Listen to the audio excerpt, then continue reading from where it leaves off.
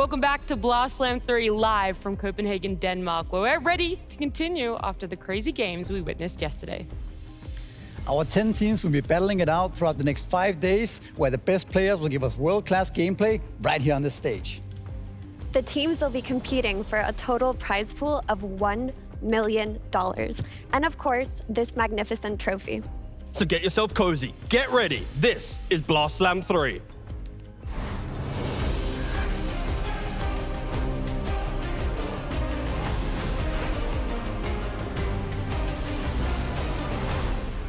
That's right, we're back with Blast Slam 3. I can't believe we're already into our third one, but now we get to be back in studio as well. Group stages yesterday. I got T, I got Misery joining you once again on the panel, but this time around, Effie, you're joining us in Copenhagen. How has it been so far? It's been great. I'm just been very happy to be here. Yesterday was really exciting. I haven't seen T in a while, and Misery, I've never worked with you, so it's been a lot of fun. It's a lot of first time on Blast. Not first time in Copenhagen, but first time with Misery, so it's gonna be good. A lot of things in store for us, but yeah, I haven't seen you in a couple months either, Misery.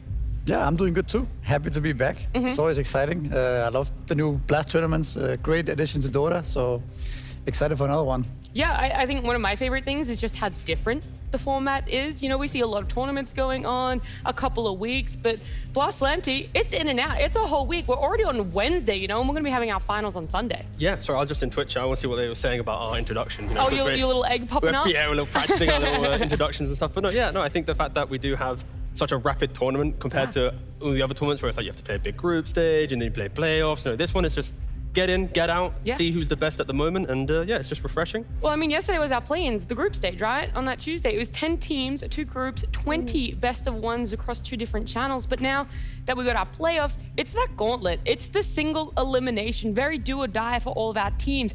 It's 1 best of 3, and then our best of 5 grand finals, which will happen all the way on Sunday there. But yeah, every best of 3 really matters here, Effie. It's like, okay, Game 1, that might not matter that much, but overall, the best of 3 for yourself, that one really does.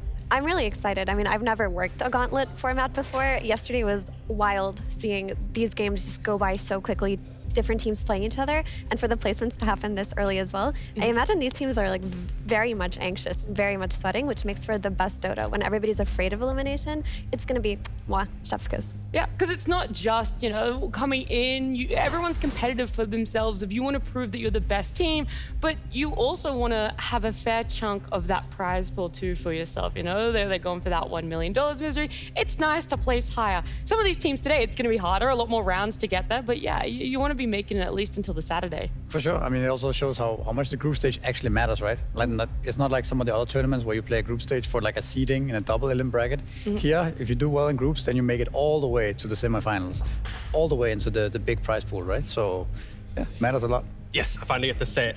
Will we finally get a team that doesn't win the group, that wins the entire tournament? Yeah. I've been saying it every single day. I'm boring Misery. I've literally worked. It's like But one day, I'm boring Misery. It's been one day, guys. Every day. Like when we arrived at the hotel, I'm saying it. I'm hoping for finally that upset, an actual gauntlet run. Yesterday I said it as well. Today I'm going to say it again. Effie, you're joining in as well. Please, for the love of God, I want a team to actually make the run. Use the gauntlet, get better, learn your way through. It's single elim. Do your job, boys. Yeah, well, look, the hardest thing is it's that 1 day group stage, right? We see teams topping the groups because they look so good. They're able to just come in. They're able to have that confidence for themselves. And maybe you guys didn't get to catch all of the 20 best of ones that did occur, but for you, we got the highlights, the key moments that really mattered from yesterday. Hoping that somebody's going to be able to bail him out, but Quinn with the Rolling Thunder precasted on that one. It's actually a beautiful setup. He just hits 3 different heroes. Let's see if Amar just, he's going to YOLO jump in, right? He got he's got the snatch, Maori! Beautiful zip in. And now the damage. Actually, they come in with a crush onto the 3. CEST are probably going to have regretted going in like that. Snowball and Blink to try and save the gem. Shards block them away. No way, he's getting out of this one.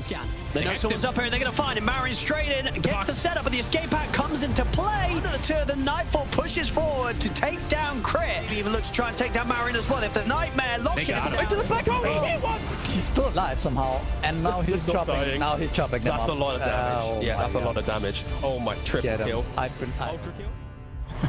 How much damage was that, team? That's a lot of damage. That was a lot of damage. That's the Underlord carry from Crystallis. It was a treat to watch.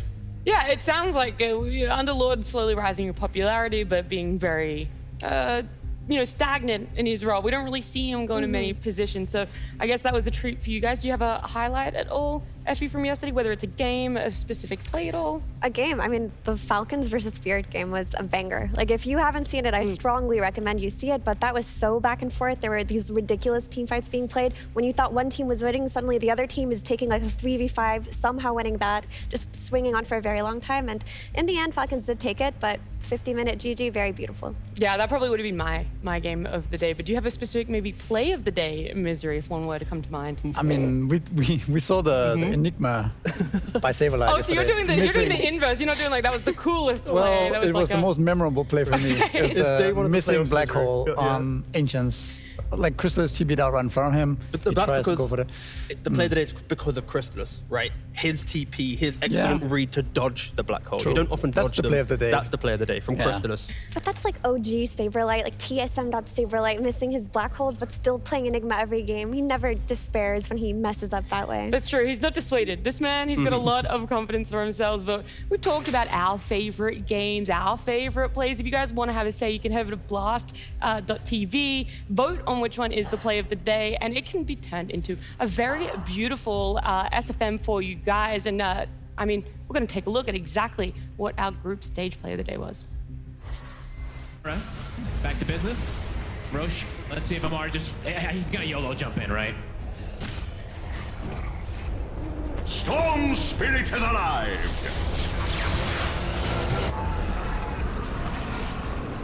You got the snatch, Maori! Beautiful zip in! And now the damage. They're coming with a crush under the three of them out. All right, there we go. 3 dead. And now they could go for maybe Nightfall as well. They've got the X mark set up upon him. Nah, this game is Kite at the bar in time. They're gonna kill him off. Oh my god, they actually get it. And he doesn't even lose the Aegis, so they can definitely look to go again now that they've got an Aegis for free on their Storm.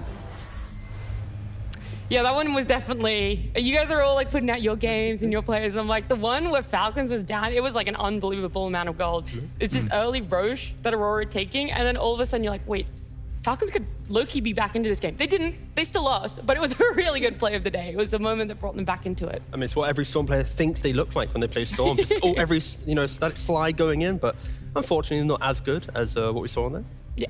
Yeah, with our 20 best of ones of yesterday, it does leave a little bit of questions for you guys that need to be answered. And it's, where did our teams place for themselves? Falcons, the only game they lost was where they got the play of the day. Mallory sliding in with the Aegis seal. They did lose their game against Aurora. They still topped the group though, because they were able to beat out Gaming Gladiators, who had their only loss up against Falcons. Parivision going 2-2, Aurora Gaming going 1-3, and Spirit going 1-3 as well. We'll be seeing both of those teams today, but over on the side of Group B, Tundra coming in first with a 3-1, Tidebound 3-1 as well. Extreme Gaming 2-2. They had a really good start to that date. It slipped a little bit, but then Liquid 1-3 and BetBoom team as well with the same scoreline.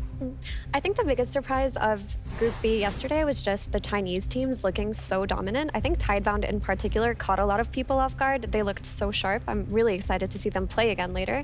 But it's always nice to see a reemergence in Chinese Dota. Yeah, I think they've been doing relatively well in group stages and tournaments they've been playing recently, but it's when they get to the playoffs, they seem to crumble. They fail to consistently make it into like top 6, top 4. Top 8 seems to be where they're kind of at the moment. So I am hoping that they're going to show development from the previous tournaments that we've seen them at. Yeah, that's like a grain of salt, right? You're like, oh, they always do well. They kind of get to like top 6. Well, they start their playoffs journey in top 6. So I'm hoping a little bit of days of rest for themselves will be good, because we won't actually be seeing them today. Not even tomorrow. In fact, we're going to have to wait until Friday to see them play. But today, it's a lot of fun. We start with, I don't know, maybe a matchup to you that not a lot of people would have seen in the first round of a gauntlet, but Liquid up against Spirit. It's one that's just like, whenever we see the two names, it's big names going up against each other, where one of them is going to be coming in that sort of last place area. Yeah, I mean, because of how volatile the group stages are, I think a lot of people would have expected maybe Liquid and Tidebound to swap positions. Maybe Liquid get second in the group and then Tidebound are the ones starting here, having to go up against Spirit, but not to be the case. And we do get some of the fan favorites in the first round. Well, let's dive a little bit deeper here. Let's have a look exactly at Team Liquid and their journey of their group stage result. Also getting enough stuns, Remnant to the northern side, toss in, Avalanche as well, plenty of damage. By the stats, Liquid is an incredibly stable LAN team. But true fans know that winning a LAN practically guarantees a poor Liquid performance in the following event. True to form, Liquid goes from winning a trophy one week to getting last in groups the Not next. enough to finish anyone off just yet. As Nothing charges forward with his BKB going. He's got freedom to run down Mickey, but he's pretty low HP, being burnt down by Nisha, taken out by the... A notoriously slow team in an unforgivingly fast format, it seems almost fated that Liquid should take an early exit. But if they can win today, it's just as likely that Liquid goes all the way. Cap saying it beautifully there. This team does take a little bit of time, Misery, to warm up. It's only been a week since we last saw them win a tournament, but it is still a bit of time getting back into the groove of things, and one day does decide a lot of your fate here at Blastland. Yeah, I mean, I think what describes this team the best after TI last year is probably like their inconsistency and how they're very hit or miss. They've won tournaments and they've also gotten last in a lot of tournaments, so it's kind of hard to know where you got Team Liquid. Like you said, they just won a tournament last week, and now they're here, last place in group, and you know, potentially going out first. So at the same time, though, you know, you can never count them out. Yeah, it's going to be interesting to see what they bring to the table today.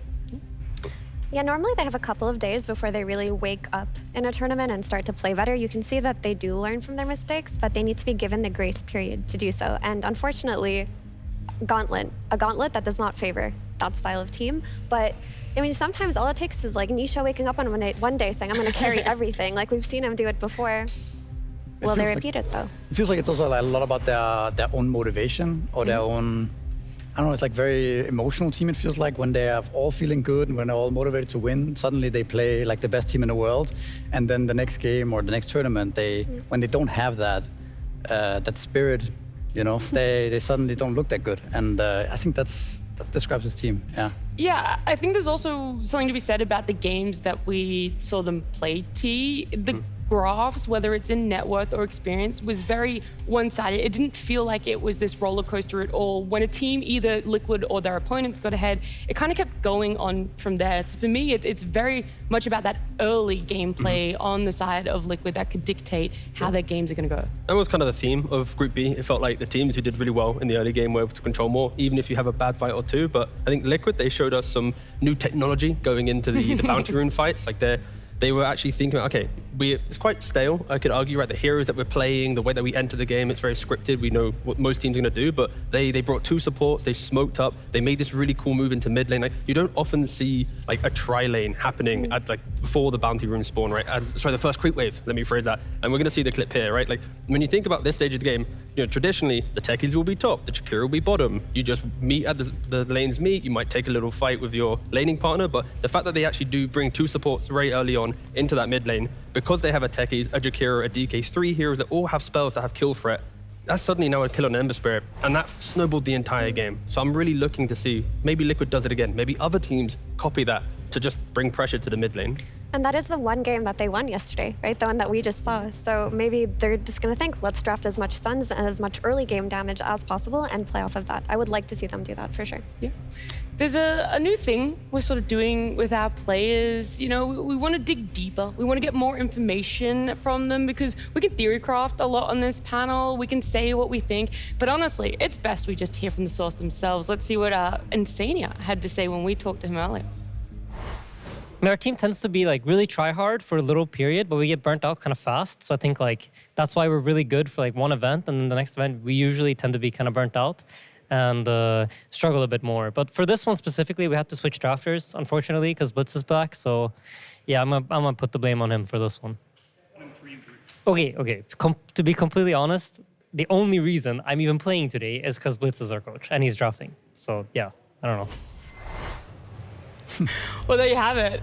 We said it. Well, it's just like, oh, maybe the motivation does change a little bit in this team. Maybe the what is it, the comfortable aspect of Blitz being backed is like, oh, okay, well, he'll just do everything for us. He'll carry us surely in the drafts. But yeah, a bit of a hit and miss with these teams. First into fifth and sixth, and then first into a 7th place. Yeah, I think the main thing from this graphic is the two Valahis that did win their group stage, they went 3-1 and 3-0. So they clearly came into the tournament with, this is the prep that we have. This is the team we want to be. And then they like demolished everyone. When they come into a tournament and they have to develop during the tournament, that's when they're shaky, getting top 8, maybe top 6, struggling to get to the grand finals. So I'm a little skeptical here because they haven't, dominated the group stage, and maybe they haven't found like what is our, recipe for this tournament, even though they just won the most recent tournament. Yeah, there was also like that grain of salt where they had the stand-in for themselves, Bryle standing in Raleigh, and then it's like they get back into their full force for that Valar here, and it's like, wow, this is amazing. And then here we are in Blast again, where it feels like, there should be upscaling with Blitz coming back on the team. I know that Jabs and KP are still here as well, so it feels like they have all of the supporting members around this Team Liquid roster, and it should be all cylinders firing for the machine that is Liquid. Yeah, I mean, I will say one thing. I find their volatility quite charming, honestly. It does make this team nice to watch. Also, you never let them know your next move. Never let people read when you're truly in your top form. But the volatility, I think, comes from what Misery was saying about them being a very emotional team. They are very honest in the way that they draft. They're very much like internally motivated, but sometimes honest in their interviews too. Honest in their interviews. This is all what Insania said about Blitz. But with a team like that, it's very hard to find a baseline that you can steadily play on. But because of that, your highs are really high, but your lows are really low too. Yeah, it's like even when they win tournaments, it doesn't even feel like they're, I don't know, they just can't kind of make it through and they end up winning. And everyone's kind of, oh, okay, Liquid won, that's cool. But you don't really expect them to win at any point during tournament. I feel like it's always somebody else who really looks better, but Liquid ends up snatching the trophy in the end. Yeah. It's just that year of all second places. It's just in the back of your mind. You have that, like, they're always the underdogs, even though when they win tournaments, they win TI. That's actually true. That is true. I feel like when you get... I'm forced to believe it, unfortunately. It's like, what is it, the Pavlov dog or whatever? It's just like, oh, they're kind of doing well. Nah, they'll just get second. It always happens. They go in an upper bracket. Nah, they'll still get second place. But at this team, they have like that fight in them. Hopefully it does happen today for themselves, because big opponents, another team as well, maybe in a different way. They're not as volatile, but they're stable, and that's good when it's first place stability, but it's also bad, Effie, when it's like this middle of the pack stability coming from Spirit. Yeah, I mean, I will say, like, Spirit is not an opponent you want to meet in an elimination match. Like, they are quite fearsome when you go up against them, because this is a team that will fight tooth and nail until the very end. This is a team that has a lot of innovative ideas that they're not afraid to bust out. And a team like Liquid that hasn't managed to necessarily find their footing this group stage, going up against Spirit, that probably already have an idea of how they want to play them from the last tournament that they're going to bring into today. It'll be a little bit tough. Spirit's day yesterday, it was, they were in that 1-1 position. I thought maybe they could have been going for that 2-2 trajectory for themselves. So it is actually a little bit surprising that we see them here playing in this first round. But let's take a step back and let's have a look exactly at their journey for now. Trying to get the quick kill, but he gets caught. Bound the strike, a toss up in the air, a stun goes out, and that's enough for Radon to get off the time lapse, and now the team fight is over for Aurora. Bottom of groups is a strange place to find the two-time TI winners, but the competition has never been fiercer. While many rivals exist in the field right now, Spirit's biggest hurdle seems to be themselves and their place in the meta. Very awkward. Radon still going to go back in with a beautiful crush, and they annihilate them. Radon gets the rampage in the end. With Collapse and Yatoro struggling to find their heroes and form in this patch, the champions are on the chopping block for the first day of playoffs. The GOATs will always find a path to the top of the mountain, but can they do so in time for the gauntlet that is fast approaching? Fast approaching, it's already on them. Spirit, they don't have much longer. There's only a little bit left on that timer T before their series will be starting. But what more information can you give us about this beautiful 5-man roster? Yes, we've already spoken about creativity and the ability to play a lot of heroes, and I think that could maybe be a slight problem for Spirit coming into this series. As much as a team of the caliber of them, when every game, the draft's changing, the playstyle's changing, you're being more aggressive in lanes, but on the next draft, you're being more defensive. Liquid, they're always focused on win the lanes, try and break the map early, overlap the core. So that is my fear. Is Spirit going to be too creative coming into the best of 3, where Liquid has a slight edge, where you kind of know what they're going to be bringing?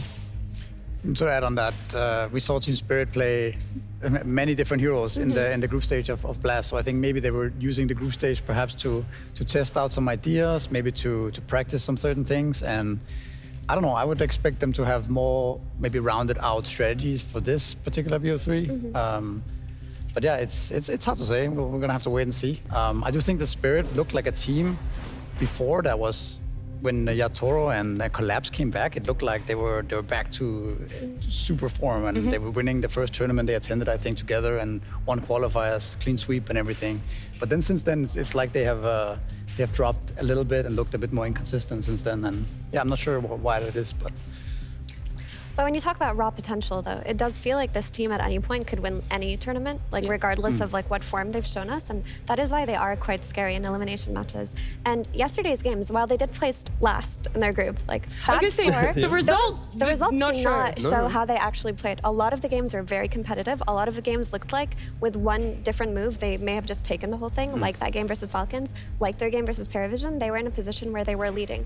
So it wasn't like, oh, all the games were despair, they were losing the laning phases. They only had one that didn't look that great in early game. But I think that describes the team pretty well, because if I have to think of a team that's the hardest to beat, you know, throughout time, it might be Spirit. Like, how many games have they come back in some crazy high ground defense with Collapse Magnus, for example, or Mars or whatever, where they're so far behind, everyone's conning them out, and then suddenly they're back in the game, right? It's like, it seems unreal how good they are at coming back. Yeah, it's not just like in gameplay, you have to worry about their comeback potential, but it's what are they going to draft for themselves as well, right? This feels like the only team that's actually looking at the hero screen in Dota Client and is like, oh, there's more than just the top 5 heroes that everyone else is picking for themselves. And well, we sat down with Collapse and we asked him just about that, the fact that there are so many heroes they like to play.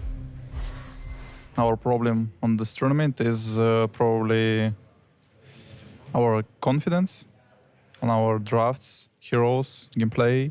When I'm bored of Dota is like after most of the tournaments, like the previous ones, like Raleigh, Wallachia, and other tournaments before, it's just to need a break.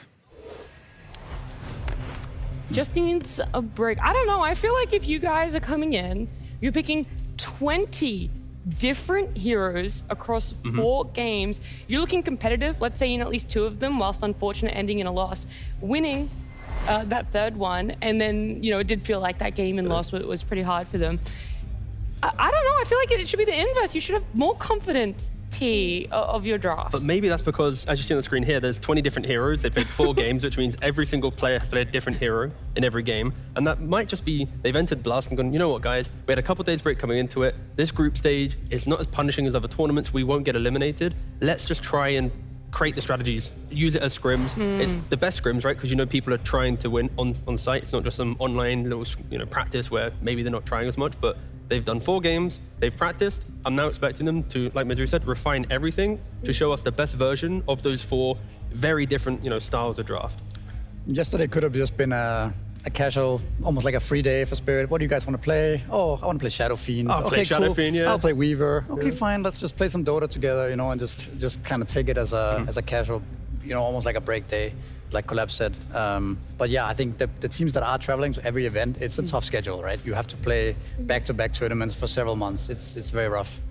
Yeah, him mentioning that he needs a break, I didn't expect to hear that, because they did, pull out of a recent tournament, a tournament that is coming up. Yeah, but then Liquid also, like Insania was talking about fatigue. Collapse is talking about fatigue. Is it like 2 TI winning fatigue teams going up against each other? Is it a battle of who's less tired at this point? You know what? Wait, who's yawning? I'm looking. Anyone take a look around. Slacking at their PCs there. No, Collapse got the taste of break life when he was hitting the gym hard. He was enjoying life at the end of last year. Forgot the grind. Yeah, that's it. He forgot the grind that a pro player has for himself. And he's like, I want to go back. I want to go back to gymming every day, You got to play pubs, you got to play scrims, you got to play officials, and then you got to... I think it's also hard to keep up the grind when you've already won multiple big tournaments, right? Like double TI winner, Liquid won TI, won multiple tournaments, got second multiple tournaments last year. We saw it with Gaming Gladiators at the beginning of the year, looking much worse. And I think it's just once you hit and win all these tournaments, then it's really hard to find the motivation to keep going, right? Whereas other teams like Paravision,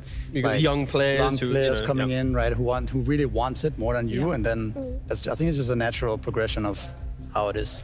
Yeah. On the subject of motivation, though, like they have said multiple times on Team Spirit through interviews that like they are motivated to win. They're driven to win, not for a prize pool, not for awards or trophies. They just want to win because they like to win. Yatoro has said it multiple times. They will keep playing to win. When we talked to Rue when he initially joined the team, he said that he didn't realize how much work it was for how long. Like they're putting 12 hours a day of work on him from the start, right? So a team with that kind of work ethic, I'm not worried about motivations. It's just like physically, how does that translate to how can you keep this up for so long? That is like the big issue with this calendar year. It's super hard work. I mean, what we talked about with Group B yesterday, we watched the teams that were successful had like a little extra strategy, like with the one we saw earlier with Liquid smoking mid, killing with the techies. We saw other examples of this level 1 smokes, blocking camps, like setting up some kind of level 1 play that gave them that extra edge. But to pull that out every game, it costs so much energy and thought that, this is the type of thing you need to be able to win, multiple games and tournaments, like this type of work ethic to keep coming up with these small edges in the games. I was gonna say, because that's a lot of time behind the scenes, like off cameras, that you don't really factor into for themselves. But let's go a little bit closer, all right? Let's zoom in at this mid lane. Let's look at Lal up against Nisha, because I feel like the sentiment around these two mid laners is quite different. Obviously, Lal now having played 4 different heroes for themselves in that group stage yesterday, comparative to Nisha. Both of them ending up in the same situation, though, and we can see here just their average games, just how their stats have been going for themselves. Yeah, I think this is indicative of what we mentioned earlier, that while Spirit did place last in their group, their games were competitive, and that reflects on Laurel's score, whereas when you see Nisha's score, just the performances for most of Liquid's games kind of like fell flat, right? I think when you go into today's series, I wouldn't like take those stats at face value and be like, oh no, Nisha's been having a rough one. Nisha at any point could just decide to be the best player in the world if he wakes up on the right side of the bed. And that's exactly what happened at the last event, because he was having a pretty underwhelming event. Even in interviews, he was going like, I'm just not doing good. I'm getting kind of carried. And then, game 5, he plays Timbersaw, he carries his team, and then like the relief where it's like, I actually get to win the tournament, but he doesn't really feel like he played well enough to actually win. And it's just, one good game from him in the game 5, like he clutched up when it matters, and normally Nisha, he clutches up every game, right? The fact that we are seeing him have these off games, he's gonna have to try and find that, at some point. But I think he's not at his 110%, he's gonna win every single game by himself form at the moment. I'm more curious about the play style these two teams are going to want to try and draft for themselves, because I'm always, interested. I'm invested when we get high kills in a game, cumulative kills there. And Spirit have been a part of 2 of the top 3 highest kill games from yesterday. So this is a team that like to fight. They're always taking these team fights. They're trying to get pickups. Whereas on the other side, Liquid's numbers aren't quite as up there. So is the game plan then changed? Okay, we came bottom of the group because we wanted to play these longer form games. Do we now go for really team fight heavy sort of games? I mean, I think drafts? Generally I would say that it's almost like the opposite. The way I view the teams is like Liquid is more of a fast-paced, timing-based team that plays a lot around, similar timings on their heroes, whereas Team Spirit is more team fighty and more like late game oriented, perhaps. But I mean, that shows different things, right? And for this tournament, but that's kind of what I expect. That's that kind of the identity for me. But I mean, it's hard to predict, honestly, what's going to happen. How are you still, Peppy? I think that for Spirit, when I look at that matchup in particular, like the drafting, I think is really hard to say what's going to happen, right? Because we did see Spirit have multiple different drafts yesterday, whereas with Liquid, I think they haven't quite found out what they want to do yet. Like their tiny didn't look as good as it usually does. Maybe they step away from that today. So I don't necessarily know which angles the teams will take, but in the context of Laurel versus Nisha, I think that sometimes, like when you watch Spirit, everyone talks about Yatoro this, Collapse that, but oftentimes the difference maker in that team is Laurel when he has a good lane. Like if he is enabled through that mid lane, he is the tempo setter, and they stop being that late game oriented team. They stop being that slower paced team. You see him like running around with Rue, who's like scouting on some invisible hero, and actually making these very aggressive and early game plays. They'll have something like Collapse, like connecting with an Underlord TP. So I would very much like to see Laurel be the one who's activated today. I was actually going to say, I love seeing when Rue is able to play that with Lal, and that goes both, right? So it's like, what are we going to draft for Rue to kind of enable Lal, and what are we going to draft Lal that can connect with Rue? So they're actually the two pairings, which is funny because they're not even in the same lane. But that's the two pairing for me on Spirit that I would love to see really shine when it comes to this draft. But T, any predictions from yourself before we do jump into it? For the sake of Dota, we need teams that are creative, that keep pushing the boundaries on heroes and what the meta is meant to be. So we need teams like Paravision and Spirit to truly exist, to do deep runs, and that's my prediction. Just creativity, to continue to thrive and to do well. I made no prediction. Back to you, Nat. I was like, I think T has said the most blanket thing he possibly could have. I'm bored of the teams who look at a meta and go, Yeah. this is what it is. The Ringmaster, the Jakiro, the AA. You know, now Which hasn't been doing that well. Exactly. Nature's Prophet also not doing well. I love teams that look at the meta and go, thank you very much, but I want this. That's what Spirit's doing. So we need teams that do that to do well. So all the other teams who are stubborn, who get stuck in the mud and accept the meta as the meta was what it is, to look at the others. So that's why we need the creatives to do well. And that's not a prediction, that's just a plea, a message for the team. I was going to say, lessons from T right now. Well, look, as Spirit, they've given us already 20 different heroes in 4 games. Will it continue? Will we see any repeats? The only thing I can tell you is Game 1 draft is ready.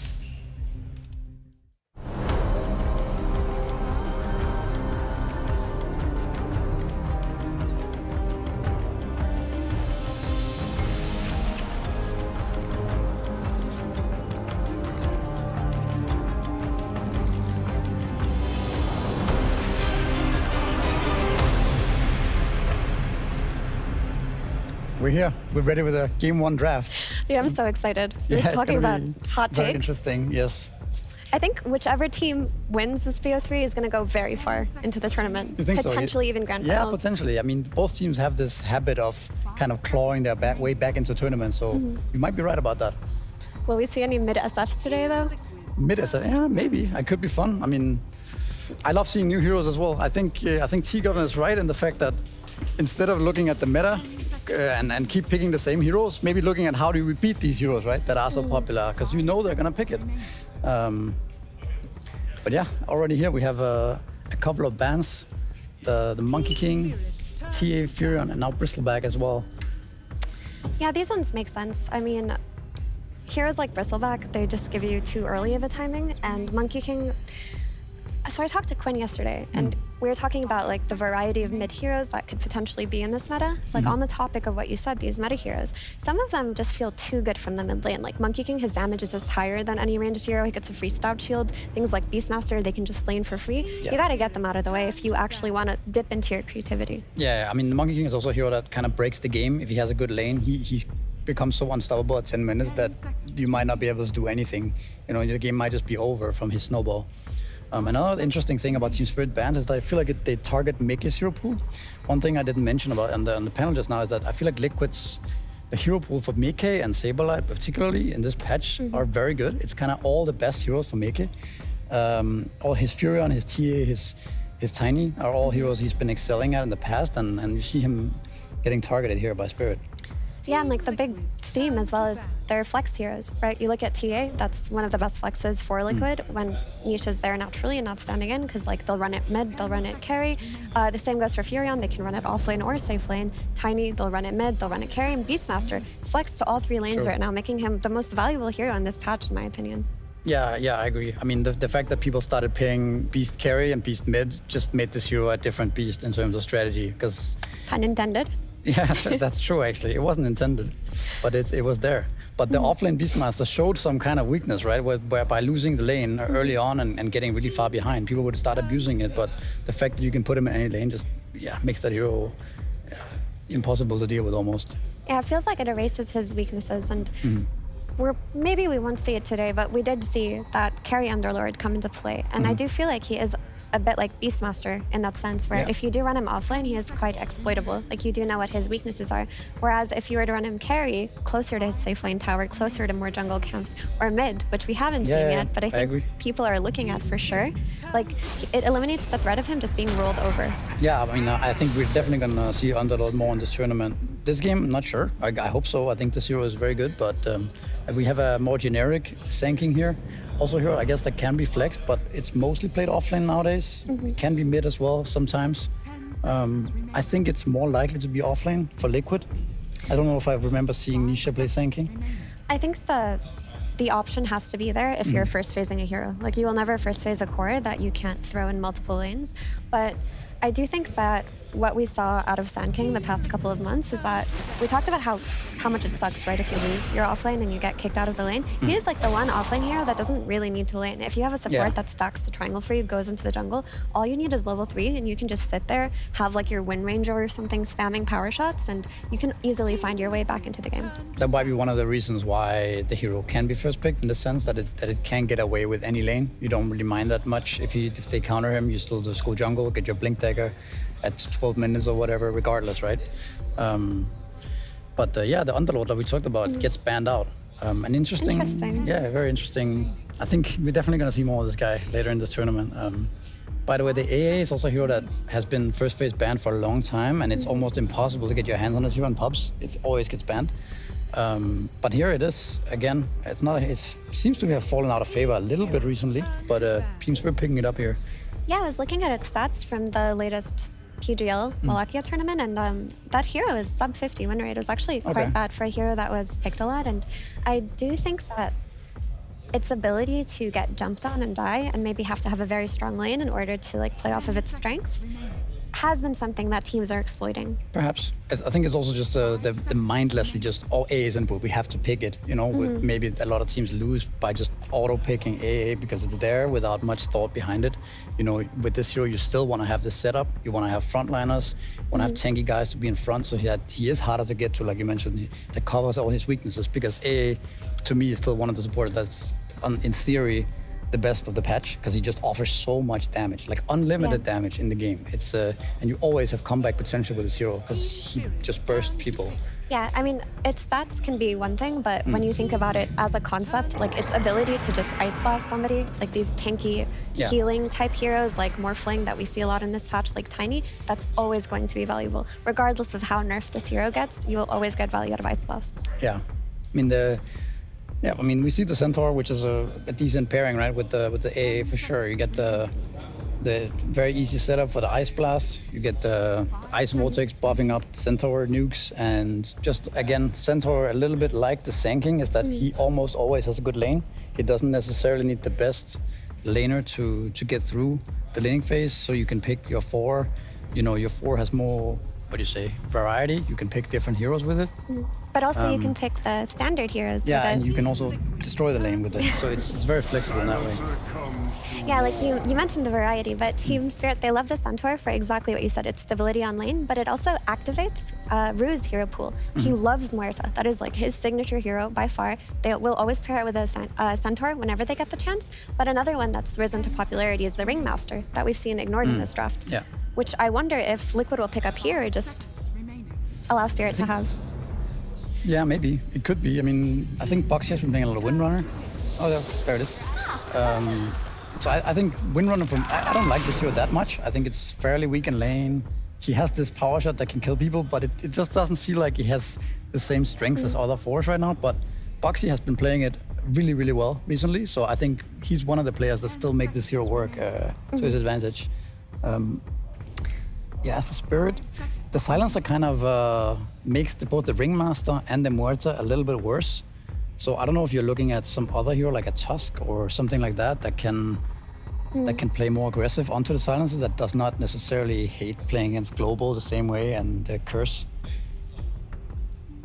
I mean, potentially, you could see that for sure.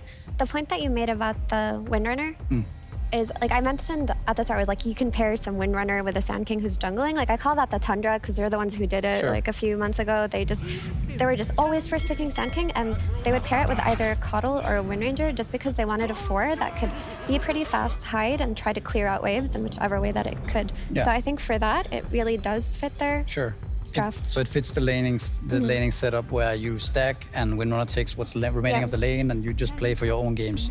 I can see that. Kunkka is a hero that I think is incredibly strong right now. Like, I think the Radiance build with the Blade Mill, it makes a lot of sense on this guy. He's an incredibly strong laner, offers so much team fight and scales in multiple directions. You can go into the physical route, but you can also go into the more old school like Octarine core and just lower your cooldowns and have all this disable and utility in the fights. Like we've seen, I think it was no one who played it like this and actually carried the game pretty hard earlier. So I think Kunkka is also a very underrated hero. And Bounty Hunter, also, I really like this guy. In this particular game, you can track up the invisible Sand King. Silencer doesn't like playing as Bounty Hunter. He prefers playing as a ranged 4 where he can abuse the global and the curse, right? So I think this is a very good pick.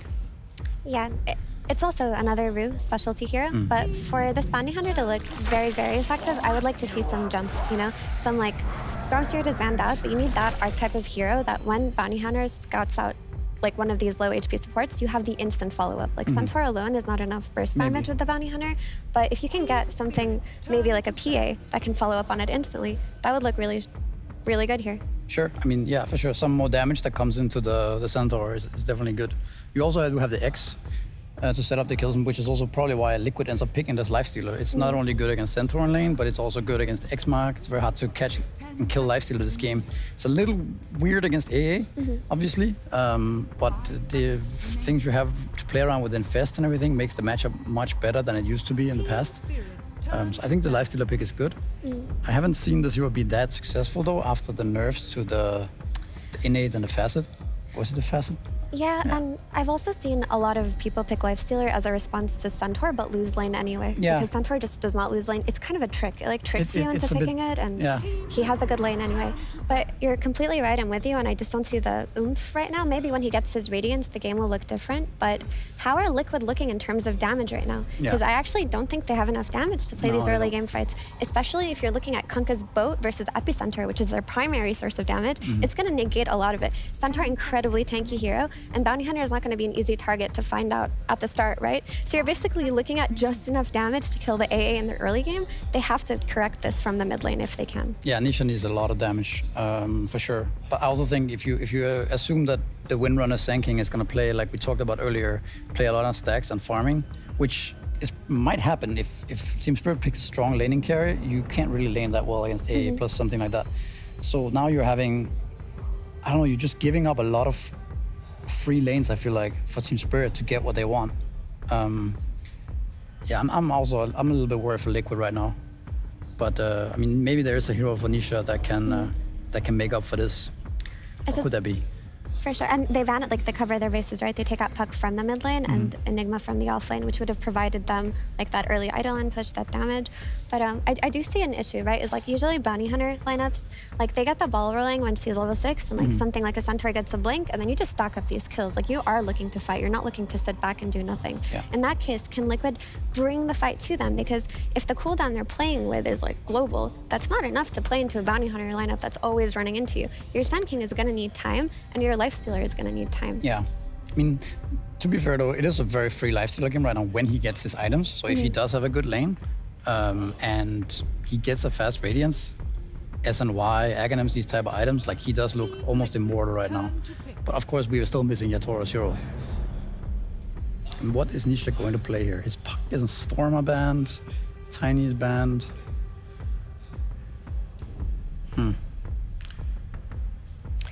There's like some quickly opening it up here. Some like kind of primal beast. Maybe some Timber. Timbersaw, yeah. There is an Queen AA. of Pain, actually, maybe. It's not that good against Kunkka, maybe, but Timber is good, yeah. Yeah, I like Timber. Like, sure, there is an Ice Blast, but that hero's been looking a lot stronger these days. Yeah. It's gone through kind of the phase where it got nerfed a lot, people forgot about it, got slightly fixed, you know, slight buff here or there, people are bringing it back. When you're looking at these really tanky heroes like Centaur and Kunkka that I mentioned, there's really no early game damage for. This is the hero that will correct for that issue. But I think maybe the Timbersaw has the same theory of Lifestealer with Centaur, is that Kunkka actually can bully Timbersaw in lane, potentially. I'm not really sure, but I think that could happen. But I agree with the Timbersaw being very underrated right now. We talked about it on B-Stream yesterday in the BO1s, that Timbersaw is a hero that, in my opinion, should see more popularity just because the amount of damage that this hero provides, which is exactly what Liquid needs this game, right? Unlimited pure damage, right? It's basically only his mana pool that limits his amount of damage that he deals. Yeah, can you elaborate the Kunkka bullying? Because I don't have a clear image of what I just you're think describing. the amount of spam with the Tidebringer and just a bounce on the coming there, bullying him a bit. You know, you don't want to skill too many points in reactive armor on Timbersaw anymore. So I could see that being Kunkka is such a strong laner that he might even bully the Timbersaw. But I mean, again, I'm not sure. But Troll, that's, I guess it is a Yatoro hero. It's like the only guy who still plays Troll. But what do you think? I mean, I think that, like, Yatoro is one of those players where if he picks Troll, I'm inclined to believe him. Like, this hero does look good in a lot of situations. You're like, excellent Troll pick, and then the hero just doesn't do what it's meant to do. But I do trust him in the hands of Yatoro. But versus, like, Wind Ranger, Sand King lane, that should be a free lane, especially, like, the slow from the axes with AA spells. Yeah. If you want to dispel later on, you can dispel Wind Ranger, you can dispel the Timbersaw Ags, which is one of his, like, primary survival and fight tools. So it does look cool. But will it do the Troll misery? The Troll where it looks good and then doesn't win? That's the question. I mean, Troll offers a lot of like raw physical damage, right? They have a lot of damage, magic damage from both Kunkka, A, Centaur, even Bounty Hunter with his shurikens. I feel like they have a lot of team fight, a lot of mixed damage. They have a lot of like disables with the Centaur and the Kunkka. I don't know. I feel like their lineup is well rounded. On the other hand, though, I really like this Timbersaw pick. I think, like we have talked about already, this hero is insanely underrated. So I really think the Liquid salvaged their draft with this pick, and I'm not sure about the Troll, but let's see what the casters have to say here. Yeah, throw it to you guys. Two-time TI winners versus just one-time TI winners. Two teams that are coming into this that are both two-time tournament champions this season, but they both kind of sucked at the group stage. That's one way to put it. I mean, they're playing today for a reason, right? Yeah. They've had their struggles, they've had their challenges. I think a lot of the Spirit games look maybe closer than some of the losses Liquid had. I don't know if that indicates anything, but I do kind of like Liquid's draft here. I think they got the better of them going in the last sequence. I do not have faith in Troll. No. Even if Yatoro's on it, I feel like I've said this so many times before. Oh, I'll trust Yatoro. Like, he knows what he's doing. Yeah, yeah. And then this Troll ends up going 0-6, and you're like, why'd they pick it? So, and frankly, Yatoro of this season, I don't know if I trust his wild pick so That's much. a bold claim. Maybe 2 years ago I would trust it, but let's get into the game and find out whether or not that Troll works for Team Spirit.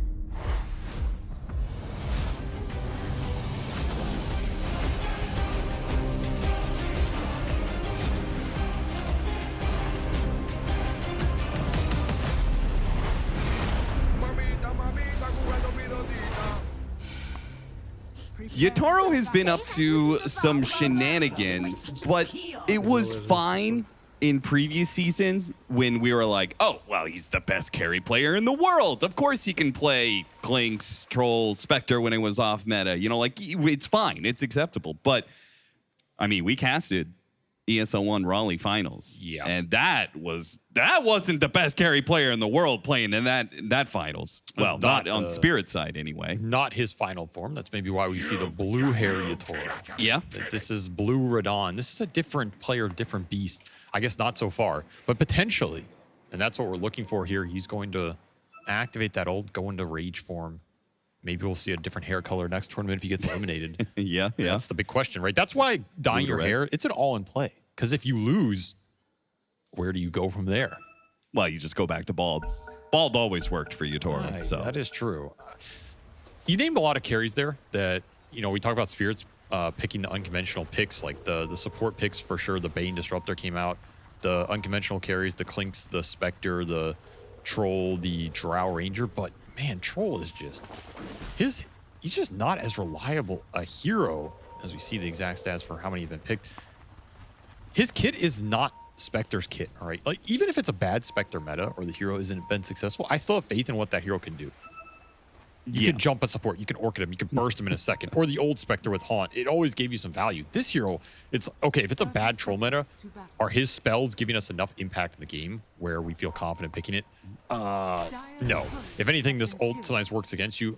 You get a little courier snipe there with a fairy fire. Do you think Rue is sitting there going like, is this a bait? Like, what's going on here? Is there a monkey key in the game? I need to pause and fix the bug? That's probably what he's thinking. It was incredibly odd. Liquid did go for this smoke straight down the side of the map. Didn't end up running into anybody there. They'll try and set for this 2 bounty runes, and Rue is not going to contest. So it is going to be a 2-2 split at the end of the day. I will say this Timbersaw looks like a really nice pick. as long as you don't get hit by that AA blast, there's no damage in this game. Yep. And a single Force Staff disjoints you from the Troll or an E-Blade. There's nothing for Nisha to worry about here unless that AA blast hits. And that's well, reason. even then, I feel like Ice Blast isn't a counter to Timbersaw so much anymore because of the Aghanim. Yeah, it's not an end-all be-all. It's just, it's the only good hero they really have here. Yeah. Another reason this Troll pick is kind of, it is a hero that enables the AA on the lane, but it's not that good at enabling him in the fight. I genuinely thought we were going to see the first Faceless Void we've seen in a long time. Because I think that would have been a hero that enables the AA and gives you extra lockdown. Time dilation's great here. Would have caused the Lifestealer problems as well. Like, that's another thing. This Lifestealer pick for Liquid, I feel like they got away with it, right? Yeah. I think it's genuinely good against all three cores here. We have seen this Troll Lifestealer matchup so many times now. Yeah, it's not so what it used bad. to be. You get a Radiance, you get an Ags at some point, you can go Halberd. You have so many itemization options that make the Troll's life incredibly difficult. And just at some point being able to infest aggressively it just completely sways this matchup. So I don't have faith in the Troll winning this matchup at all anymore. And we'll see how he does just in the lane, because if you're going to pick a Troll, I feel like the one thing you have to do is win the lane, because otherwise, what are you doing? Why'd you pick this hero? To show off. Wow. We'll see if Radon does indeed show off. You know how Troll turns from blue to red when he pops his ult? That's what I was saying. He's gonna have to dye his hair red next tournament. Maybe he's already got that tech.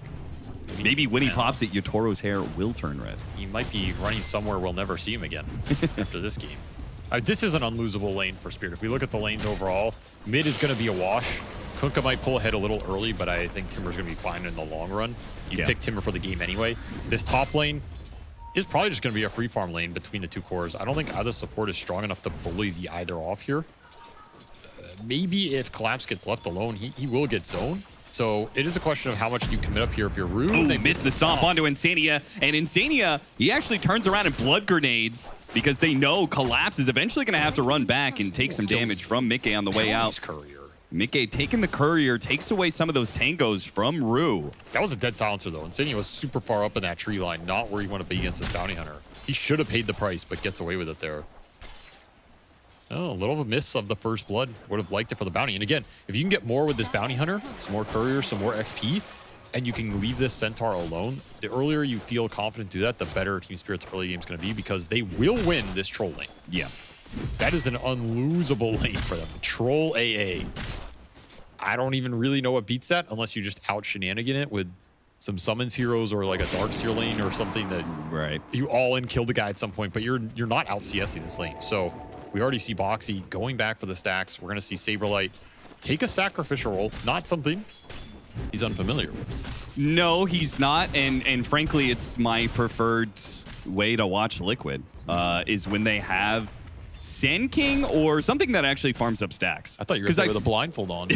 No, because the first 10 minutes. So often we've seen Saberlight and Boxy lose their lane that doing it this route, you're automatically losing your lane, but you have a backup plan, right? Which is going to be the stacks. Saberlight's going to be able to go back. We've seen this time and time again with these Sand Kings. This two camp area on the side of the map is they're just going to farm both of those with Sandstorm.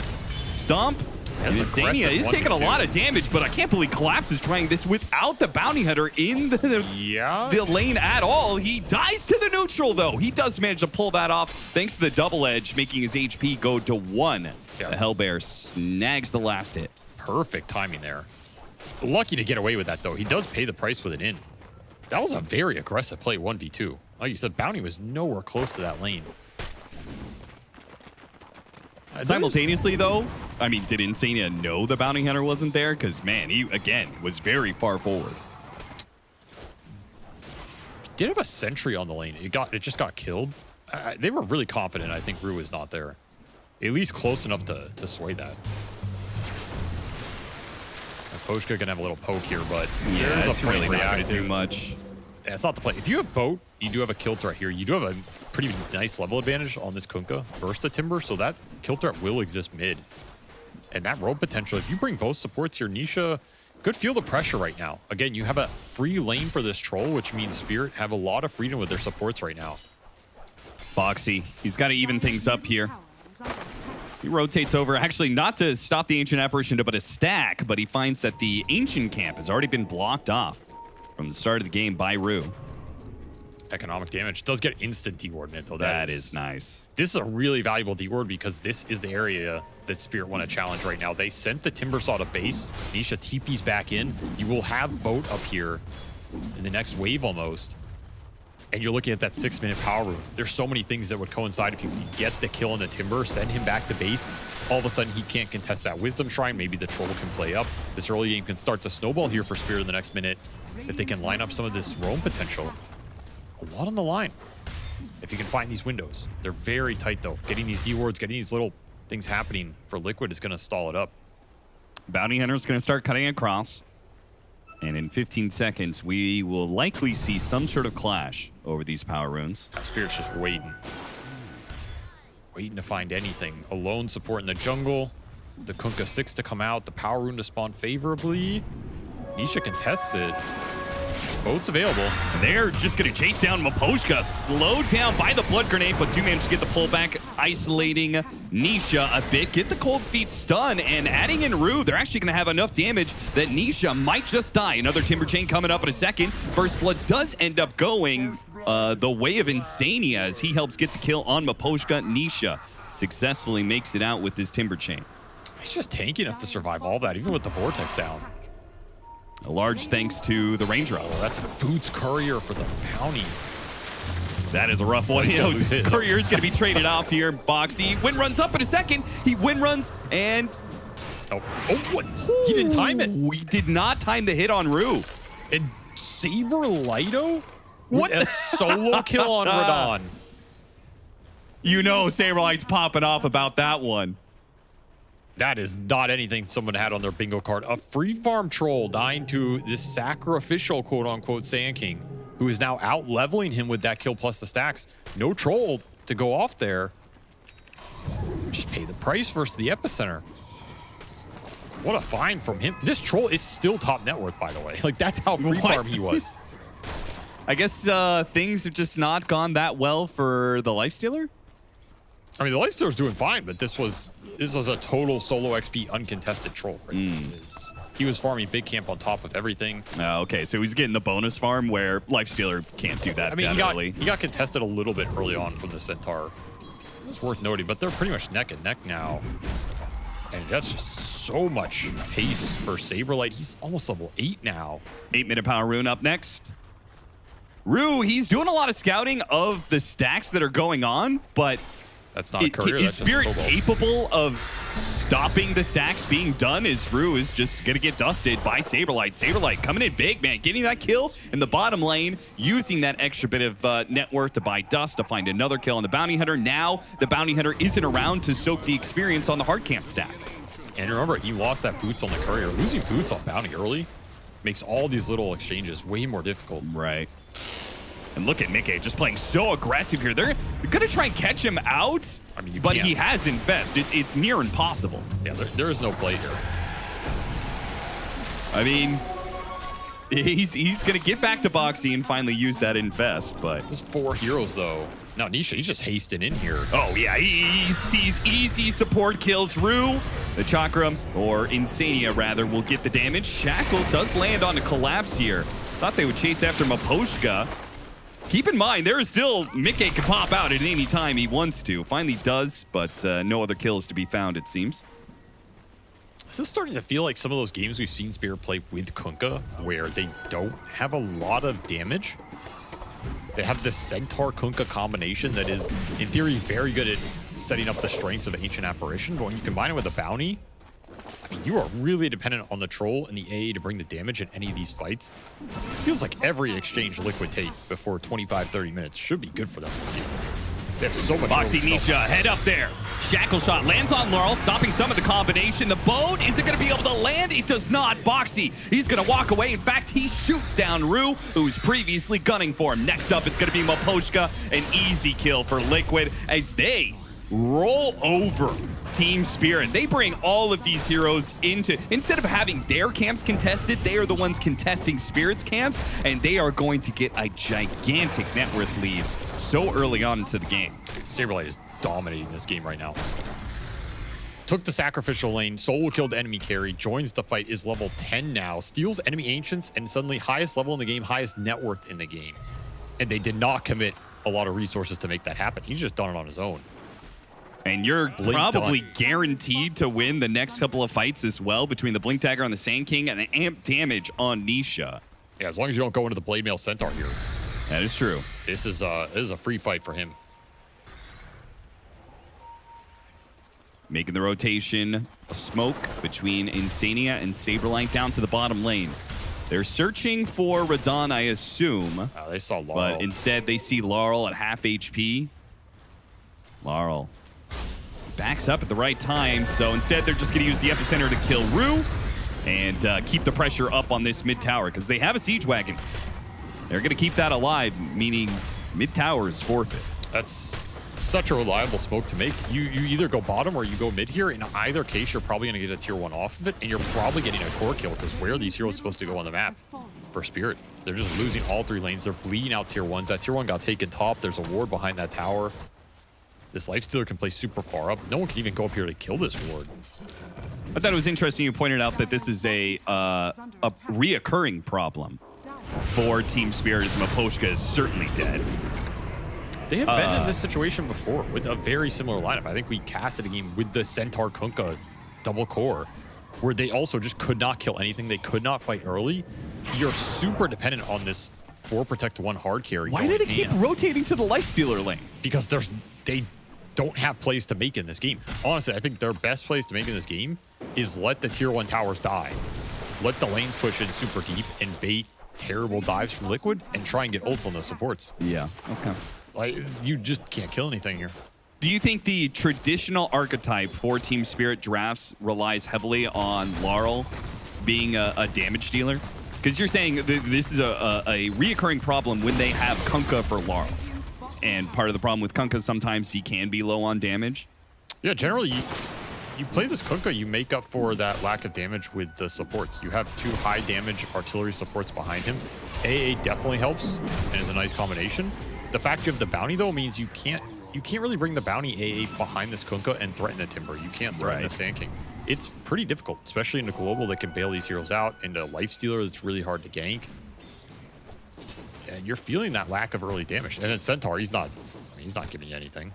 Yeah, I mean, this is a hero that typically picks up Blade Mail first and wants to farm for a while, meaning you're maxed out return, early Blade Mail, you just farm and farm and farm. And then at some point, he'll have Blink Dagger and higher level abilities of Stomp and Double Edge, and he will provide that damage. But this window, 10 to 15 minutes, very awkward. Saberlight's just dropping the epicenter off cooldown on whatever hero he sees. Doing whatever he wants in this game right now. 6-0. Are they actually going to be able to kill Mickey here? Mickey, Okay. Third time's the charm, I guess. The rotation by Team Spirit to the Mickey Lifestealer lane finally pans out. Something going their way. Getting this troll involved too. Now you have the bounty 6 and the AA 6. So now you actually have some damage. You can fight back. You can use these ults to try and secure some big core kills. Because that was one of the problems, right? You Kunkka, you do have a backline damage dealing support, but it doesn't do damage until level 6. You need the ults here. Yeah. Track can get you back in this game, particularly if you start finding some support pickoffs. Saberlight continuing to heat up here, though. Working just straight into that Ags. He's going to scale. He's going to be a beast. Again, you have to worry about the Centaur Blade Mail here. That's your biggest worry. Liquid are going to fight for this Wisdom Shrine, but they don't have Epicenter.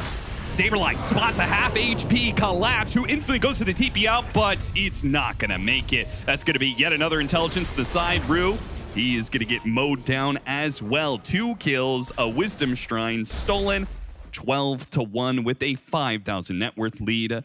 Team Liquid taking a rather convincing lead in this series.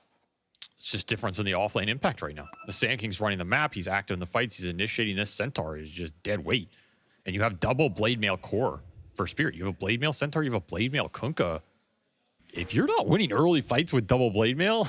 Ooh, yeah, that's a good point. It's not going to get pretty for you. This is not an item that scales that well going deep in these games, and it's not an item that's going to help your troll take the fight really either. I mean, they can just ignore your 2 low damage cores, focus your Toro, focus the itemization on your Toro, right? What happens when Liquid start to get Yule Scepters in this game, 4 staffs in this game, armor items like Shiva's, Lotus.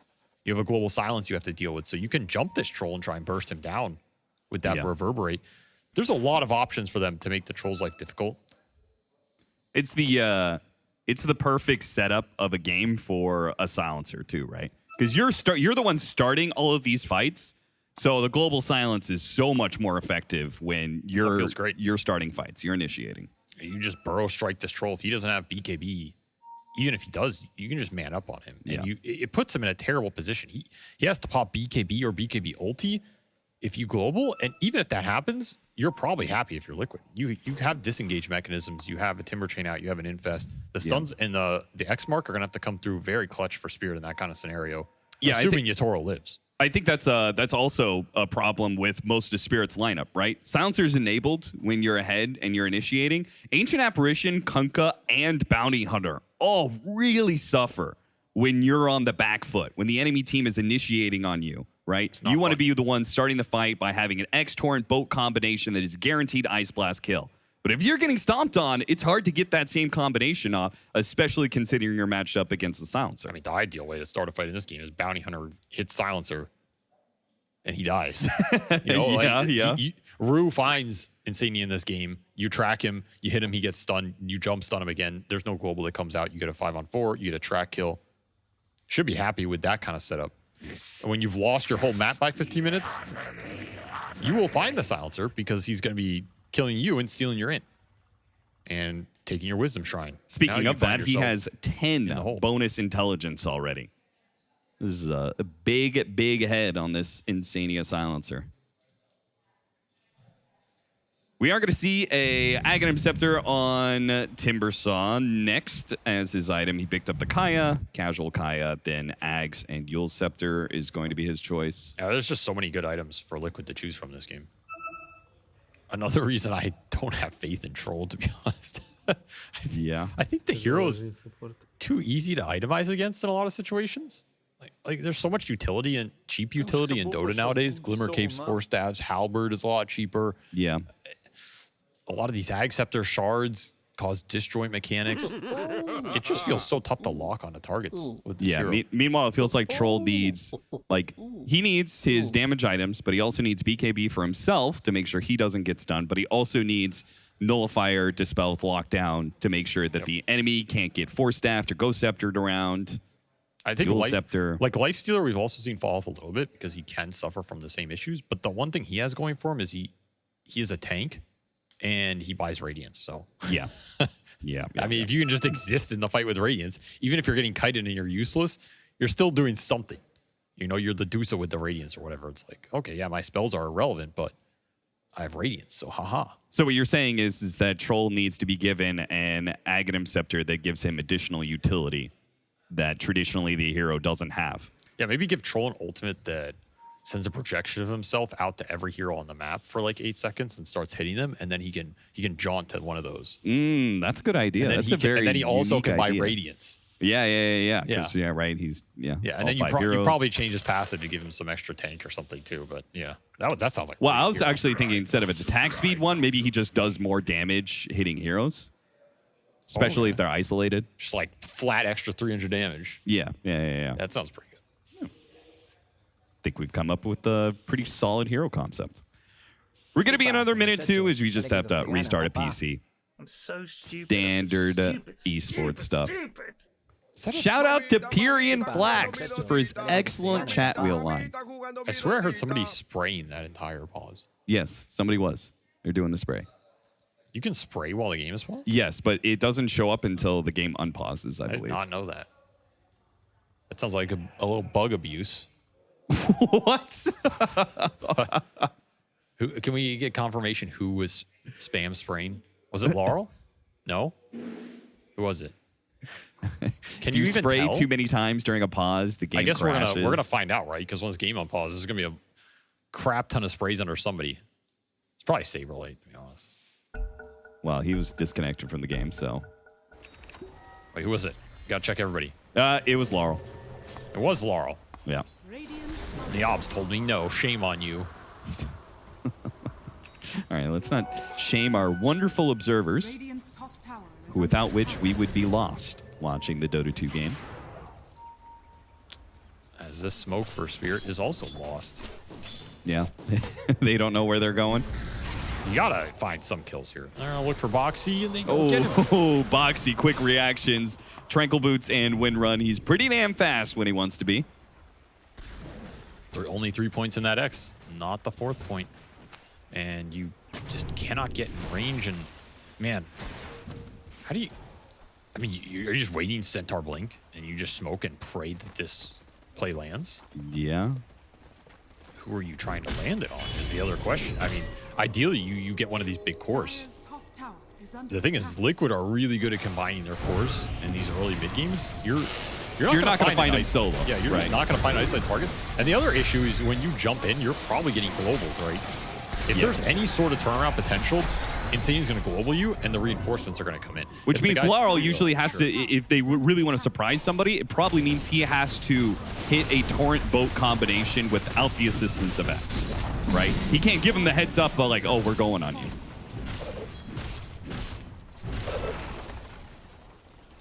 I don't know. Seems like a nasty situation, but Team Spirit do manage to get a tier 1 tower traded out, of course, for the Tormentor taken by Liquid. Radiance is done for Mickey. They do have Troll at the top. Counts for something. It's what they. I mean, it is what they want with this lineup archetype. All right, this is a 4 protect 1 lineup. You have 4 heroes. They're all protecting Ancient Apparition. He will deal the damage. Just hit the most beautiful Ice Blast for us. Aghanim Scepter done for Saberlight. Oh, damn, he's farmed. Yeah, he's a problem. He's almost level 14 as well, so he has the levels to play with in the fight on top of the damage from the Zags. Yeah, he single-handedly wins a team fight when he gets in there with an Epicenter with an Ags this early into the game. It's a level 2 Epicenter with an Aghanims. Yeah, maxed out Stinger. Collapse. An early Stampede usage. He does manage to survive, sure, but it does mean they have less in the tank for the upcoming team fight. This Whirling Death, taking away your stats, and then you're at risk of getting executed from this power shot. Oh, yeah. Like a couple % spells working against these tanky boys in this game. You really get chunked fast. And here comes that Epicenter. With the global silence, it's guaranteed. Radon, there is no hope of living there. Even if they didn't silence, I feel like he just pops his ultimate, but then eventually dies anyway. Yeah, you know? Global probably Classic did him some favors. Saved his cooldown. Yeah, it means he'll be back up a little bit sooner, frankly. Kind of surprised Yatoro was here in the first place. It's just not the part of the map you want the hard carry, whereas your bounty should be scouting. You're trying to get the lanes out with the Kunkka. You end up dying right outside your base. Does not feel good. Now you're just losing even more map control here as, yeah, you can scout this isolated hero on the Timbersaw. What are you going to do about it? Are you going to make this attempt? This is a 2,000 HP Timber.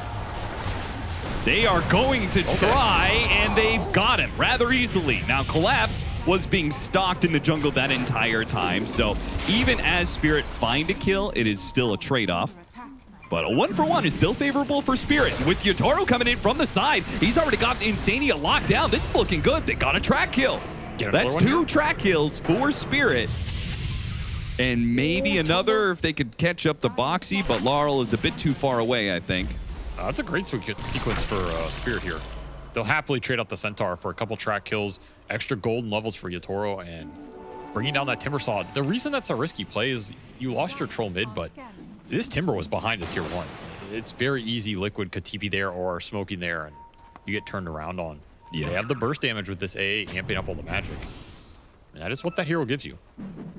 Yeah, that's a good point. 25% extra damage for the Kunkka's combo is pretty nice, yeah. It's a lot more now than it used to be in that early game. Sure. Mickey, very awkward. He was laughing on the comms, teeping out. He's not laughing now. No, he's not. He's in danger of dying here for sure. As between the Stampede and Radon using his ultimate and an Ice Blast cutting in will cut him down. Mickey falls, and now Liquid have begun to crumble a bit. Did he just not see? And he didn't see him at all. Well, he Tumbler toyed over the cliff line. I mean, I guess he's just laughing about the fact he's going to get out of there. He did not get out of there. No, he didn't. And now you lost Roche. Yeah. This kind of guarantees that Radon gets to his BKB. Troll looking a lot spookier when he's got SNY BKB with Stampede to make sure he can run heroes down. You also just haven't gotten a fight out of Saberlight's strength this whole time. Right? You got the Troll kill mid, but to lose Roshan here when you have a level 15 Sand King with Ags at 20 minutes is without a fight is kind of bonkers, especially when Spirit don't have any magic resist or BKBs. There's no BKB in the lineup yet. There's no pipe. There's no glimmer. This Sand King, in theory, has free ring. Yeah, you have to go into the blade mails, but okay, whatever, right? You're doing AoE. You're going to trade out the HP. Yeah. Your Timber can clean up the fight. That's a brutal sequence here for Liquid in a position. I mean, they're still up. They're still very solid, but Spirit making moves. We'll get a replay of this. I guess the ward didn't catch him. I'm looking at this ward on the bottom triangle. Yeah. Like, did he see the troll or not? It's very close. I don't think he did. Yeah, a little tumbler toy action from Radon. Yeah, wait, was he just going up there to farm the Ancients? Or did he know that Mickey was up there? Well, that was the other part I was asking. Like, did he know it? I don't think he did. I don't think he did either. I think that was just literally a kill of opportunity. I don't think either saw him. I just love Mickey's reaction to that sequence. It's like instant despair. Oh no, I'm in trouble. I'm in danger. We're just having a great time beating Spirit. Oh no. 4-15. Liquid's lead cut down to 4K. They are still strong. It's still very capable for team fights, but they are going to be battling into an Aegis, and Radon is willing to take fights with that extra life. He will at least defend his tier 2 tower. His team smoked behind him. I have BKB on Laurel now, so this man's just hopping all over the cliffs. This tumbler has been good for him. I mean, Troll needs every little bit of help he can get. I guess so. They will show on the mid wave. They see Saberlight on a ward that's expiring right now. Should be able to lead with track. Does have a Eul's here. Not the easiest kill, unless you can chain stun him with the troll on top. I have to let him go. Yeah, that's just not a jump. It gets scanned out as well. You have to keep that global silence in mind. Jumping heroes that deep when the damage is not close by is not going to be a recipe for success here if you're Spirit. Yeah. I mean, considering the risk involved, I do feel like Spirit just, the better situation was the fact they just get a free mid-tier 1 tower for Yatoro. That puts him on his BKB. He's got it well before the Aegis has expired, so they're still going to have a decent window here where Team Spirit are going to look really strong in fights if Sand King doesn't find that crucial initiation on some of these other heroes, and they smoke run to Laurel, who just TPs away in front of them. Now they're going to cut down, but Yatoro is long gone. They are not going to find anything with this smoke, it looks like. Team Spirit just wanted to get to their BKBs. They did that. If they can get a couple more courier kills. Ooh, dust off the mark. Have him cornered, but he doesn't know. This is an interesting predicament. Yeah. He's out of there. You still have 2 minutes on this Aegis. And yeah, you have your BKB timing on the 2 cores, so time to cook something up. Even 3 on 5, they're daring it. Centaur not here, Bounty not here. Trying to get it blind on Nisha, got him on the torrent bow combo. What a hit from Laurel. And just before that, Ags was going to come out. That's something that can bail him out of those situations, maybe. But now he's been punished twice, back-to-back deaths, without Nisha being able to respond at all in this game. Yeah, or Insania, because he hit the boat without the the X setup, so. Spirit continuing to make moves behind this A damage. Liquid not having the answer. He wants to take this fight. Shackle Shot gonna lead the charge here onto Radon. I mean, he has the ult. It's pretty tempting. Power shot does not land, so Radon will stay alive. Aegis 50 Double seconds. Dust. Another dust. This one does catch Rue, and they'll slow him down underneath the tier 2 to fall. Lotus Wand, Tumbler, Reinvis. It was a nice idea. It was a nice idea. Close. Meanwhile, still chasing. Yules goes off, but Global Sound's going to stop the stomp follow-up there. Torrent actually lands on a Mickey, slowing him down enough. They can still chase after Maposhka, though. Maposhka knows that his life is forfeit. Turns around, gets an Ice Blast off, but Radon's not really feeling that one. You know, I talked about the Yule Scepters. I did not expect the Yule Scepter on the Lifestealer here. It is a great Yule's game. But Yes. it's not an item that gives you damage, so. It makes this Lifestealer look a little less intimidating, I must say. For sure, for sure. What is the traditional answers in against Lifestealer Troll? Like, he could have just gone straight to Aghanim Scepter, right? Yeah, Hags.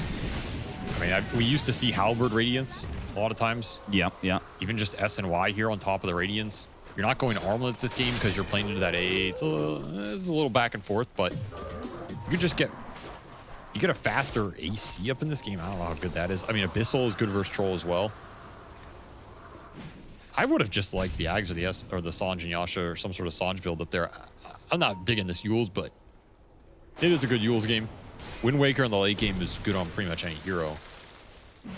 I will say it just looks weird, man. It looks weird. Listen, I'll say this is a bad Yules. You think it's bad? It's a good Yules game, but there are other heroes that can get the Yules. Yeah, that's how I feel. I also think you're like overlapping it. You know, at the point where the Nullifier comes out for Spirit, it's gonna feel that much better. Yeah. No doubt.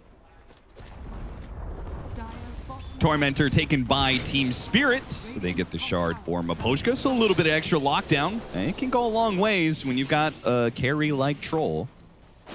I'd also like to see that Gale Force, the shard for the Wind Ranger, come out here at some point. Oh, that'll help a lot, yeah. I think that's going to be a nice pickup for Liquid. Just mess with these melee cores in the fight. Can do some weird things with that Troll, too. You know, this Troll ult, he gets pushed into a tree and his hero gets disintegrated by Gabe Newell. A favorite for Duraccio. He actually built the Yules 3 times. I remember one of those games. I didn't know he purchased it that many times, though. 1 and 2 is not a particularly inspiring record for it either. I guess the other item would be BKB, right? If your argument for Yules is you want to be able to maybe dodge an X pullback or like a Centaur Stomp when your rage is down, well, you just BKB, right? And yeah, I mean, we've seen the fight longer. Like, I think if you ended up with a Radiance BKB Ags this game, you're pretty intimidating for Spirit to go into, especially this Troll. And you don't want to throw the AA ult on the Lifestealer every time if he can get a global into an infest off. Yeah. You want to make sure this AA hit target goes down. Like, that's your biggest priority here if you're Spirit. Hit the blast and latch the Troll onto somebody. Right. Invest on the Lifestealer, or on the Sand King, rather, as Saberlight looks for an opening here. Looking at mid, looking at the Troll. Doesn't want to take that hero. They want to hit maybe the Ancient Apparition. Could go for the Kunkka. But Team Spirit careful to make sure some of these heroes remain off map. Spirit wants next for a shot here. Need Aegises on this Troll to progress your game. And I do not think Liquid want to give it up as easily as they did last time. No, certainly not. That was a freebie. They're a lot stronger now. They have a lot more frontline potential. The Hag's done for the Timbersaw. BKB's coming out shortly here. Hit him with the Yules, follow up. Trying to get the BKB out of him. Laurel, he dares them. Go ahead, stun me. I don't need to pop my BKB. Very clumped. Burrow strike away, collapse. Is he ever going to be able to fight this opportunity for a 2-man stop? The Ice Blast coming in, and now the Lifestealer's already dead with the both follow-up. They hit Insania as well. Collateral to an excellent kill for Spirit, killing the carry of Liquid, and straight to checking out the Roshan pit, hoping that they can take it for free yet again. Yule Scepter does not bail your Lifestealer out of that situation. And the global, it's so hard to pop the global in that space because if you pop it, they can just keep chasing you down and jump you when it's out. It's almost impossible to pop it right when you get jumped. And they were just so clumped. Somebody's getting 2 or 3-man stop there. A poke that goes horribly wrong here for Liquid. Wanted to get something out of Spirit and just disjoint that play, but yep. You don't have the hard turnaround potential if it's not into this Ags Timber or you have BKBs online. Feels like you can't actually stand your ground here unless you're the ones jumping in and all-inning somebody from this Team Spirit lineup. Quick heal onto Maposhka. Saberlight back to his old ways of epicentering supports, but this time around, he's going to be punished for it. And he has the gem, too. So that is definitely a loss. His godlike streak, a gem, and it's a core for a support.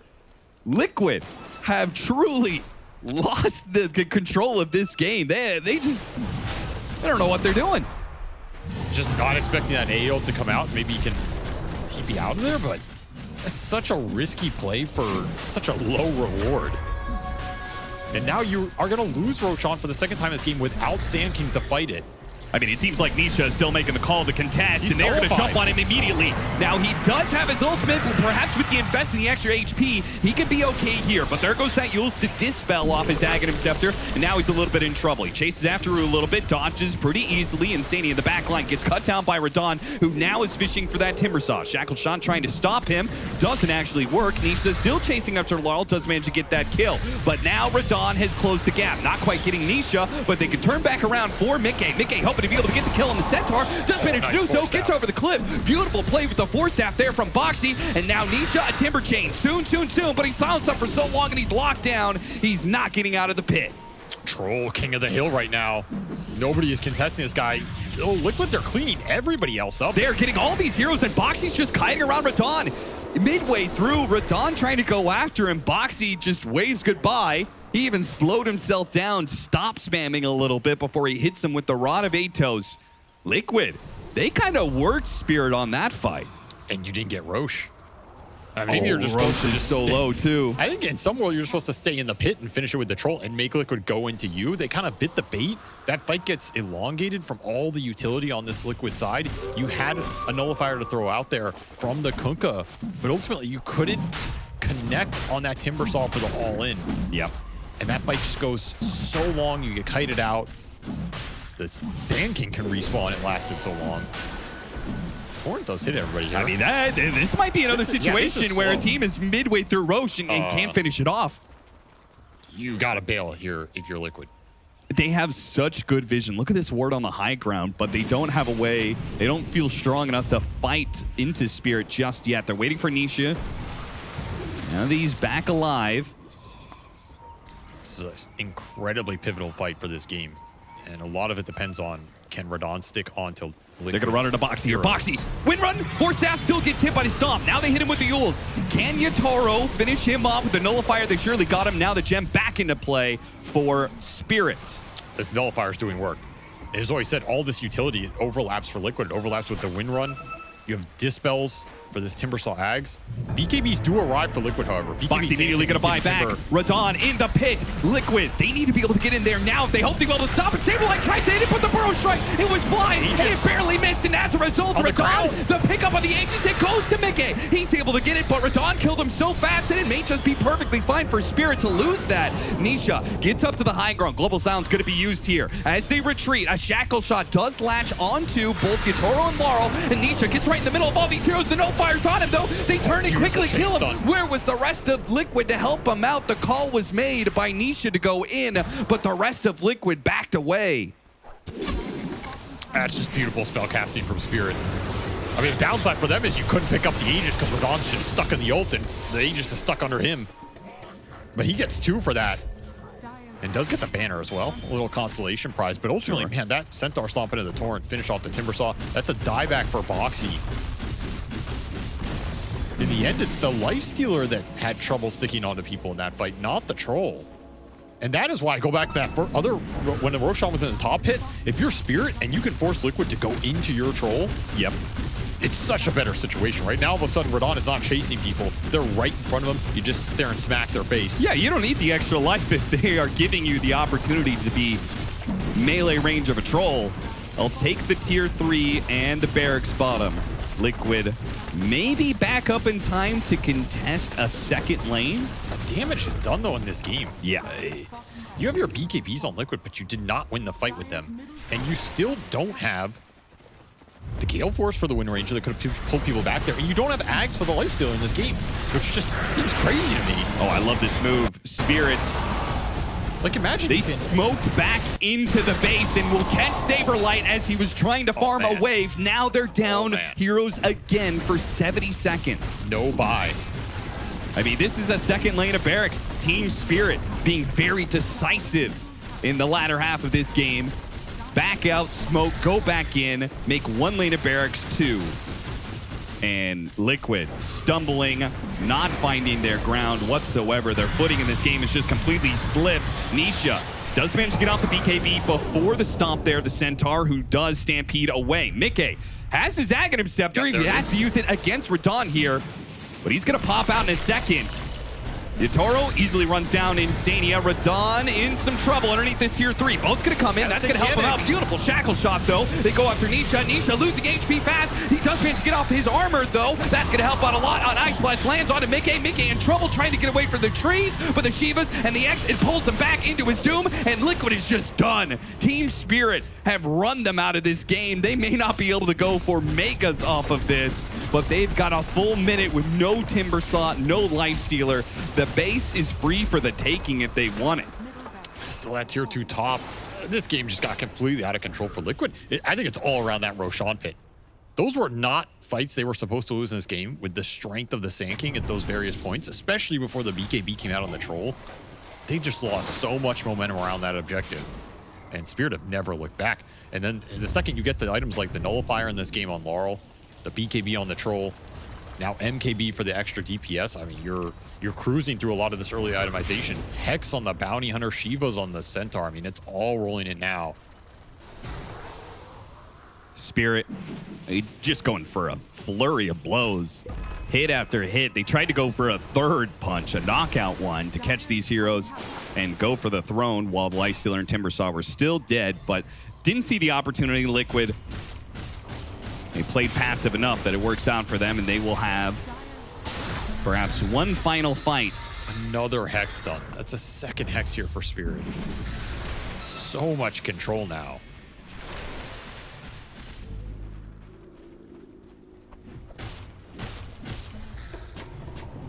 Liquid could just not find their footing in these fights.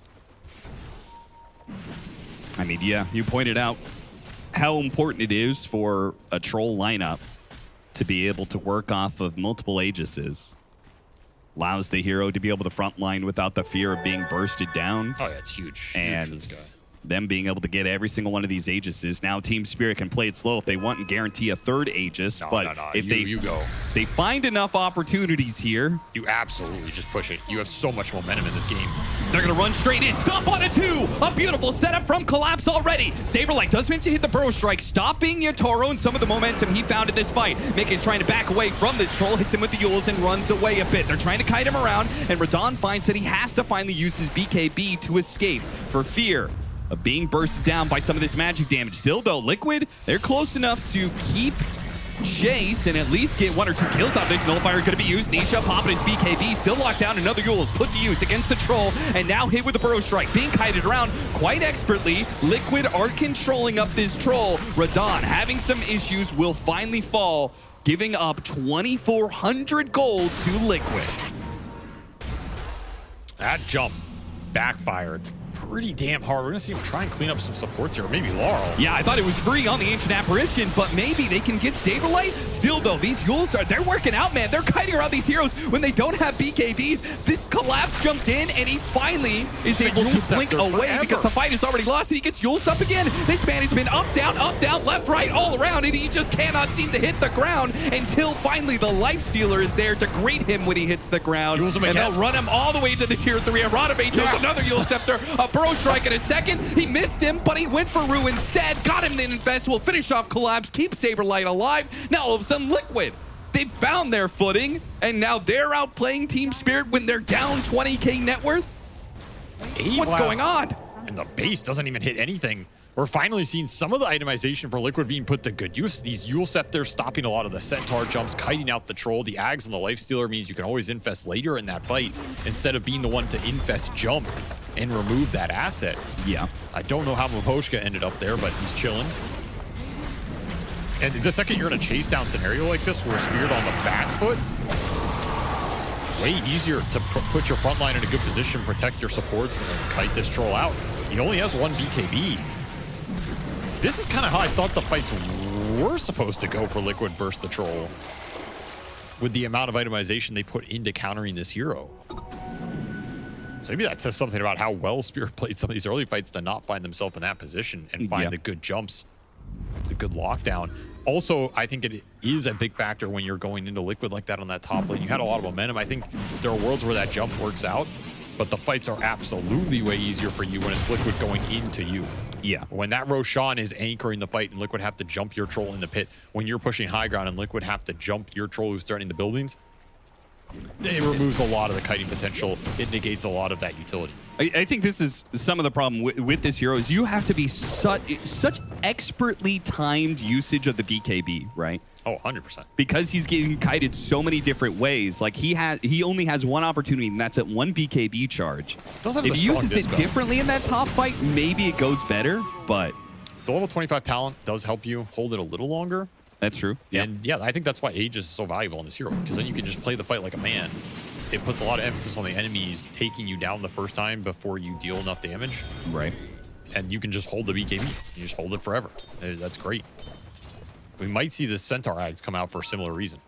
It is an item we see Collapse go to a lot in these late game situations where the game gets drawn out.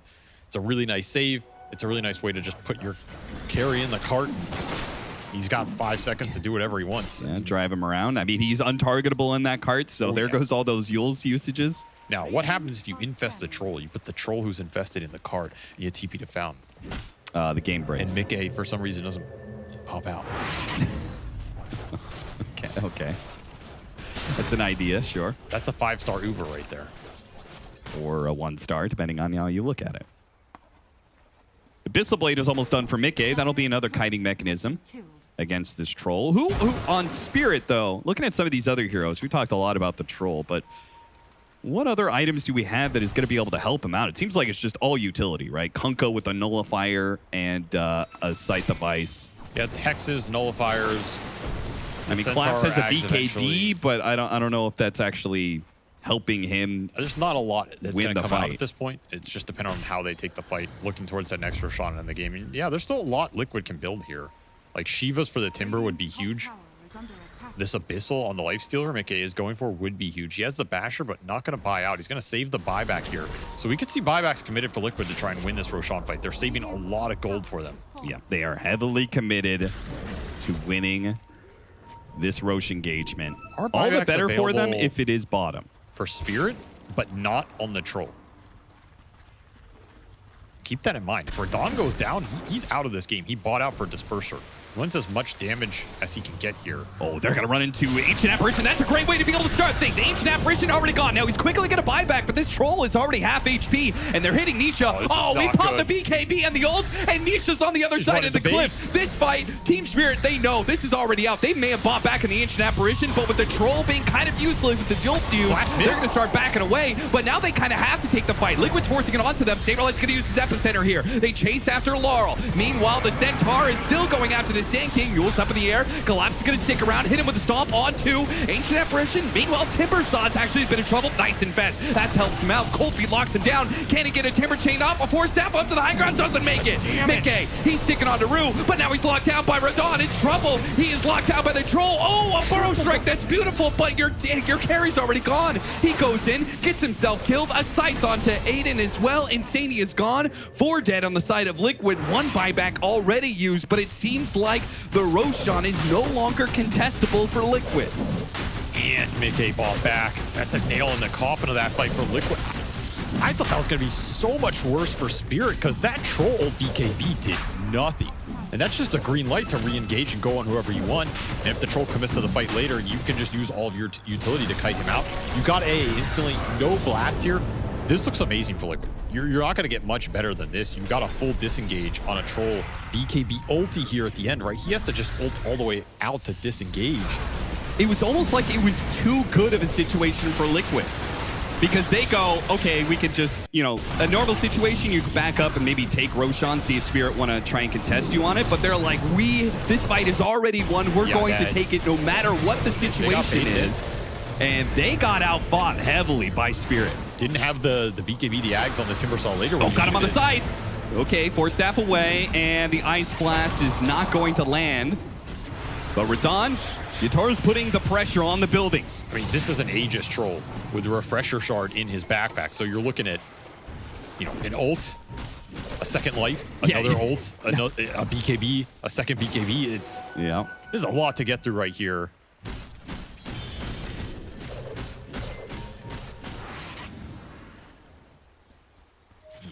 so farm now. And it just pushes them up even higher into that Moonshard territory soon. These hexes are problems. It means that when Liquid jump, you kind of have to commit the BKBs early on the first jump or you're getting, you know, hex nullified. At the same time, you don't really want to do that because you want to make this fight as long as possible and you're not going to burst troll. So it kind of puts you in a predicament. The Timbersaw and the Sand King here, do you pop the BKB when you jump in and not die? Do not pop BKB and try and get out so you can win that long fight. There's no easy call. Wards on the dire triangle for both sides here. Spirit play to their ward. And know that there's likely vision up on the high ground. Boxy's trying to protect it as best he can, but it almost seems like it's a bit of feint just because you've got Saberlight and Insania out on the map right now, pushing in lanes. We did get a pure cloak on both these meaty front boys, the Timber and the Centaur. That is something to think about because there's a lot of uncontrolled damage in this game. Yeah. Between Troll, between Sand King. Like you pump a lot of the damage on the Sand King into the Centaur and he cloaks somebody. Yeah, I mean, we see Collapse was actually very effective at ruining Saberlight's day. Yeah, he was just running him down. Yeah, he was just like, I'm going to stomp you and double edge you, and I'm just going to do it on repeat. What are you going to do about it? That made no sense. I don't know how this guy is just running Sand King down in the middle of all of his damage and killing him instead. But he is just that beefy. And this cloak will definitely give him a lot more damage to play around. So now all of a sudden, this Centaur is becoming a late game DPS threat. That's a problem for Liquid. This is not a guy they want to have to focus in the fight. They do have the Abyssal Blade. You can see Liquid are really trying to get the angle to not run into the Troll. They've got a Ward Sentry placed behind. There's no way Spirit are going to be able to see this coming. The Ancient Apparition, he used his buyback earlier, but they didn't get it. They did not get the quick kill on him, and now Maposhka has an opportunity to get off an Ice Blast. He's going to choose his target. Mickey, he is going to be the one. He's going to fall easily as the Troll cleans him up. That's going to be a dieback there. Liquid are going to have to try and win this fight without their carry. Just seems nigh impossible. Nisha, push to the edge, waiting for a Timber Train, trying to get back to base. Back to home. Saberlight goes in with the Aghanim's damage. He got one, sure, but it's the Aegis carrier. You're running out of heroes. You're running out of lives if you're Liquid, and you've run out of chances. You had your opportunity to bring down Spirit and take a one-game lead over them, but that was all thrown away, and Spirit will win game one. Man, what a game from them. It started out really slow, really clunky, but they played around that Roshan pit beautifully. They took every fight around that objective that they needed to at the right time with good item timings from Radon and never looked back. And man, Liquid, they just stumbled hard around that pit. This is where that game was decided. Those 2 to 3 Roshan fights, they lost every one, and every Aegis that Yatoro took got them a massive amount of objectives in this game and progressed the game, right? That's the biggest thing. You just don't want to get stuck in some ultra weird late game without Aegises where Liquid are overwhelming you with utility. They never let him get to that point. Yeah. You go back to the itemization here, I think a lot of it was on point, but that Lifestealer buildup felt really weird. And it did not pan out for Mickey in those exchanges. I think he had to end up with a BKB at some point in this game, whether you like it or not. And we saw in these later fights, he's just getting slain. Absolutely slain.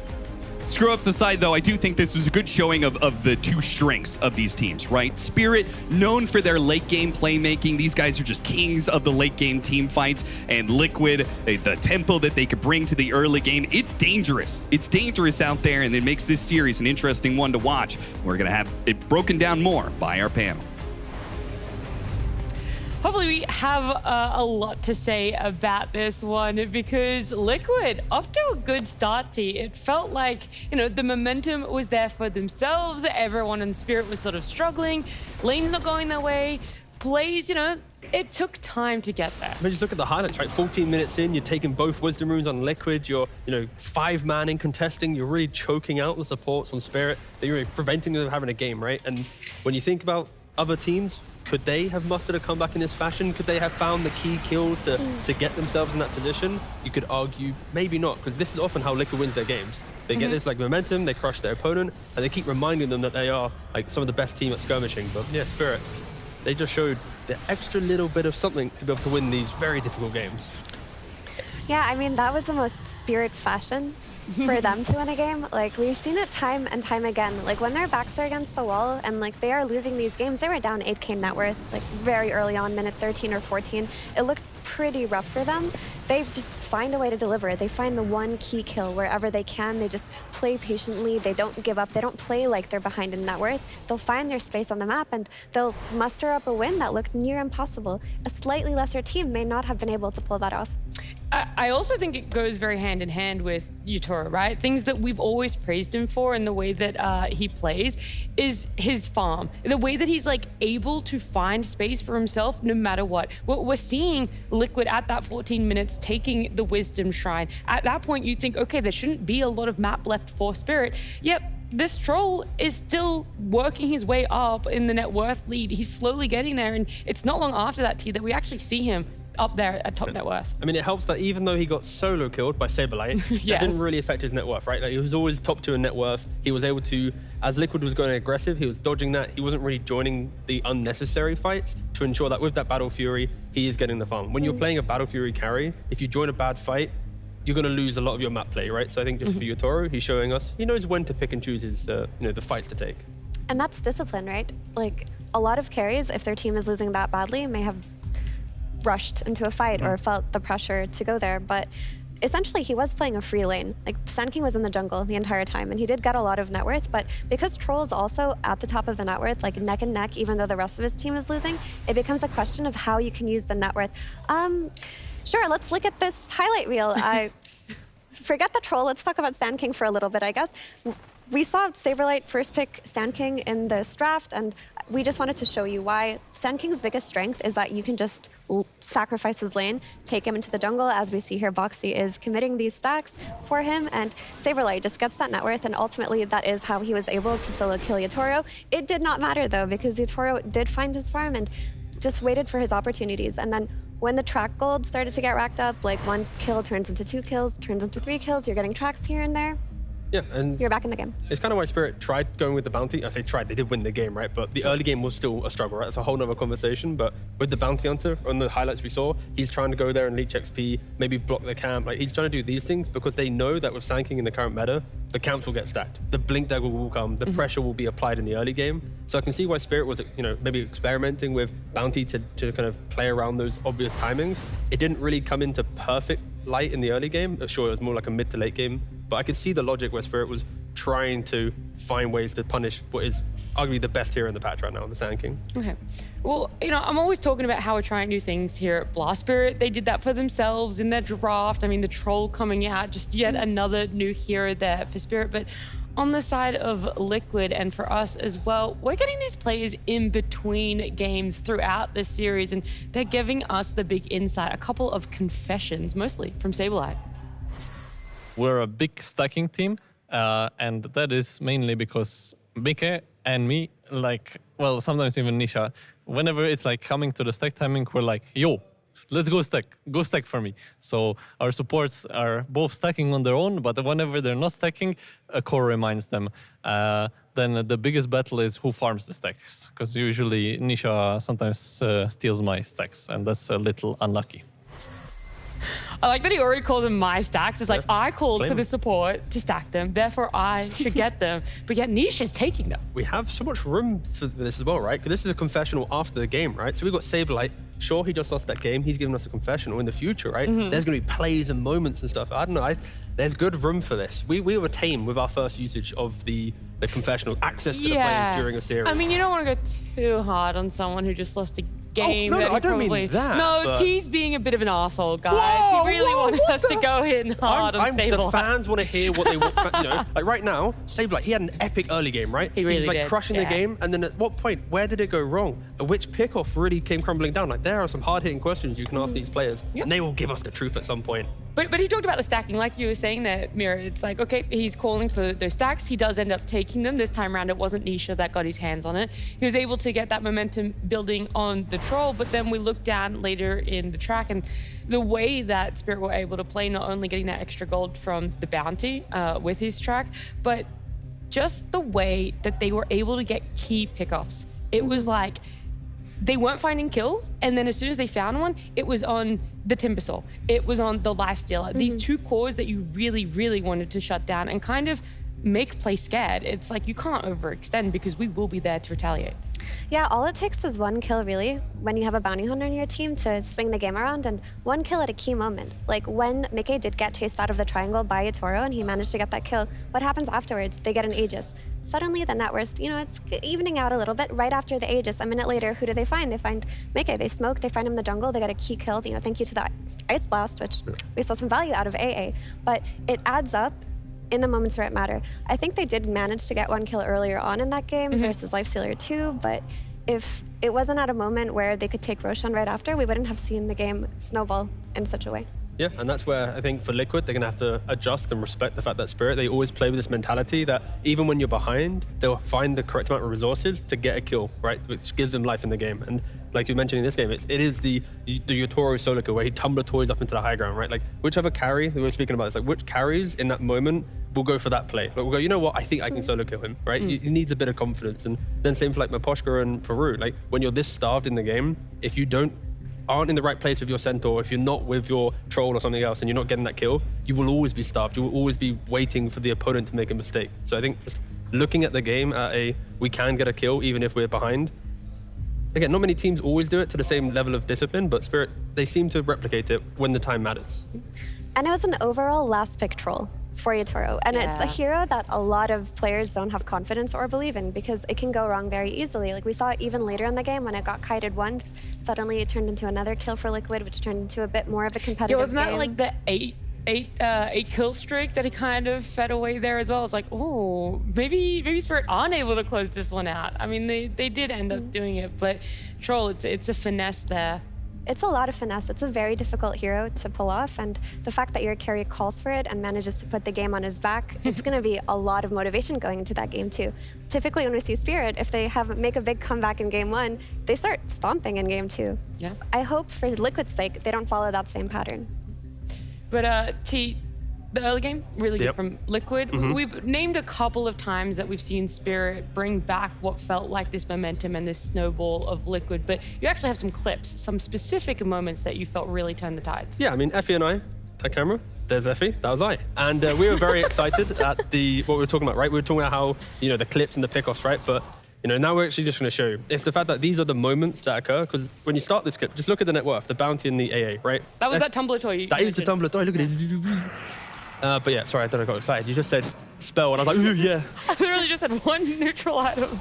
Anyway, I've lost my train of thought. Yes, anyway, point is, for Spirit, like we've already just mentioned on the panel, if you don't find these kills, the 8k gold lead that Liquid had suddenly becomes 12k, 13 kill. You're going to put the Timber and the Lifestealer in the same lane, and you get moments. So I feel like for Liquid, this highlight package, it's more on them. It's not about Spirit. Yes, they found good kills, but the Lifestealer, the first clip we saw, he infested the Windrunner, showed that he used infest, and then went to the triangle. So Yotoro goes, wait a second, he can't infest into this creep. He knows he can get the kill, he dies. And then minutes later, you have Nisha providing an opportunity to die as well. So I feel like it's more on the cause on Liquid playing to spread and enabling the comeback, and Spirit capitalizing on it. So we're praising Spirit, but also I think a lack of discipline and maybe respect in a very one-sided game. Liquid maybe felt like they'd already won.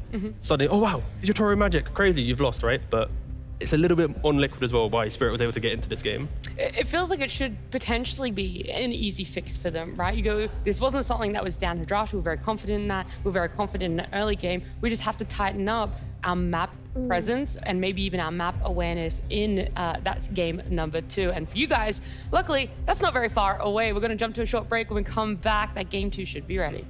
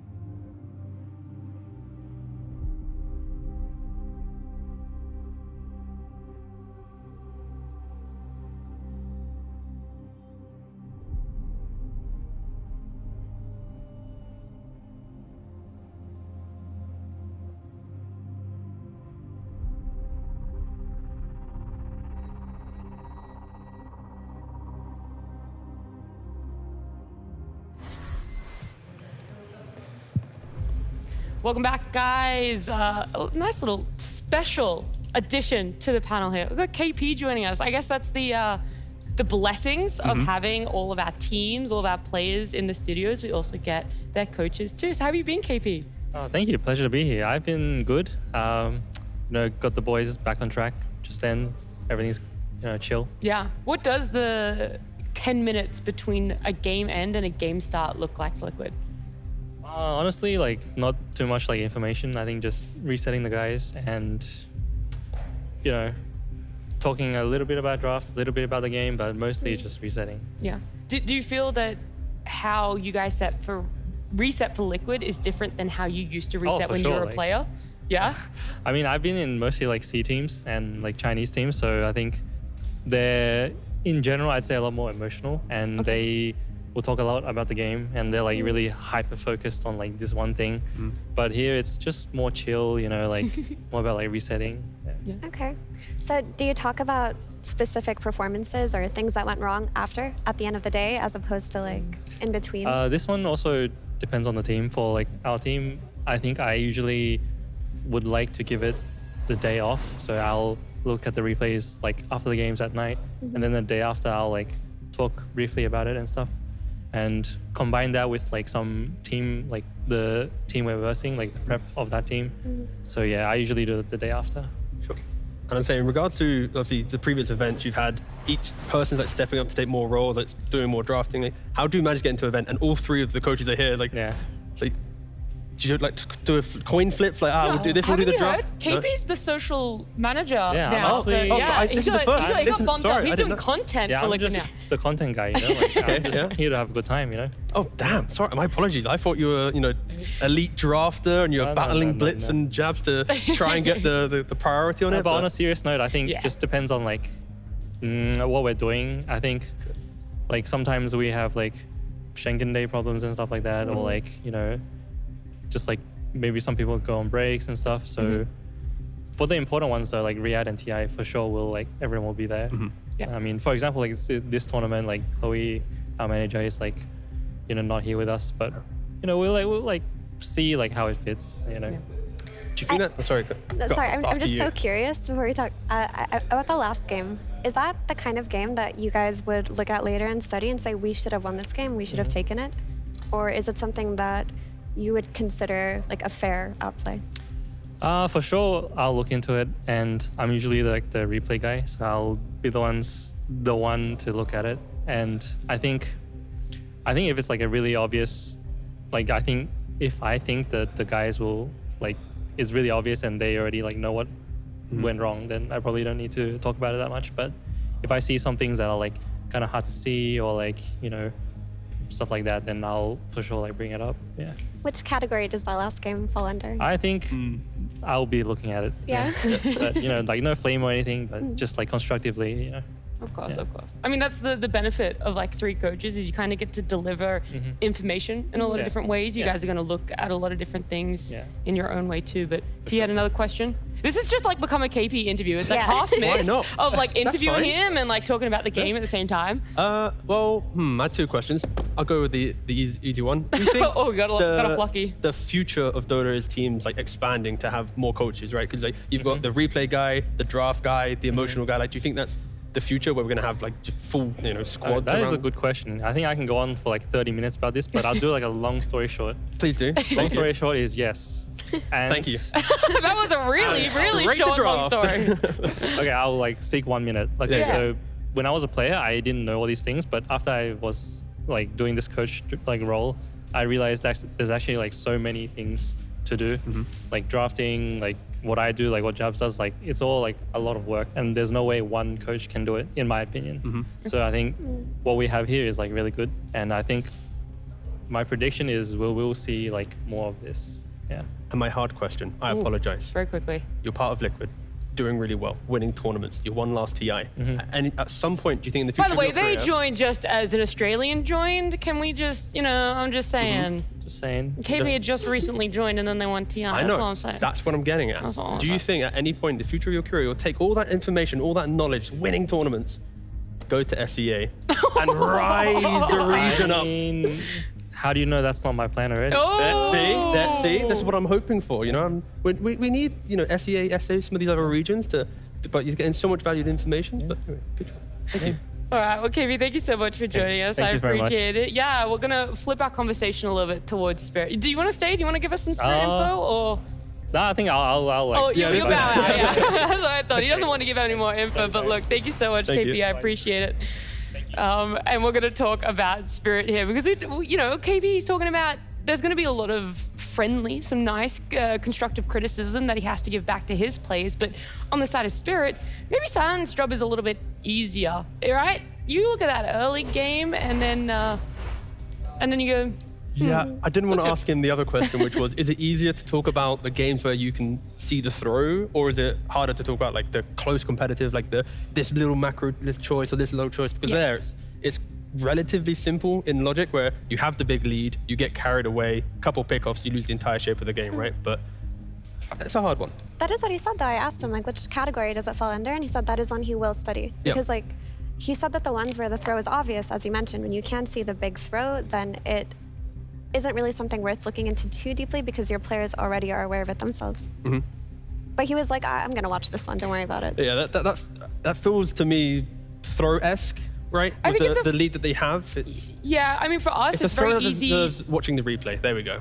Yeah, it's very easy, I think, to sit here and look at it and go, oh, they were too split on the map. But the other side is, if you're not that split, do you give away too much of the map? And there's a different avenue that Spirit could have come back into this game rather than what we obviously see as this lifestealer dying to troll. No, I hear what you're saying entirely. Like, I wouldn't call that game a throw. Like, sure, that death kind of snowballed into many bad things to happen. And Yatoro, honestly, what a great game by him, like finding that kill in the first place. Like, his team must be so happy. They're like, that's our carry, and that's why we have Yatoro, let's go King. They're clapping, but if you look at the way Liquid were playing up until that point, they had taken control of the triangle, the Radiant Triangle, from minute 9 to onwards. And Mickey, like, he had vision of Yatoro coming, and he was TPing out, but that Tumbler toy really caught him off guard. He canceled the TP so that he could get away. So the play he was making, he was doing it with the intention that, do you see he was TPing away in the first place. This is one of those things that you can't really account for. Like, I cannot believe I did not account for the enemy Tumbler toy. It was a matter of seconds, really. Had his TP gone off, he would have denied that entire farm from Troll Warlord, and Liquid would have gone back to their map dominance after regrouping. I also do think part of that is, if the AA blast wasn't so good, is there a chance that the Sand King comes in with a Burrow Strike and turns it around? You know, it did feel like a little bit of this perfect storm of the Tumbler toy and Yatoro knowing, Mickey not having that Rage TP out, along with a great AA blast, and then also just Liquid not being able to connect fast enough. I mean, I think you've answered it by saying Ancient Apparition. And that's why it's one of the... I forgot, he's a big support advocate as a support player himself. He invented Warlock. He did. Oh, I thought you were going to make a developer meme. I do proudly. He fully coded it himself. Thank you, Effie. You believe on that one. I have to convince people. No, I remember. It's rough. Yeah, I do. But going to the AA though, Ice Blast. Invented that one too. No. Exposure though, maybe. That's another one. But anyway, Ice Blast. It's so OP because you see a hero with 20, 30,000 net worth. I put an Ice Blast on you. You have to run away. Doesn't matter if you have every item in the game. You physically cannot regen. You cannot stand your ground. You have to disengage. So conceptually, the spell is a broken spell when you have the correct lineup. So it's like, as long as you have this hero in your team, if you don't just lose everything and you have no racks in your mega creep, you're always going to have that one moment. And that's why Liquid has to respect AA as a hero, because if you do get a little bit too loose on the map, having heroes by themselves, they are going to die. Bone Chill AA is broken, right? And not just the Ice Blast, but also the track. Like, there was the kill on Timbersaw that happened when we saw the net worth swing from 6K to 4K off of one track kill. Like, if you're able to make these ridiculous swings off of key pickoffs, it gives you a way back into the game. So the support duo actually played a really big role. It was more of a subtle and silent role, but they did play a big role in bringing Spirit back into the game, like by virtue of their heroes. Yeah, especially because you were worried about this Centaur Bounty Hunter lane, and then we thought, okay, maybe this Bounty Hunter and this Mid Conqueror are going to rotate a little bit more together and make those plays on the side of Spirit, something we talked about before this series we wanted to see. And then that wasn't coming to fruition either. So it's like, yeah, it was just the Spirit waiting, biding their time. And even though those missteps happened early game, we've said it again, they were able to just have this fantastic mid to late game for themselves. Now, though, they want to look towards the next game. They want to draft themselves in a better position where they don't have to sack all their lanes. They don't have to hope for a good turnaround and a good kill on the mid laner and the enemy carry. I agree. I think they're looking at that game saying we need to redo that draft, because you don't ever want to put yourself in a position where you're 8k net worth down at minute 14. No, not really. There's no way to disagree with that, right? Like, I don't think any team, like, you know what, guys, let's play for the comeback, right? Yeah. It's content. But I think you spoke about it in the agreement, right? It's the idea of the Centaur and the bounty, right? I think that is a key aspect to look at, right? When you want to try and play out a lane, Centaur, I think, is one of the strongest offlaners in the patch right now. It can play pretty much any lane, but there's an asterisk that if you're against Lifestealer, you need to be able to kill the Lifestealer. Yes. You can't concede, sorry, right? So I think if they are picking Centaur, they need to play into the lane. Like Effie was mentioning, again, in the agreement, like pick a Muerta, pick a hero that can fight. But because if you do pick the bounty, then I want to see the Centaur play like he's playing with a melee hero. Go for the boots, go for the phase boots that we saw Buck do yesterday. The fact that he was playing he was playing the Centaur like he had a strong 4. Yeah. That felt kind of weird. So I think there's some maybe missed choices happening there between the two of them. I'm very glad you brought that up, because that was my issue when we were watching it backstage, is that typically when Spirit picked their Centaur, they use it to enable like a very hyper-aggressive kill lane with Rue. And those heroes are typically Muerta, with the Centaur obsessed with it. And he also loves to play the Ringmaster as of recently. But the Bounty Hunter was picked for other reasons. Like T mentioned, he wanted to run into the triangle and disrupt Sand King's farming. But the trade-off there was they did lose a lane that turned out they couldn't have afforded to lose, because the snowball happened very quickly on the side of Liquid. And it's not like in the draft as well. It's like when you pick the Centaur and Lifestealer's not banned, I think most teams should expect Lifestealer is one of the best heroes against Centaur. You know, he walks up, he wants to go stomp you, you just press rage, you disengage. In the game, you don't really care about him. A little bit of lockdown, Stampede has no value because you're just locking onto a hero anyway. So picking the bounty, they really went, you know what, I care more about the Sand King than I do about the lane. But then the lane went so poorly, it's like maybe this logic of fixing the game is not the correct logic because their lanes went so poorly.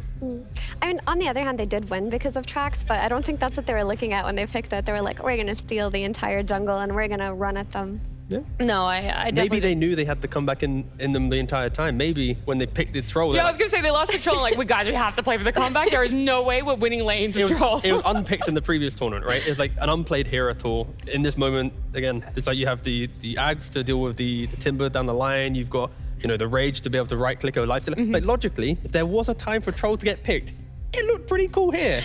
But I don't think in the draft they're like, guys, we're playing for the comeback here. That wasn't the plan. No, that wasn't the plan. You never know with Spirit. All right, that's all I'm going to say. True. You never know. Can we get another, what's it called, the coach interview quickly? Yeah. I was going to say I would, but he has his headset on, you know? Like, he's locked in. He's cooking. Yeah. KP was walking, he was wandering around, and I'm like, Australian buddy, hey, you want to... That's why they might not get more coaches for teams, because they know that if we'll steal them. We'll get more coaches onto the panel and do stuff. Yeah. So we've like really praised, by the way, this Ancient Apparition and this Bounty Hunter, mostly for like how they were able to enable their core players back into this and really make sure that the kills were going to happen.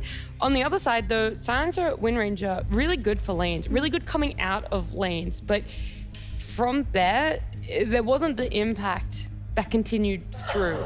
Is this just the lack of space on the map has to be priority to carries?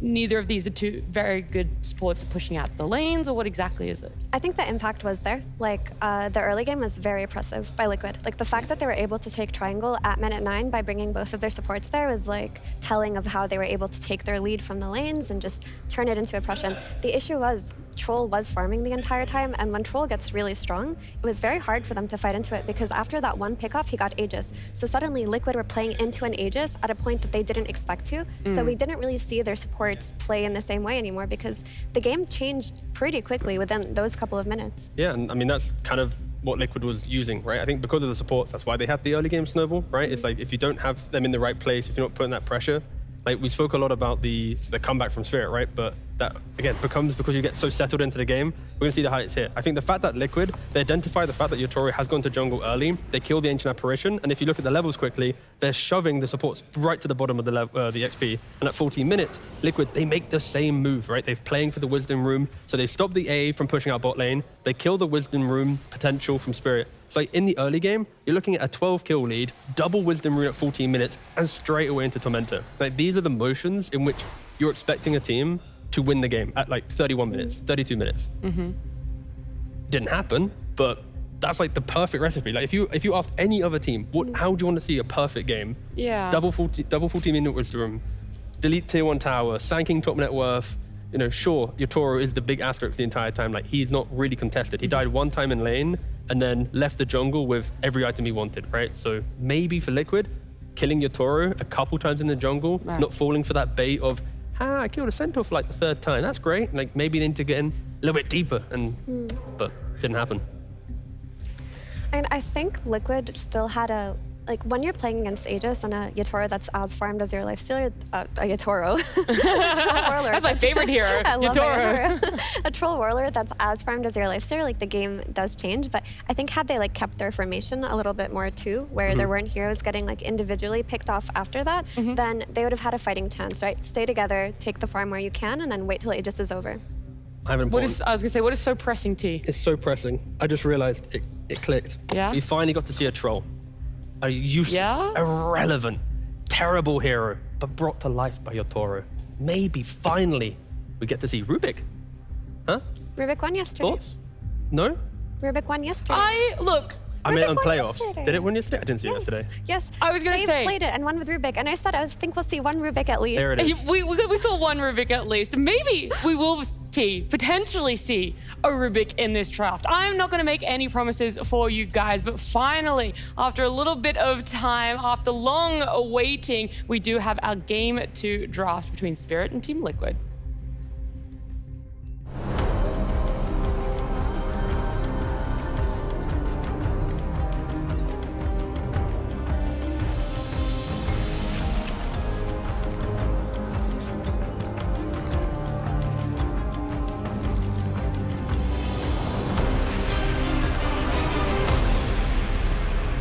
Hello. That camera guy, he runs so quick that I'm so excited for the one day. No offense, Samuel, but when you trip, we're going to see that. That's going to be front page, live stream fails. Maybe we can orchestrate it, but we shouldn't have told them. Anyway, yeah, draft, game 2. Really excited for that one. We had to talk a really long time about the previous game. So please, share some new, what do you think is going to happen in this second draft? Oh, that's a good question. That's kind of hard to tell. I feel like Liquid had a lot of things going for them. Their early game was a lot better than I expected. I think you guys already talked about the Sanking, but I was surprised how farmed he was. Also called Yotoro off guard early on. So for this game, they ban out the Sanking, so they don't want to deal with it again. And the Beastmasters let through, so that's kind of interesting. We talked a lot about Beastmaster in the first draft, how strong this hero has been and how it's been shifting from being strictly only off lane to being both mid and carry, right? And giving that flexibility to a hero makes it, higher priority in general.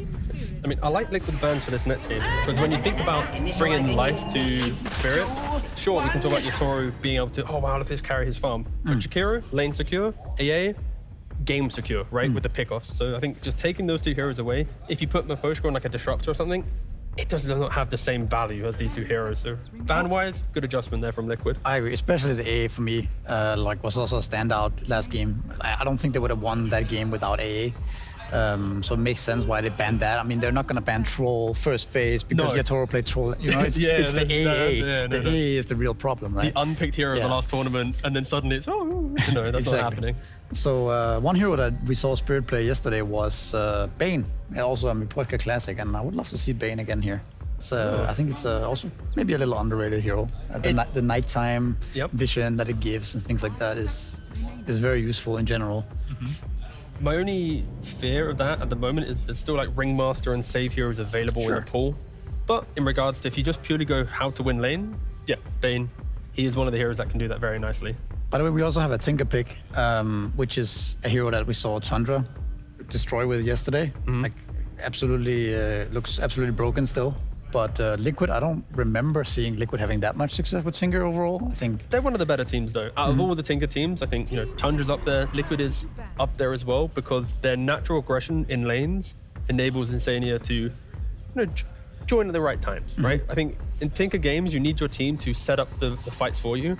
And if nothing's happening and you have a Tinker, then you have this overlapping farm and it creates problems. So I think a bad Tinker team is one that doesn't go aggressive with the Tinker knowing he'll TP in. Like, you need to use him in the early game. You can't just hit creeps. Yeah, it's definitely a hero you need to play around, right? Like you need to allow him to farm some items on some levels, but you also need to play around his March in the fights, and it does require some communication and also the way you build the draft. What would you like to see Liquid change from last game? From the last game? The shot caller? Mostly just play, not so much the draft. No, I'm giving you the honest answer. No, I think like the way in which they played a exceptional early game, there was just this like moment where when they invade the jungle and then everyone chose a different place of the map to farm, as if Spirit wasn't going to go kill them. I think if they don't, that one call, that one moment, if that doesn't happen, sure, Troll in this game, he can become the 1v9 hero. I fully respect that. But it should have been a little harder for Spirit to get into the game, I feel. All these kills on Timbersaw and things like that definitely felt like they lost focus a little bit. Yeah. Daxia, a hero we saw a lot yesterday in Group B. Also kind of a staple of this patch. Right now, Liquid is just presenting when we make a move, we will try to be unkillable, right? You're going to have double aura on the Darkseer, most likely the Crimson and the Pipe. Then the Tinker will have the Locket and the Greaves. So you're going to have every key aura at that 20-minute mark, 25-minute mark, depending on Tinker's game, getting thrown into the engagement. So now for sure. They need to either get some nullifier type action there to get rid of barriers, or early game pacing. Or pick heroes that don't really necessarily want to fight into those type of timings, right? That either fight early, like you mentioned, or maybe have some kind of different timing where you have overwhelming damage later on with BKBs and things like that. So, of course, I mean, we are talking about this now. Spirit are going to be well aware of this mid-game timings of Darkseer and Tinker where there's too much heal. Weaver is kind of interesting. I mean, one thing that Liquid lacks right now is the stuns, right? So you are getting a lot of healing, you're getting a lot of sustain and tankiness and teamfight, but you don't have any disables. So, of course, Team Spirit recognized that, and the Weaver makes sense. But they actually played the carry Weaver yesterday. And this is where now if they pick a position 5, that is like a Tusk or something that can play into a Weaver safe lane, you can flex the Weaver to 4 or carry once Liquid picks up the next 2 heroes. So I'm expecting a position 5 here to ensure that Weaver has a little bit more life, but then technically the argument is Weaver can also be a 5 hero. Could you? Yeah, but I wouldn't mind seeing a Clock or Tusk, something like that, because Miposhka can also play those type of heroes. Exactly. So then you suddenly have a lot of flexibility and you keep Liquid guessing, right? No, I personally think the 5 is the stronger pick here, but then if there is a carry that Yotaro sees, like maybe there's like a Sven Weaver lane that potentially could occur, right? The 5 Weaver, you have a Sven carry, you're still having a anti-Darkseer hero where the wall isn't super high value. I mean, we also shouldn't forget that the Beastmaster could actually be Yotaro as well. Sure. Yeah, that is always a possibility. I think Spirit needs to be careful they don't overcook in the sense that they want to play Weaver. They end up playing Weaver support with another hero without team fight. I mean, it doesn't matter now. They picked the Silencer. Yeah. So there's no flexing there. It's just the 5. Sure, the Silencers. But the Weaver, you could, again, argue, still maybe alive with the 4 to carry. And now Liquid, they're going to have to decide, is it a Silencer Weaver in the safe lane? Do they react to that instantly? Because they've already picked their off lane. They're going to have to pick one more support and lock in either Nisha or the carry. And you don't know where the Beastmaster is going. You don't really know where the Weaver's going. But they go back for the tried and tested. Go for the Nature's Prophet. And not really think too much about Spirit's draft. I think when you look at the top teams in the world, they often don't overreact too much compared to other teams. And here, Liquid's drafting for Liquid. Yeah, I mean, you can also make up for a lot of the lack of stuns nowadays. With Atos, your Tinker has a shard that locks people down. You have still Sprout, right? Like, there's a lot of ways to work around that. I think Nature's Prophet, we talked about it last game in the draft, that this is one of Mickey's original. Before it was cool, Mickey was playing this as carry, right? 1 TI with this hero. So it's definitely very comfort for him. Also good against Weaver, I think. I think Weaver really struggles against a spell like Sprout. Like, getting out of Invis, using Quelling Blade, like, it's just very awkward for him. But again, I still think they need some kind of lockdown. And they take the time. Natural pairing with the Darkseer, right for lane, melee body, but also you take that Twin Gate, you bring so much life to Nature's Prophet in the safe lane. You know, this is meant to be a safe lane duo, but the hero's so good in either lane. So do you think they're going to put the Tinker with the Darkseer and Tusk with Furion? No, I think they have the option at least. I kind of feel like the Tusk will start with the Darkseer. Yeah. Do some shenanigans. Once Darkseer can then be individual or by himself with the Vanguard, Tusk will then make these moves into bot potentially. Or you could have the Tinker Gate and connect to the Darkseer and Tusk, and then the Furion TPC, and you have another troll. Another troll game. Back to back. But again, I'm not an expert on troll. Like, I don't know if anyone is, except for It's Yatoro. been unpicked in so many tournaments. It really is just a welcome to Blast, here's troll. But it looks like a good troll game, right? How do you actually burst? You can't burst the troll with these heroes. Like, you don't really have any damage. If you get locked onto the Darkseer, Surge doesn't work. You don't care about the wall much. No. Like, you don't care about March. I think maybe just 2 good troll games in a row. Trying to think now for Liquid. New heroes are getting presented. We know Prophet carry, Darkseer off lane. Is there anything from the mid lane that can punish the troll? Like, historically, we think of OD, right? Like the kite, you punish him. Yeah. Again, I don't want to see it No, maybe here because of the Beastmaster mid, the tempo, the pressure, but is there anything that we can now rewind the clock? What's the thing is, it's also like there are traditional counters like Razor, perhaps, stuff like this, but they don't need this type of hero in their draft, right? What they need really is like something that can tempo a bit, that can deal some damage and like frontline, play around with the Darkseer shell. I mean, I said Primal last game. I think again they need something like that. I wouldn't mind seeing Primal from Nisha. Does not a hero we see that much. Yeah, I guess what you're they trying could to also go Kunkka maybe. Oh, it's banned. Okay, it's gone. Yep. Yeah. Again, I think one key thing is the troll last game. He had free farm in lane, free farm in jungle, and got a solo kill. So he had Battle Fury, he had BKB, hit everything he needed, right? But there was no contest. This time Liquid, they actually do have map playing heroes. The Tusk and the Prophet. You join a 1 Aura Darkseer, you're naturally going to be, trying to make moves. So I'm hoping for Liquid's sake that they can create that. And they do ban out the active heroes, the Puck, the Ember, Nisha Classics. And they're not too scared about the classic counters to a troll, and more, like we're mentioning, the team fight that Liquid needs. I think Liquid's draft, one team fight hero, they're going to be happy. They're going to kill the troll this time around. I think the move that you talked about, like putting pressure on troll earlier with the Tinker going through the gate and utilizing the Darkseer and Tusk and the Furion being able to TP in is vital for Liquid right now. Spirit takes the Pengular. That could have also been an option for Liquid.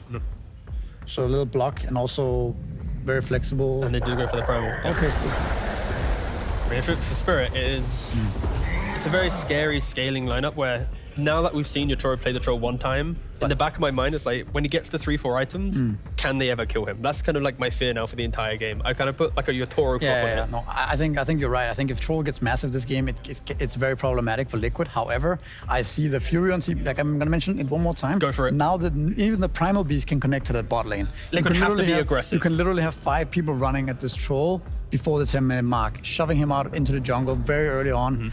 And taking down the tower, and now we have a completely different troll game that doesn't have a fast battle fury, that doesn't have a super high level and plays from top networks. And then perhaps the hero is not as good as we saw last game. Yeah, so we're expecting Liquid to have the lanes, to replicate the same as game 1, but this time be more polished in the mid game. Not have this moment where they're disconnected. Look at their heroes. Like, these heroes naturally play together. We have a lot of sustain, like we mentioned earlier. So like if they are able to get ahead into this game, then suddenly it's much more punishing draft than last one, I would say. Well, that's enough from us. Casters, please take it away. Team Spirit trying to set history here by being the first team in a decade to win with Troll in 2 games in a row. Is that true? No, I just made that up. Oh, it sounds true. I know, it does, right? I think it actually is true now that I think about it. I was thinking about it. I was like, when was the last time a team picked Troll 2 times in a row, let alone won with it? It's been a while. It's been a while, but I mean, can't doubt Yatoro, I guess, especially after that game 1. It's probably BSJ. I said pro player. Oh, sorry. I didn't hear that part. Yeah, my bad. But he is definitely tempting fate here. Like, to win with Troll once, okay, you get away with it. No one was watching. Surprise pick, gotcha. 2 times? Yeah. Really? You think you're that good? Okay, but it sounds like our panel thought it was a better Troll game, in some ways anyway, than it was in game 1. Do you agree with that? No. Okay, but we're gonna go and find out, so we'll figure it out one way or the other. Let's get into game 2.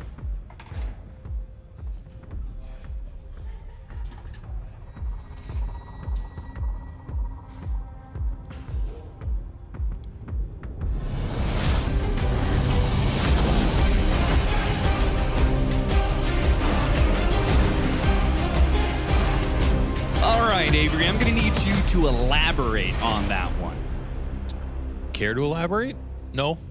I don't. No, I don't care to. You don't think it's you don't think it's a better troll? I mean, they were talking about you can't actually burst down this troll very easily with this lineup. Okay, when they were talking about like the first 4 picks, right? But they did say it's better to play the map against the troll in this game. I think Tusk ruins this hero. Okay.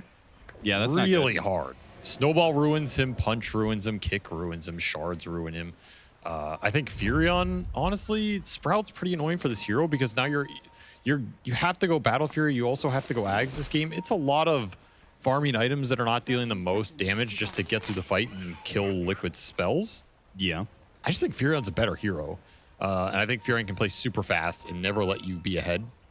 Yeah, but that's any hero against Troll. You're probably going to say, I feel like this hero is just a better hero than Troll. I will also say, yeah, in theory, you counter Darkseer, but you know, Darkseer is Darkseer. He can always win a team fight. And I think the biggest thing here is the Tinker. Okay, in theory, you are also dispelling some of Tinker stuff, but Laser also ruins you. Outside of BKB, you just get perma-lasered. Okay, pretty sad.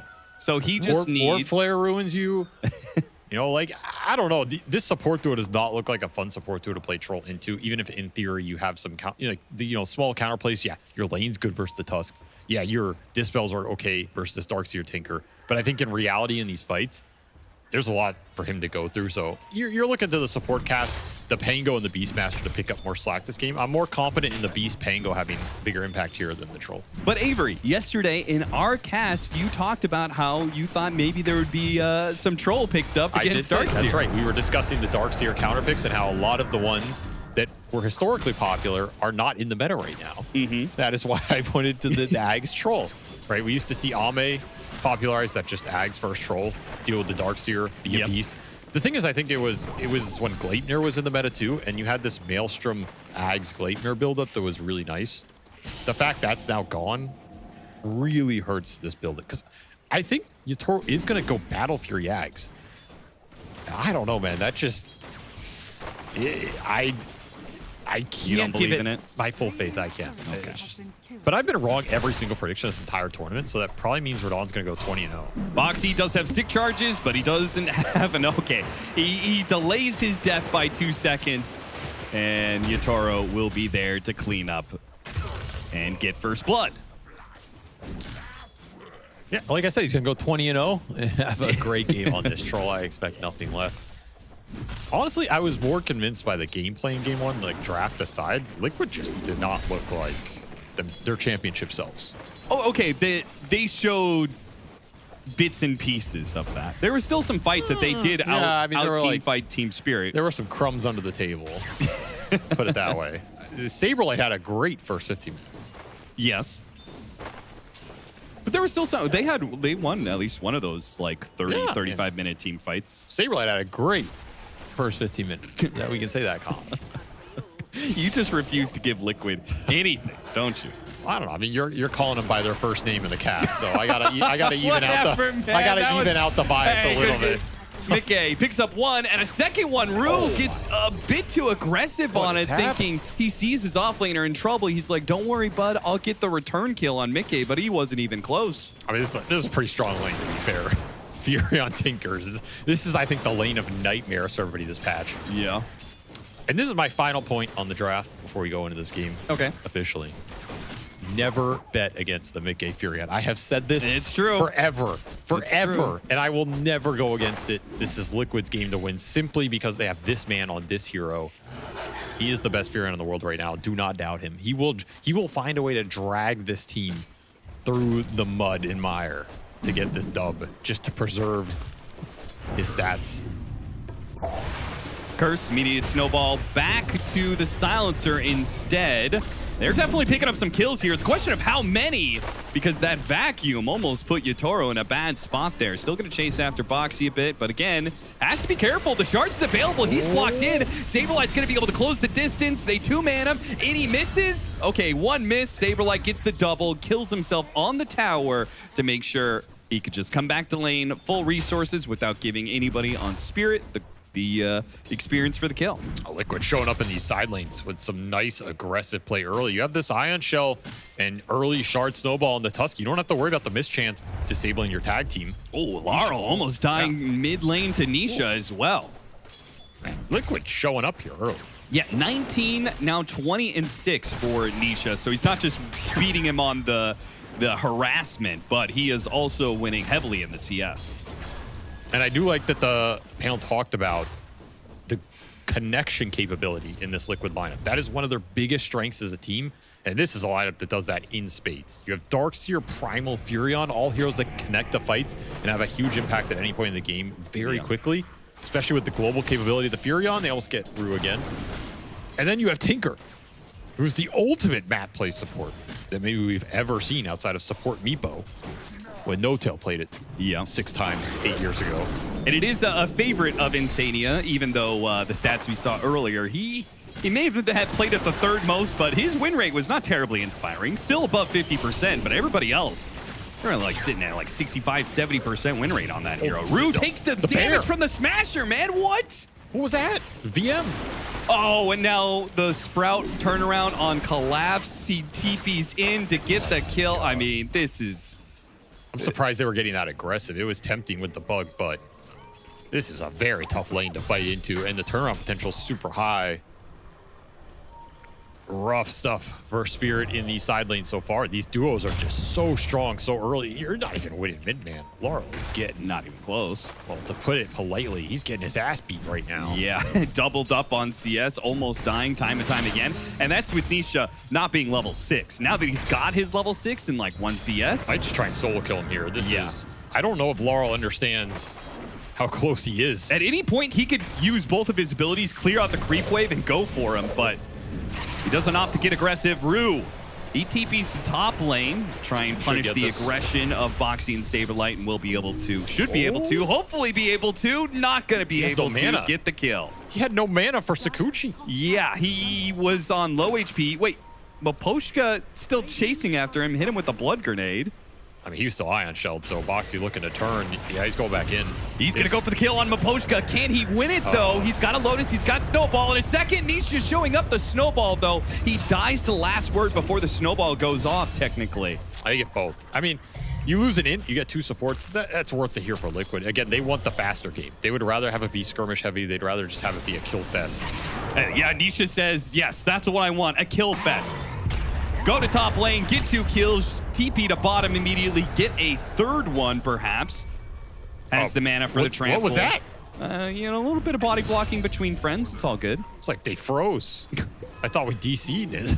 They just all stood there. Oh, is he going to go for the Wisdom Shrine? Oh, this is a deadly maneuver. I don't think Team Spirit can stop this. Unless Laurel TPs right now, which he's going to. Do have Rolling Thunder. And Nisha does not have his ultimate to stop it. They can absolutely stop this. But they're going to try and burst him down before he can use any of this. He got off the shield. He gets off the little bit of HP. Now the Rolling Thunder. He's 1 HP. Oh, he dies to the Wrath of Nature. Sure, they got the Shrine of Wisdom, but they lost their mid laner for it. Coming in from behind. Collapse with the axes. 2 low HP heroes. Chasing after them. The Hawk's going to be used. Clearing through the bugs. Mickey pushing back. Boxy dances over to the side, dodges the axes. Nisha's ready to go back in, it looks like. They chase after Maposhka. Nisha charges after Collapse. Are they going to be able to work down all of these heroes? He gets the grab onto the Beastmaster. More TP's in. Yatoro has to end this for Spirit now because this is absolutely unforgivable to let Liquid run you down like they did. They pick up the kill on Nisha, a much-needed return kill for Spirit. The fact you got Laurel with that Wrath of Nature before he gets ult off is so big there. And all that's because the lane went so well for you. You had such an early 6 on the Furion. This game is explosive for Liquid right now. And for Spirit, it's teetering on an edge. You cannot give these Furion lineups this kind of lead, especially with Tinker. You're going to have absolutely no map to play. That was a fight that Insania didn't even have to go to. Just mopping up the lanes the whole time. Yeah. Did get your Wisdom Shrine. Something to write home about if you're Spirit. Double Ion Shell with the illusion, slowed down though by the Shikuchi. Good use of that one by Rue. Might have just saved Maposhka's life. It does. All right, get the kill on Saberlight. Every kill you can get in this game is huge for Spirit. You got to find ways to slow it down because the pace. Still not level 6. Collapse is food for Mickey and Nisha. Again, the ability for Liquid to connect on these plays is absurd with this lineup. You cannot be caught idling in random places. I don't know if this beast is going to get nags in this game. Where are you going to farm it? Yeah. This is the unique benefit of having a Tinker, right? Tinker support, you can just kind of abandon lanes if you want to. The Tinker will deal with all the pressure on the map. And you could just make moves constantly with this Primal Beast and this Nature's Prophet. The Wrath of Nature comes through and cuts down Laurel a second time. Dude, this is very close to being out of control already. And Spirit left wondering where are we supposed to make the plays. You still don't have 6 on Collapse. Don't even have Primal Roar available. He's going to have to farm neutrals up top to get it. He's the lowest level in the game. I mean, I don't think he has the range for this. Maybe he does actually. Gets the grab on him. And he's got the kill with the shards coming in. Nobody's getting away, man. I thought it was Weaver. Oh, of course Weaver's going to get away. But no, not even the Weaver can get out. Saberlight's going to die another time, though. Laurel, he gets off the Rolling Thunder. Miposhka spots 2 heroes. The Rolling Thunder's on its way. It's going to expire in a second here. But perhaps it's just enough to get the kill on the support. Boxy TP's away, but it doesn't happen. Laurel finishes him off with the swashbuckle. A double kill for him. The action continues. Really nice map movement. Mickey gets too aggressive, perhaps, on Radon. I mean, I guess it's a Weaver. Probably not that big of a threat to Mickey. He always has that TP out. Really wanted that tower. Wants to start opening up this map, get these tier 1s down. Spirit finding some openings here. That Roar up top, another kill in the Darkseer, getting the Pango connection on top and mid. Some recovery for those 2 cores that were really far behind. You're looking at a level 9 Primal who's going to have a fast blink, and this Furion also level 9. Already done with the Maelstrom. So there's a lot of global damage available for Liquid right now. You're looking at a lot of early game fighting items, a lot of early game fighting spells. Not a lot of resistance in this Spirit lineup because you need farm on these cores to get them going. I got a question for you. Do you think that Spirit is in a worse place than they were at this time last game? Oh, yes, 100%. This game Why? can just snowball out of control incredibly fast because the objective taking potential with Furion plus Darkseer Tinker pushing in all your waves. So you think Liquid's lineup is more punishing when they're ahead than it was in Yes. game 1? Okay. 1000%. I mean, this is like one of the most punishing lineups you can get. It doesn't get more punishing than this. This game could be 10 or 15K net worth lead for Liquid by the 20-minute mark. Yeah. Well, Spirit can kind of just cope and be like, well, they threw it through last game. Maybe they'll do it again. Oh, yeah, it's not over by any means. I'm just saying the potential is extremely high here. And, you know, you start approaching 15-minute Tormentor, 15, 20-minute Roshan. The lanes are going to get pushed in for you. These objectives become really difficult for you to contest if you're Spirit.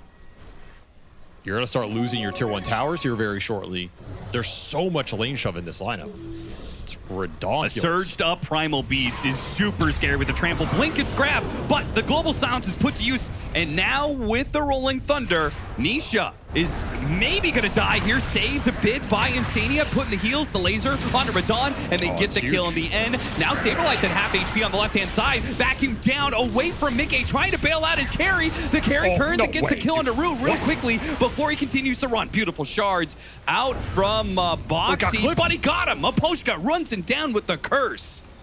That is massive for Spirit. An incredibly good bait and an incredibly good defensive fight turnaround with this global silence. Liquid bit off more than they can chew with that primal charge ulti as Spirit are ready for it. And right as that happened, I was about to mention the one thing Spirit can do in this game is play very well reactionary. They can set up these, you know, bait attempts for Liquid that they know they're going to take and just try and counterplay it. It's the exact type of fight they want to take, though. The pace is not going to stop here. Collapse, roar, and he doesn't run for it. He actually tries to fight, but you have to know there's global potential coming in. The Furion, he's going to catch you out. Doesn't get the Sprout onto Collapse. Can Collapse live? He will not. Got a Maelstrom proc in there that ensures his demise. So much early and damage, Weaver, man. he doesn't have his ult up yet. I mean, Liquid, they may have got caught a little bit in that top lane with an expert bait from Team Spirit, but they certainly haven't slowed down their momentum in this game. You're never slowing this game down if you're Liquid. You don't have any spells to wait for. You don't have any timings to wait for. Every item lets you fight. Every level lets you fight more and more. Take away the space. Take away the farm. Let Tinker clean up the parts you don't want to go to. This is a Battle Fury Ags troll buildup. Toro, he's found some moves in this game, but he's not going to be that impactful in these early fights, in theory. With this itemization. So you want to punish him here. You don't want to let him sit on his side of the map and just farm up. Yeah, if he gets to 3 items, right, game starts looking really different, right? Yeah, he gets his Zags, and then he damage. gets, I guess, Manta is his 3rd item instead of BKB. I guess he's got a See what he primal ends up beast going. to deal with, which is a problem if he... I do think ideally you want the Mjolnir in this build-up. I don't know how good the Mjolnir is anymore compared to how it used to be, but it's just so much. It's your highest damage item after these 2 farming items for sure. Unless you're going to go like MKB or something. But yeah. It's kind of tempting with a laser. Speaking of that laser, Tinker is level 10. He's got Holy Locket and Solar Crest. This is probably the only 5 position you actually check in on their items and their levels, because all they kind of do is farm for 20 minutes. Yeah, he's farmed. I mean, he's ahead of Dyer's cores here.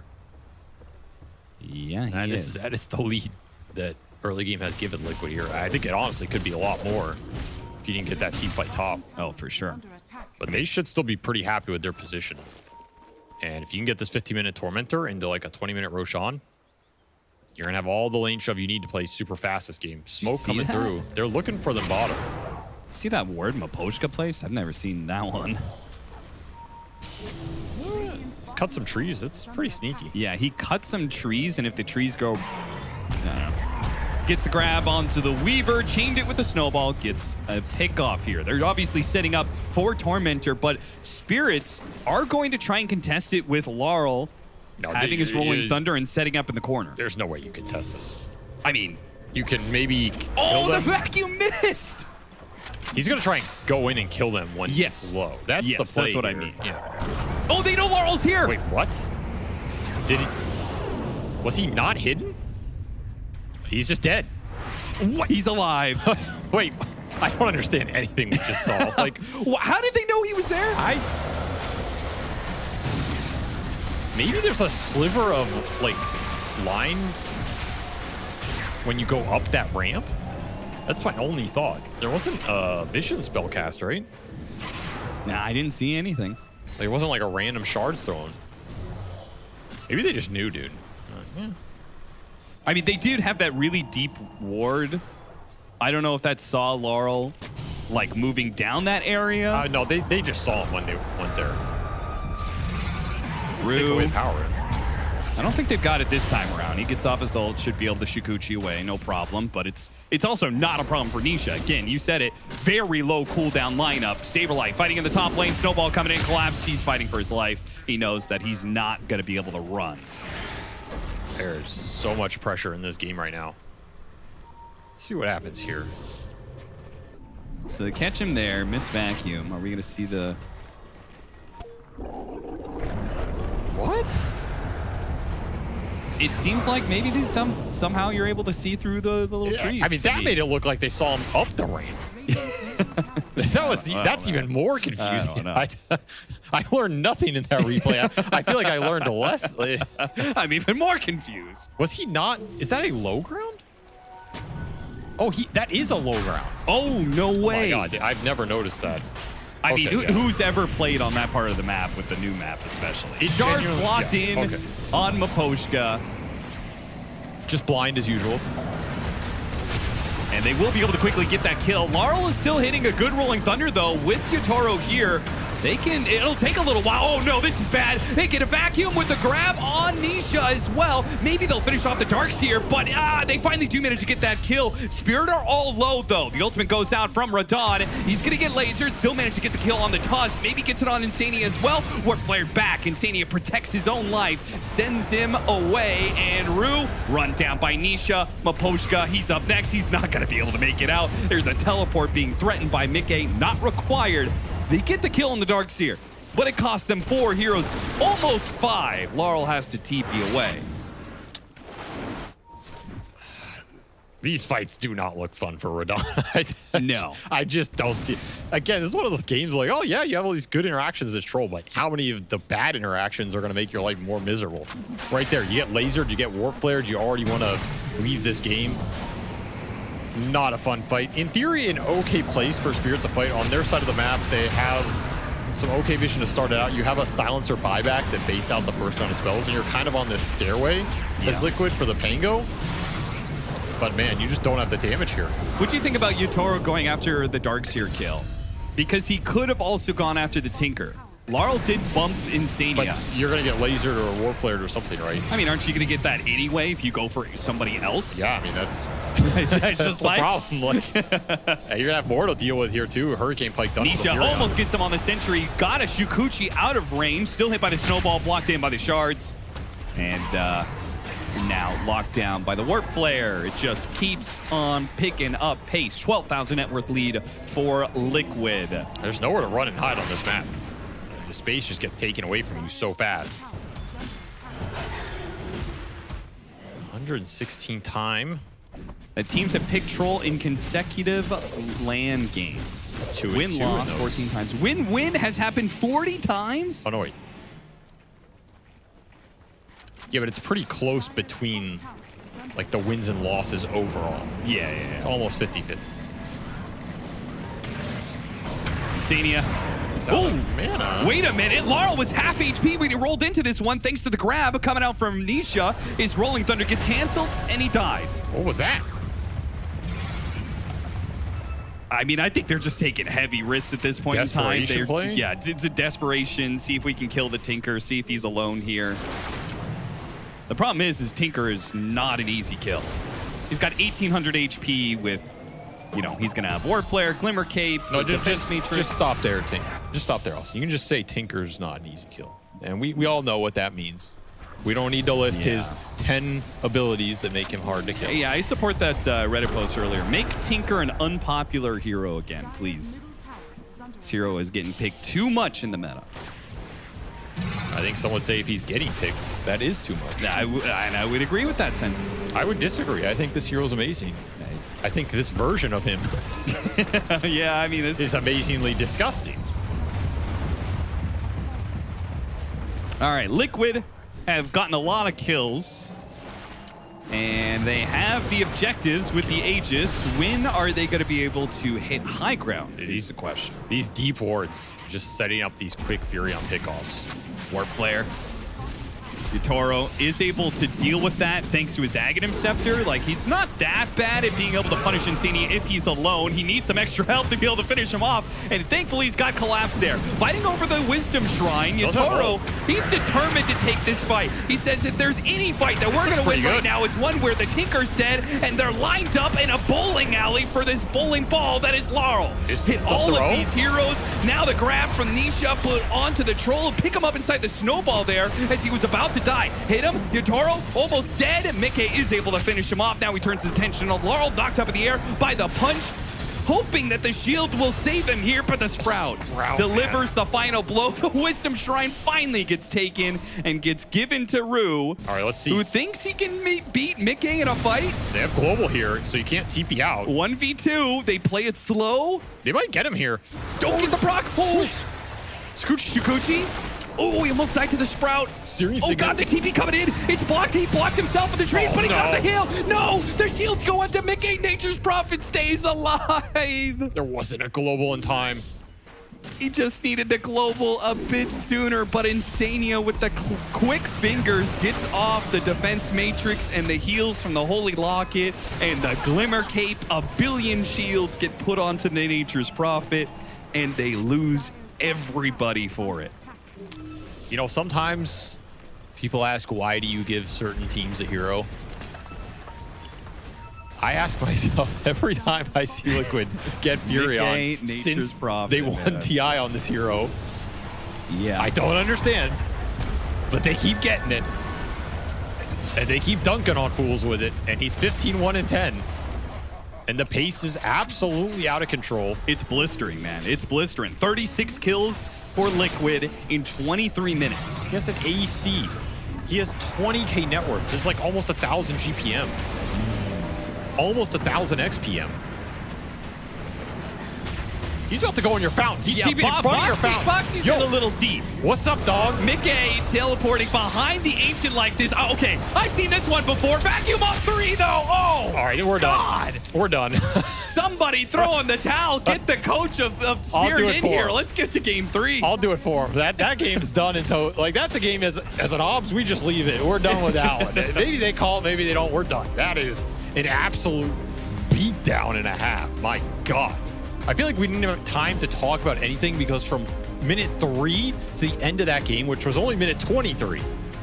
Liquid did not stop. They gave him no quarter, no space, no time to think about what's happening. It's just a pain train. You're on it. See ya in game 3. I think we will not see some of those heroes in Liquid's hands because Spirit were nowhere close to playing at that tempo. All aboard. And Liquid, I mean, you got to be feeling super confident going into this game 3 because game 1, you had a lead and a half off the laning phase, but you threw it away. But game 2, you proved you could still, you just run it back. You do it the Nature's Prophet, they do it even better. They don't throw away the lead this time around. They close it out. And now Spirit, I mean, they're going to be sitting there going, okay, we got to tighten up our lanes. I mean, that is one of the craziest Furion games ever in terms of stats. It's got to be up there. This guy dealt 29,000 damage in a 23-minute game. Incredible stats, incredible performance by Mickey and the rest of Liquid, and they even up the series 1-1. Well, Liquid up against Spirit going to game number 3. I can't say I'm too surprised right now, especially with the big comeback that happened in game number 1 for Spirit. Liquid, this is what it feels like could have happened for game 1 for themselves if they were just a bit more disciplined. Game 2, they acting as if game 1 didn't even happen, right? This game number 2 was so disciplined from the misery. They looked fantastic, not allowing Spirit to have any part of the map and working really well together as a 5-stack. Yeah, I think the main thing that was different from this game to the last one was that Liquid's heroes were a lot more punishing this time around. Once they got ahead, they had heroes like Furia and Tinker who can take towers really fast, a lot of sustain, right? So when they get this early lead and Liquid are kind of behind in all their lanes and net worth, like the pressure is just immense everywhere. Yeah, it's a lot harder to get that really key kill the way that they did in the game 1 or those key comeback fights like Misery mentioned. If you're playing into sustain, if you're playing into the healing bots, into the defense matrices, into the snowball saves, into like people getting sprouted here and there. We even saw one time a vacuum save on Furion, like vacuumed everybody downhill and Mickey lived there in such a key moment where like had he died, the game could have looked different.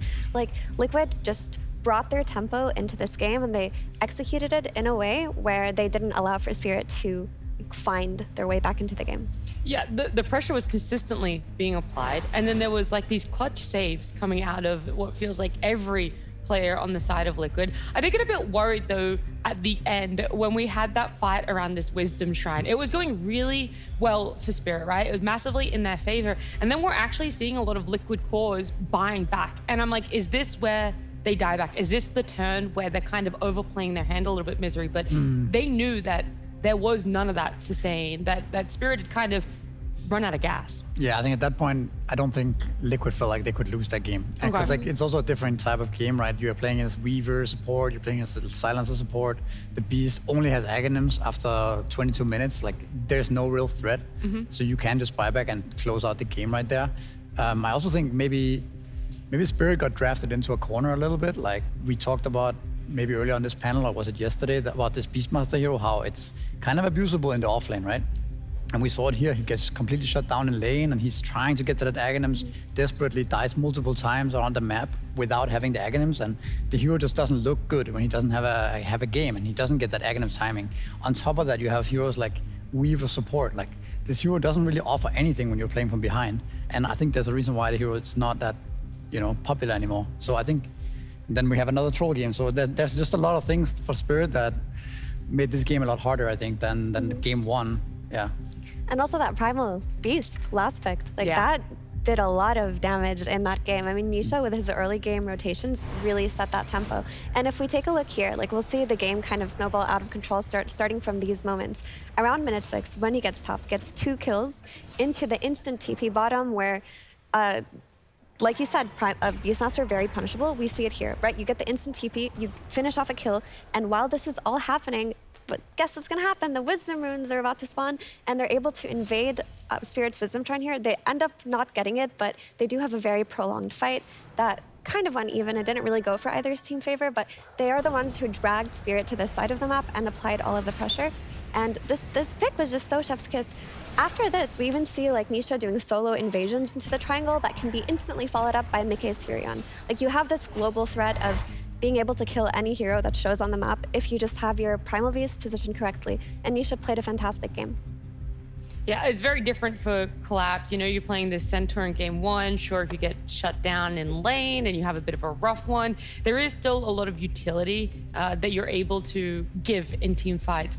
Beastmaster, it's raw. It's got a, you know, I'm not going to say a long cooldown, but you are waiting for it to come back up. That's his big utility, and he needs a lot more farm, a lot more items to get back into it. So, yeah, Misery, they pick it up. It's first pick, great, but you're kind of losing lane again on the side of Spirit, and there is no reprieve in this game too.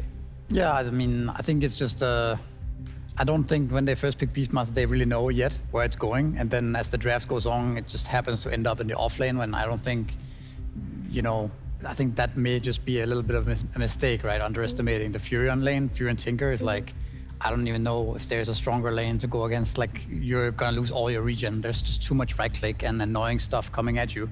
But I think Spirit had a way to win the game before they started fighting Liquid 5-on-5, I think. Okay. The game was not that lost after a certain point, but they fought into the Liquid timing. With mass sustain of Tinker and Darkseid, I think we have a clip of that fighter, what I'm talking about here. I don't think they were that far behind at this point in the time. I mean, they're still kind of far behind, but I don't think the game is over here. But this particular fight kind of seals the game. They're fighting right into Tinker, Solar Crest, and Holy Locket. They're fighting into Grease and Darkseid. They're using everything they have, but you know, it's just so hard to kill any hero for Spirit. They do end up taking a couple heroes down, but they lose 5 in the process. And even at this point, I don't even think Beast has Aghanims yet. So I think this particular fight kind of closed out the game and made it almost impossible to come back. They also ended up losing Roshan after this. So yeah, I really think that Spirit had a way, but like we talked about during the draft, this timing of Liquid with this mass sustain, Darkseid plus Tinker is just, if you're gonna fight into it, then yeah, I don't know, you're probably gonna lose at that point in time. It felt like a little bit of an inverse of game one, Effie, where it's like they were picking and choosing and being quite patient with this troll on when he was going to join fights. This time around in game two, they think they have the advantage, they think they have the strength, so they're willing to take these fights, and they're just not going the way they expect. It's not panning out that way, and then they're still taking more and more fights. Yeah, I mean, we see on screen Insania's Tinker, like he really was a big part of what you just mentioned, that of them looking to take these fights, thinking they're able to fight into them and just like running into this wall that is the Tinker sustain. And this is one of the reasons why Tinker has been so heavily contested for so long. And in the hands of Insania, it honestly looks like one of his most comfortable heroes. I think when Liquid play their Tinker, they just look like a different beast when their supports are scaling, as opposed to just, you know, playing one kind of thing. And another thing that I wanted to talk about was in game one, Spirit banned out all of Mickey's heroes, all 3 of his signatures, right? They took out TA, they took out Tiny, and they took out Nature's Prophet. This time around, they didn't take out the Nature's Prophet because they wanted the Beastmaster for themselves, and they only had 3 bans. And I think maybe that's where they made their like critical error, valuing their Beast over giving Mickey his Nature's Prophet.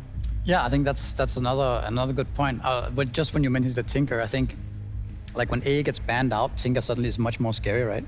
At least in this series in particular, because I think if Liquid bans AA again, we might see Spirit turn around and ban the Tinker for next game. That's just what I think. But I agree, I think the approach of banning Mickey's heroes first phase made a lot of sense, whereas this game they just kind of banned, they banned like Tiny, Sand King, and it just felt a bit more random from Spirit, like they didn't have a clear plan of what they were actually going to do.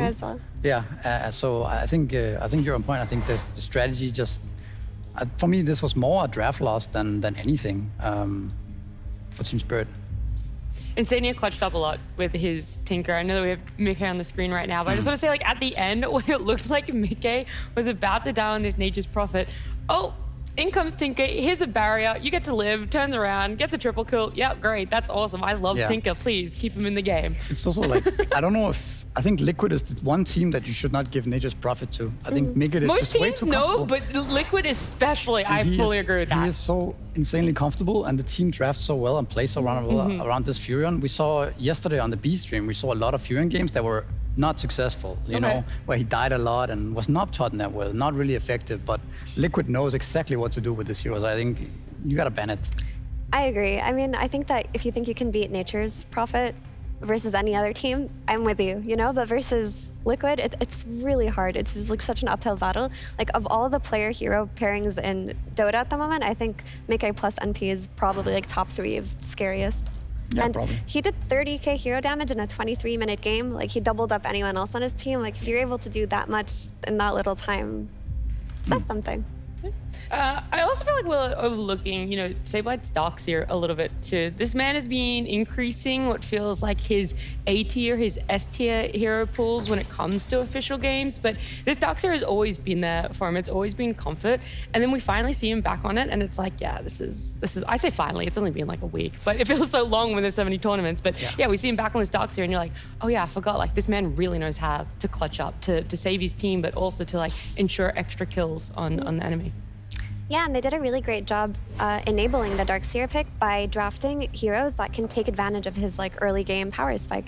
You have this Tusk who plays well on lane with him, but can farm for himself with the Ion Shell, can do the damage that you need to dive, can go mid with an Ion Shell. Then you have, of course, the Primal Beast who, if you press Surge on, like, his trample does a bajillion damage, and he also loves an Ion Shell. So when you also pick heroes that combo with your Darkseer, he's not just, oh, Darkseer is a good team fight hero and gives you sustain. He's like, oh, my Darkseer is making my entire draft stronger. And that's what happened in this draft.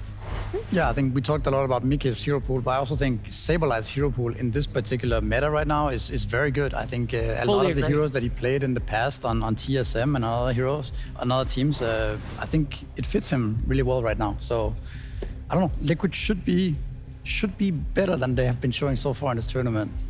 Based on the ideas that you have Mickey's core heroes, Saberlight's core heroes, but I mean they did play really well in these last two games, so. I was going to say, a lot of the scorelines aren't reflecting exactly how good they've been with their gameplay. Just a little bit of tightening up is what they needed. They were able to do that between game 1 and game 2, and luckily for us, this best of 3 is going the distance. After this break, we'll be back with game number 3.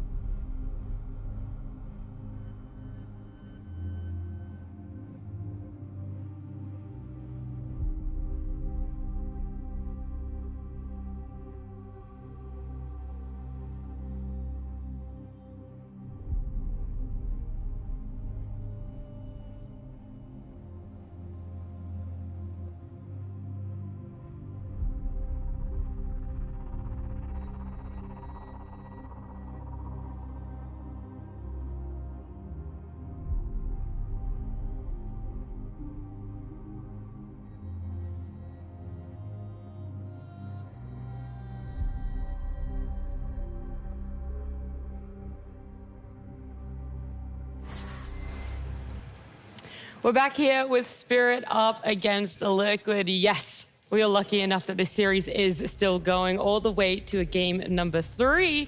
We had Spirit taking that game 1. Could have potentially been a Liquid 2-0 because that game number 2 was Liquid all the way. They looked fantastic from start to finish. In game number 1, also looking fantastic at the start, Mira. So it's just like, what is going on with Spirit's lanes? Why is this team not able to have a stronger start? Why are we not being able to see at least one of their lanes coming out, being active and feeling good about themselves? Yeah, this isn't boding very well for Spirit. If they can't find a way to correct how quickly they're losing the early game, then they're going to be in trouble. And it does feel like for a little while the lanes are going fine, but then 1 or 2 key rotations will happen, and then a hero will kill a key hero or hit a really strong timing. In that case, like Nisha getting 2 kills on 2 lanes within 30 seconds. Then they just start to get out-rotated. When that happens, when they lose a few early game skirmishes, that's when they start to play a lot slower, and they're like, okay, let's not take the fight to them. And I think that you want to put yourself in a position where you have to be able to consistently fight into Liquid. I don't think you can play for a later timing. I don't think you can only play for an early game timing. You have to round out your draft in a way where you could play at the runes, you could play at the Wisdom Shrine, but you can also play into team fights. Does that come more from the supports or changing up one of the cores to have that more active early game? I mean, I think 2 things. The one thing is that Collapse has had abysmal early games, both games, so I think enabling him to actually play Dota the first 20 minutes is a good start, I think. And that would be nice for him, secondly, sure. as well, like, you can lose your lane slightly, and Spirit are really good at losing your lane slightly and then winning later, right? The problem is that in that last game, they just didn't have the tools to be behind against the heroes they were up against, right? So I think if I want to see more damage from the supports of Spirit. I want to see more ways to kill heroes, like easier access to getting killed on the map, right? Game 1, you have the A, the Centaur, the Kunkka. There's so many ways, the Bounty Hunter, to kill it. If you catch a target, it's gonna die, right? In this particular game, it's really hard to get a kill on the map. Like, you're the ones getting killed all the time around. So you're hoping like a little bit more lockdown, whether that comes in a form of a stun just or... like damage, like hard damage from the supports. I think like that's why we talked about it's being so strong, right? It just offers that much damage. So I think that's something that Spirit should fix for next game.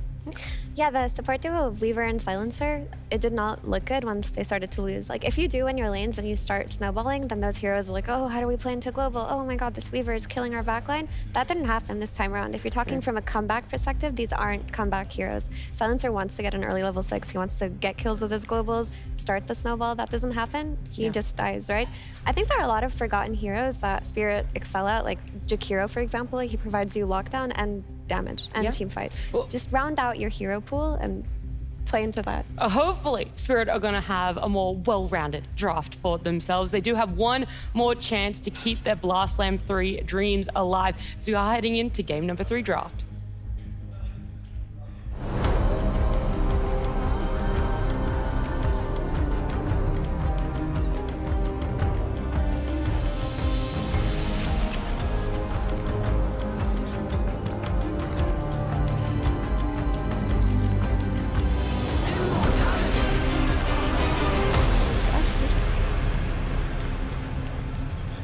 Hello again, welcome. Game 3, Liquid, Spirit. One of them's gonna be going home in about an hour's time.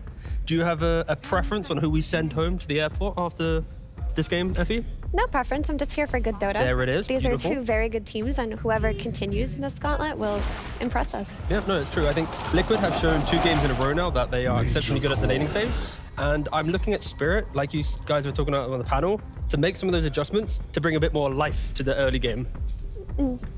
Do you agree with what we were saying about maybe the support picks coming out of Spirit not having enough oomph, right? The Silencer Weaver not having enough damage, not having enough control. What happened to the days of old, you know? The Warlocks on Miposhka, the Jakiros on Miposhka. There's old lane securers. Yeah, no, I'd agree there. I think in the draft last time, it was the, it could have been a Tusk pick. Again, the bans from Did you see that Jakiro ban? It was the same as game 2. The AA and the Jakiro ban is what they did there, and clearly that is the recipe, right? You take away the Jakiro, you take away the AA, and now Miposhka is like, where are my lane dominators, right? And yeah, we'll see. Maybe they find one, but I think fundamentally, better lanes is the easiest TLDR on the entire series for Spirit.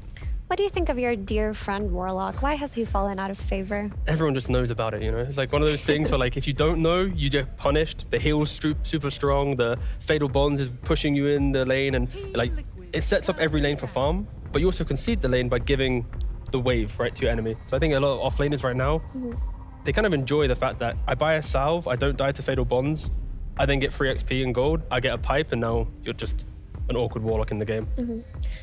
Is there still scenarios where teams could be eyeing the Warlock for, like, you know, the old school Warlock PA lanes versus the Enigmas and such? Yeah, pretty much. I think that's where the hero now relies on. Like, second phase, you see 3 heroes, you pick Warlock PA. Unfortunately, for all the Warlock players out there, first phase Warlock just isn't as good. Like, there's Ringmasters and AAs and Jageros and Medusas. I could list like 20 different heroes that are just better than the slow, cumbersome old man that hopes to get some Grimoire charges. Ah, that poor old man. But as we can see, there's another old man on screen too, because Nature's Prophet, I think he's old, he looks old. Thank God you didn't say me. He has been run back. And is this a hero you want to give away as Spirit? The one thing about Spirit is that they think that they can beat your best heroes, and they get really stubborn about that. Yep. No, to be fair, they do. I would argue they're not as stubborn as other teams, where they will continue doing it for the entire tournament, maybe in a series. But the issue is, this series, their entire lives on the line, right? Like, they lose this game, they will be get sent home. I think Spirit, though, they're adapting by getting heroes that will scale quick enough to deal with Nature's Prophet. I think against Nature's Prophet, I like having a tricore where you can cushion the rotation by yourself and you don't have to drag everyone in, because then Liquid need to bring 4 or 5 heroes to a fight. It's like, congrats, you eventually killed Dusa, but now your Toru's farming, Lau's farming, right? I like scaling. Good, strong lanes with scaling against Nature's Prophet. And Medusa, I mean, she's been a bit forgotten in the series, but she has been a menace in Dota for a while. But yesterday we saw her quite a bit, and teams still are struggling to deal with Medusa even all of these months later. Yeah, it's one of those frontlining heroes that if you play it in the offlane, you're getting ATOS control and media hammers, you're progressing the map state by killing towers. If you get a carry pick, now it's a carry that, can you even kill it? If it's going to that role, you have Butterfly, you have Manta. Like, I feel like in carry and offlane, it's equally as strong, but offlane, it's just so pressuring. We'll see where they go with that. I honestly don't mind it going into the carry role at the moment. Into a Sand King, you don't really care about him. Into Nature's Prophet, you will eventually outscale. But I'm getting carried away. The flexibility exists. I think based on just how last game and the game before that has gone for Collapse, maybe giving him something like beefy, stands its ground, like Medusa might just be a little bit easier to simplify their game plan. But with that being said, I really do like the dynamic of Sand King versus Medusa, because Medusa, she's like very stationary. You have to fight around her. You want to kill the rest of her team before you get to her. And something Sand King really excels at as of recently with the new Ags build is you can jump the backline with your Ags. If you can kill these supports, take her out, make sure she's got no help. Yeah, you have to get around her. That's the key thing, right? And now Nature's Prophet's good at that too. You can just TP on the backline instead of directly engaging with the Medusa. But Spirit, they're answering this with a bounty hunter. You might go, really? But he's invisible. He runs around. He places deep vision. The reason why Paravision wins so many of their tournaments is 9class utilizing his hero pool to get better vision. Bounty hunter is kind of like the weaker version of that compared to like Slarks and whatnot. But if you get the wards down early, if you see where the Sand King's coming from, you track him so he can't be invisible during the sandstorm as you see him. On paper, it is a good matchup, but in the game, it can be a little bit weak in laning phase. And that is the big question that we have for Spirit right now is, are they answering the laning problem that they're having in the series right now? I think that if you do put Medusa offlane and you're not playing like melee again, and you're just playing ranged plus melee in this BH Dusa, it's a lot easier. Oh, 100%. This is, a much better bounty game for that regard, yeah. So if they're throwing it offlane, which I really hope that they do at this point, it looks good to me, and that is a new 1T in the Snapfire. Yeah, we've had some Snapfires getting picked up in top level pubs. There has been an attempt by Maureen at Valahia. He tried playing it, he did lose, but let's not talk about that one too much. But for Snapfire, also at Raleigh was played. Oh, did he play there? Oh no. I mean, he wasn't there, he couldn't go, but I saw his mid stuff. I think it was BZM who played it. Yeah, but let's assume it's a 5 here, just for simplicity until we see another hero. But I feel like Snapfire does have good value against aggressive lineups, because Mono Kisses, when you have to go to a Wisdom Shrine, you throw that down, you control the area. They can't hold their ground and try and take it. When you go to a Tormentor, you throw down again. It's like so much AoE damage in a meta where you're forced to go to certain locations. Again, on paper, it sounds like it's a good hero. But when I see Bounty and Snapfire, if you lose your lanes on these two heroes, they are victim to not doing as much on the map. They don't really group together and quickly get 2-3 big core kills. You might get a single pick off. No, I'm with you on that for sure. I think they have to be looking at this as a mid to 5 flex, not just like a 5 Snapfire. If they're unwilling to run this on Laurel, then I really dislike this pick in the position that they've put it in. But if it's a hero that they're gonna throw mid because they're like they want to kind of keep Yatoru's hero in their pocket for as long as possible, I can see it Another being troll? cool. It like doesn't really lose mid, you know. It just spams its spells and it fights early. And Liquid, they go back for the Tinker. I mean, we saw how Liquid utilized Tinker really, really well, especially when you pair with the Nature's Prophet. You can teleport into the Treant, so you're not really rushing for the bit higher levels. You buy Solar Crest and Glimmer, and I mean, I'm not going to try and sell Tinker to you guys. We've been on the patch long enough. Yeah. You know it's good. Now we get to see Spirit at least show what's happening with the Snapfire. Yeah, I think some heal reduction could be nice, like if Rue's getting a Vessel early on. Ember's pretty decent value here. Like, you have Mage Slayer and Corrosion, early BKB. The only thing that you might be scared is the early cooling from Muerta and the Barrow Strike combination. If you play up by yourself, quick blink and Muerta, you can die. But other than that, it's tempo, but no, they go for the Slardar. They are keeping their heroes very open because we've seen Slardar go mid, we've seen him offlane. In rare cases, we've seen him carry. This Snap, we've seen her mid. It hasn't worked so far, not at this tournament, but this is most likely Mephushka's hero, but the option is still open. And the option with Medusa, where she's going, that's still open. So Spirit want to be as unusual as possible until the very end here. It is unusual, but also I feel like it's volatile. But if, let's say we assume Slardar mid, Snap Bounty supports, Medusa offlane or carry.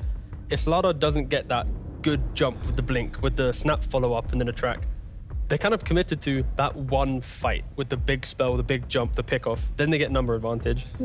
After that, then they're kind of chasing items. It's a very greedy Slardar and Medusa as your cores. They do need a lot of economy to feel good.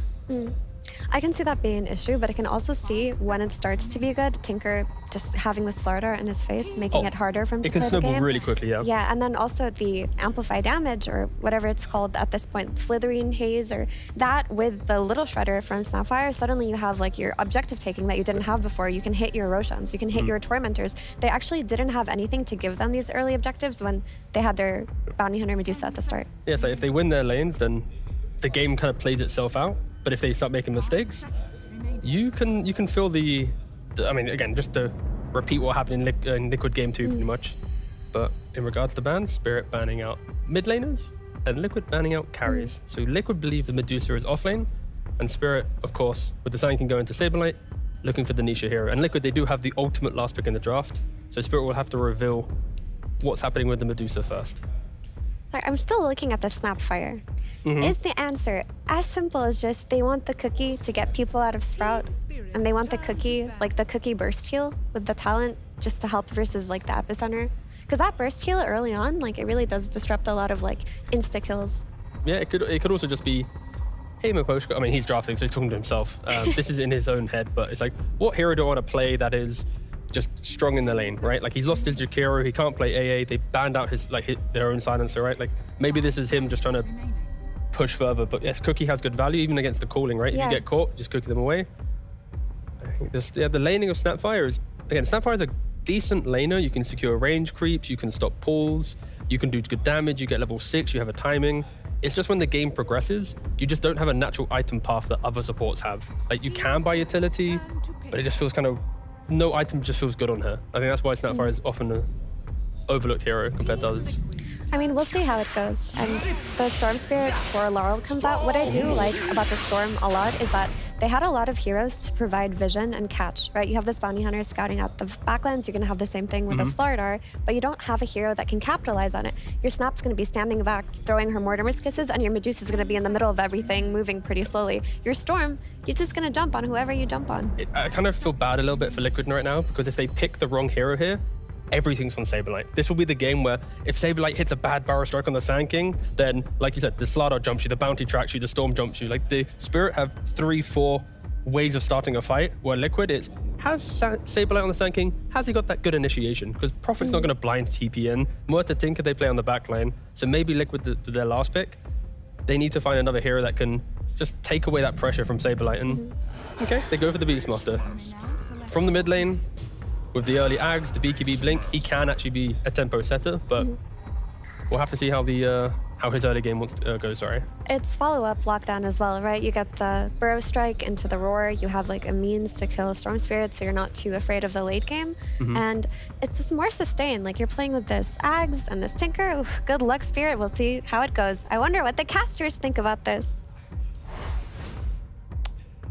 Avery, what do we think about this? They gave Liquid their best hero. They gave Liquid the fastest carry of the entire patch, maybe one of the fastest carries in the history of Dota 2. And they picked one of the slowest heroes of the patch, maybe one of the slowest carries of all time in Dota 2. I'll let you draw your own conclusion. It seems good. Team Spirit heavily favored in this draft. Excellent job by them. That was an insane exchange. Like, I have no idea where that came from. My only conclusion is that Spirit rates this Medusa absurdly high.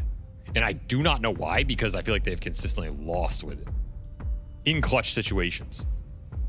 Well, doesn't get more clutch than Game 3 elimination time. So Team Spirit are going to have to become clutch. They're going to need it because the laning phase hasn't been great for them in the last 2 games. They might just get rolled over in 30 minutes, sub 30 minutes. I did not think we were going to see the Tinker Furion in the hands of Liquid again. We are going to see it again. We could see a very similar game pace again. I have my concerns, Austin. I'll put it that way. All right, let's see if Liquid can do it again or Spirit upset the odds going into Game 3.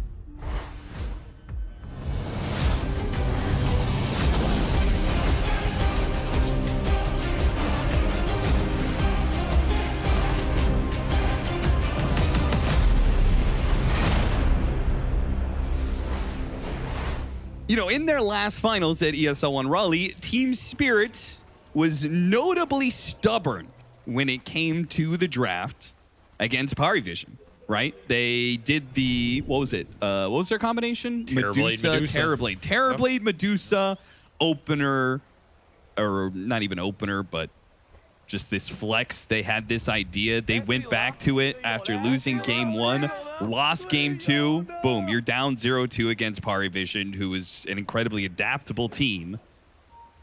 I mean, they did themselves no favor in that finals, and in this game 3, we'll see if they've shot themselves in the foot again. That stat's good for them. Saberlight is not one on Sand King here, so they got that going for them, I guess. Personally, if I'm Spirit, I'm just on the Laurel train. Like, Laurel, please carry me. Put all of us in your giant backpack and carry us up the mountain, because this is a solid, it's an okay storm game. I don't want to say solid. It's okay, but it has to pull the lineup together, right? Nisha, that was big curious. Saberlight's going to make a run for the other bounty rune here. Nice dodge back from Collapse. That was sick. God damn, I think Saberlight's dead here no matter what, though. You can burst strike, perhaps, but I feel like you almost want to die. Snake doesn't finish him off. He gets to the tower. He'll die to the tower, but... denied the XP from Radon. Yeah, he's got that going for him. He gets it to the Bounty Hunter. Yeah, not necessarily that much better here. Yeah, the Bounty Hunter getting a fast level 2 may actually be a problem. We'll see what happens in the lane. What about this mid matchup? So they could have done Sand King mid, Beastmaster off. They choose Beastmaster mid, Sand King off. Well, for you, what are the differences here? Just tempo. Like, Liquid just wants to win this game in 20 minutes again. You're going to have all your lanes shoved in. You're going to have crazy objective taking with the high levels off the Beastmaster from mid. You're going to have a faster Ags. You're going to be able to get an early Roshan here, take it away from the Slaughter lineup, and just push, right? Yep. Push. Sustain from the Tinker behind a Beastmaster Ags, behind a early Mjolnir Furion. It just sounds nasty. Again, super big concerns here when it comes to Spirit's ability to slow this game down and control the tempo. That's where you have to look towards the Bounty Hunter on Maposhka #1 and Laurel on this Storm Spirit. Like, these two heroes have to find some way to slow this game down or create their own pace here and just kill Liquid over and over. Yeah. It's more sentry blocking, which you have to deal with a little bit. If you're wondering what the hell was going on in this top lane, Saberlight doing all this pulling. He's playing 1v2 because Boxy really wanted to open up the camps. They knew that the camps got blocked, and they finally managed to find it. Thanks to a single sentry from Boxy, opened up both the camps. So now he's back in lane and they can play the 2v2 stuff. But we saw the game plan last time, and he mostly played to just stack. So we'll see how much he actually lanes. You're still not going to slow Furion down, though. Like, all this gunk that's happening. Miposhka winning this fight? I mean, he certainly is. Boxy is pretty heavily committed here. The Snake's going to go out, and he gets stunned before he can hit the Fairy Fire button. I mean, solid start on this safe lane for Spirit, and especially for Miposhka. Maybe Miposhka got just 1v5s this game. We've seen it before. He can absolutely do it. He's got a lot of XP to work with here. Because this lane, you're not going to win it. You just cannot beat Tinker Furion. It's not humanly possible. So Mickey should have another good game down here, and he can play faster on the map. Could have another early ulti. You have to limit the damage out of this lane. And again, look towards the Storm. If you can get a Storm gank or two on this Furion at some point in this game, would feel absolutely amazing. It's the dream scenario. Yeah. Dump back into the Sentry for some extra damage, but Miposhka should be fine. Never mind. He's got a dust. Oh, he's dead here. I'll get the refill from the base. Saberlot not finding a lot CS-wise up here, but that kill will give him a little boost. It helps, but at the same time, Miposhka is also denying them the opportunity to stack. So I almost feel like it's an equitable trade. His life for denying one hard camp and one medium camp. He's done a lot of scouting, a lot of warding. That was another scout play. Trying to limit the economy here as Miposhka comes in mid. This mid lane, Nisho played the first few waves super well. And I think Laurel overcommitted trying to kill the first boar, used like 3 or 4 remnants. Then the boar got denied. Just left him pretty far behind. So Nisha's chilling in this mid lane so far. Gonna try and hit Nisha with some extra damage thanks to Miposhka. He dies, he TPs in, and does a little bit of harassment to Nisha, but nothing major. He had a water rune anyway, so. I will say this is another pretty strong game for Liquid supports if they are able to find the farm. If the Tinker and the Morta get big here, man, you're looking at Atos, Deadshot, Calling, Warp Flare, plus Laser into Slardar Medusa. I mean, dear God. Like, yeah. Good luck hitting anybody or doing anything. And for the Storm, it's a lot of root and silence potential. This Morta matchup is not fun, especially if you get the early Atos. This Liquid support duo could absolutely terrorize Spirit this game. Another reason that they want this Bounty Hunter to get off to a good start. Bounty Hunter can be this hero that disrupts enemy support duos, makes their life really miserable, limits their economy, forces more detection, kind of slows that pace down for them. But he has to have a good game to do it. You have to get the track up reasonably fast and play around him. Right. Which means these rotations, it would help a lot. They actually netted some kills. Oh yeah, or some couriers, kind of anything. Another deep ward. Yeah, that's true. We'll see double courier going top, so maybe Miposhka looks for this on the way back as Radon is up here alone. Yeah, they try and punish him, but he got a good snake off. It hit the range creep and it bounced onto Boxy, so got a pretty big refill on mana. Oh man, Miposhka, he's just going to TP to the lane. He's going to miss these couriers. Pretty sad for him here. Yeah, that could have been a double. Still have... Oh, the stick charge just popped by Radon, so he always had that in his back pocket. But the Lotus did go to Saberlight, so that's a nice little win for them up there at least. And another one coming in 45 seconds, which... Sure to see them fight over it. Boxy and Saberlight get aggressive, and they almost finish off Radon, but he had some stick charges left. He ran out of mana, popped the stick charges, and all of a sudden that Dusa gets like 200 effective HP. They're punishing the Sand King. Miposhka has just played this top lane immaculately. He's almost level 4 on this bounty, 3.5. This is a really good spot to be in. It is an interesting situation, though. Collapse is going to be left alone, and he's trying to cut the waves with the extra movement speed he has from the river, so it's a little bit more viable. Mickey, nice fear back. Deadshot pushes Radon back into the clutches of Mickey. They just need a little bit more. Boxy is actually going to die, but they get the kill first onto Utoro before Boxy ends up going down. Roar on the mid lane with a Storm Spirit, not level 6. He gets a cookie, gets a Fairy Fire, makes a run for it. The axes are not enough. Another round is coming in soon. Nisha chasing after him. They get him off of the creeps, and now Nisha, he may die, but the laser turnaround Collapse is quite low. They almost kill Collapse. He gets a helping hand from the defense matrix. Nisha is fine. Team Spirit, 4 heroes in mid, and they don't get a trade for it. Repair bots. Hell of a drug. You just walk all these skirmishes off. Some turnarounds that would have been really nice for Spirit to get, but the fact that Nisha won this mid lane and won those early waves pays off huge here as you get the Roar first, no level 6 on the Storm, instant punish with the rotations. And that's the thing about this game. Once again, you gave them Tinker Furion. The rotations are so easy. Yeah. Average distance travel. Yeah, you see Boxy. Boxy and Soxa, I mean, their calling card is roaming, which hasn't been particularly favorable for the last 6 to 9 months. Yeah, but where are those tiles? That's the important question. Like Boxy, he's probably roaming around the map. Soxa, he's just going from lane to triangle to stack for 30. You know, that's the same tiles over and over. Sure. So you need a stat on unique tiles traveled? I want to see the real roam, you know, not the I stacked Ancients 80 times because my offlaner cried. Medusa at the top of the board. We've seen this before for Spirit, but the core situation for Liquid still looks very solid. And of course, even if Radon is very farmed in this game. Cookie down to low ground, still gets sprouted, had a Quelling Blade, so quickly gets out of there with the pick pull. Away he goes. 8-minute power room coming in soon. This is not as fast a game for Liquid, though.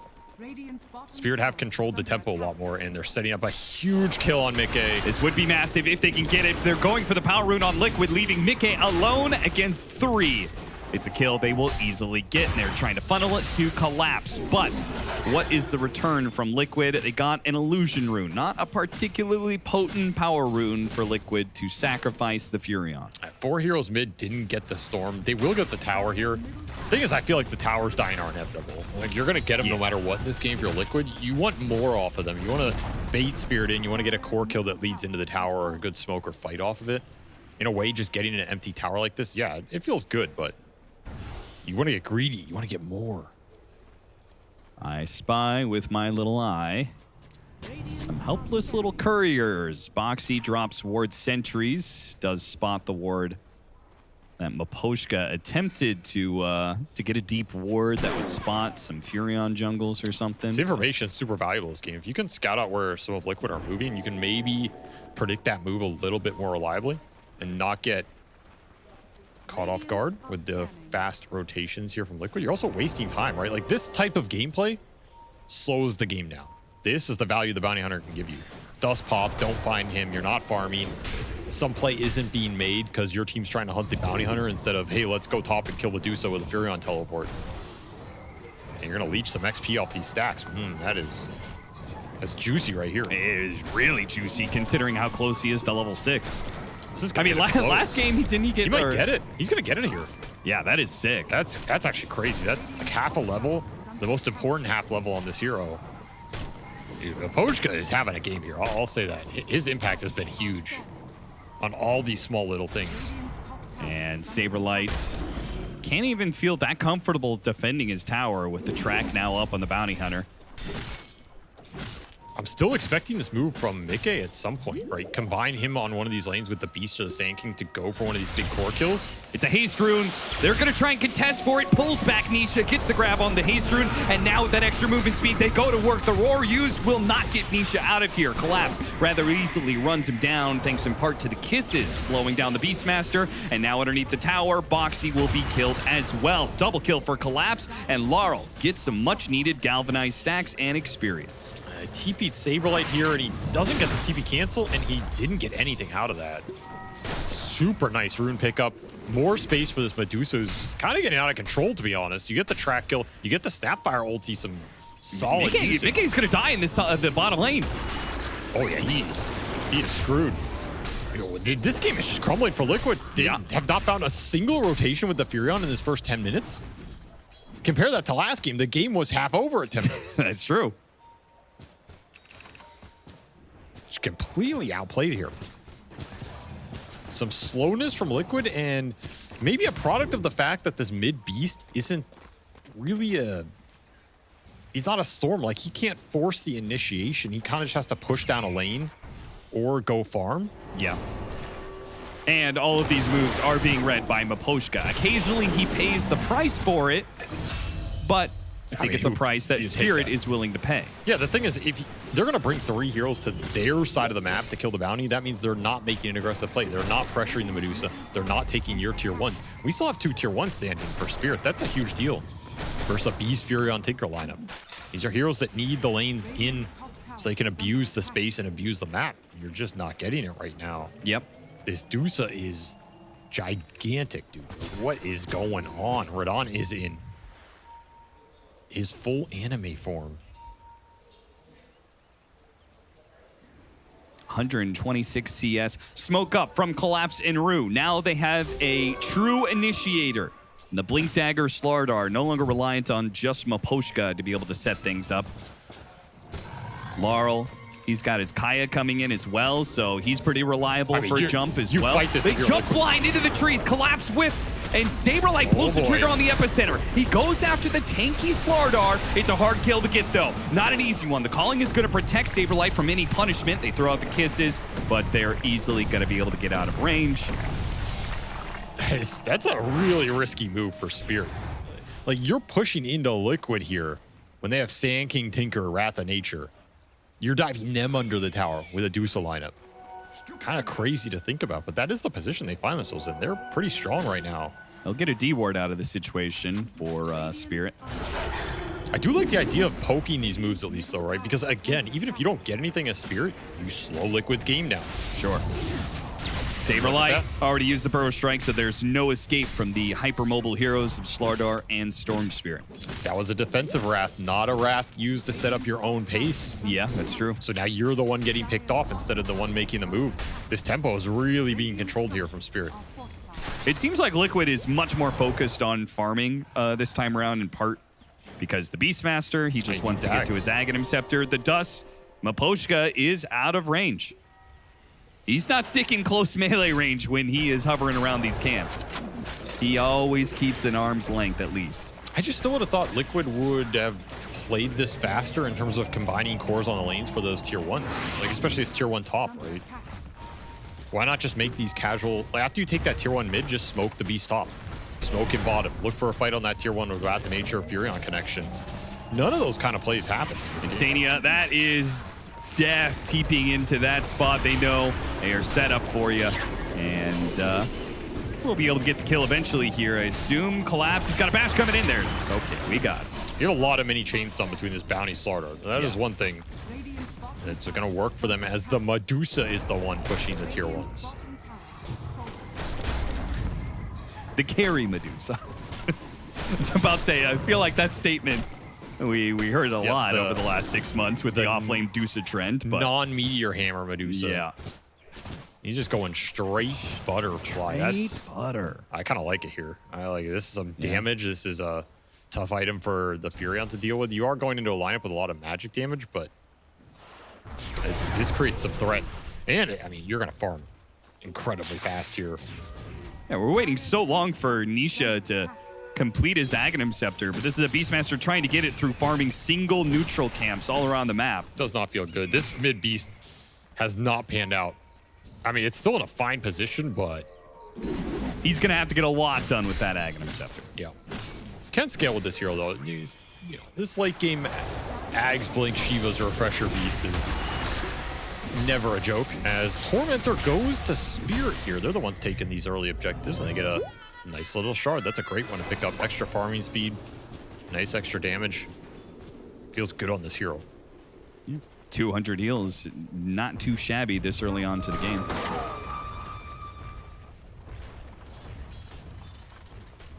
They get scanned on the Roche pit, but then they exited. So that was a scan. Smoke breaks on Maposhka. They're not even going to get him. Just insta popped. This is your Ags Beast with Arcane Rune. So strong right now. And are you going to find anything or just ghosts? They don't even have a Dust anymore. Saberlight. Okay, never mind. He's got a second one. And they'll finally take this tower, but Spirit have already cleared the area. Yeah, so this was a move you wanted, again, to get a killer fight that got the tower as well. That was yours to take. See if Spirit can get tier 1 mid in this exchange. That would be amazing for them.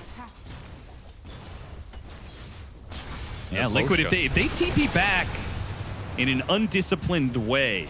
Yeah, look at the Bounty Hunter scouting behind here. So they're looking for the fight if Liquid are slow. Insania, he tries to set up first. Boxy behind him, spotted by Maposhka. Tower extremely low. More TPs coming in. They'll deny the mid tower. But they are aware that the Bounty Hunter behind them tracks and courier kills aplenty. He has been a nuisance. Gonna steal this big centaur maybe too? Do it in front of Mickey's face? That would send a message. No. Shows him mercy. Economic mercy. He's got to wait to body block the camp, you know? I mean, the thing is, if he scouts this Furion too, he can always go for those TP cancel plays when Liquid think the Furion's coming in and join the fight. Yeah, for sure.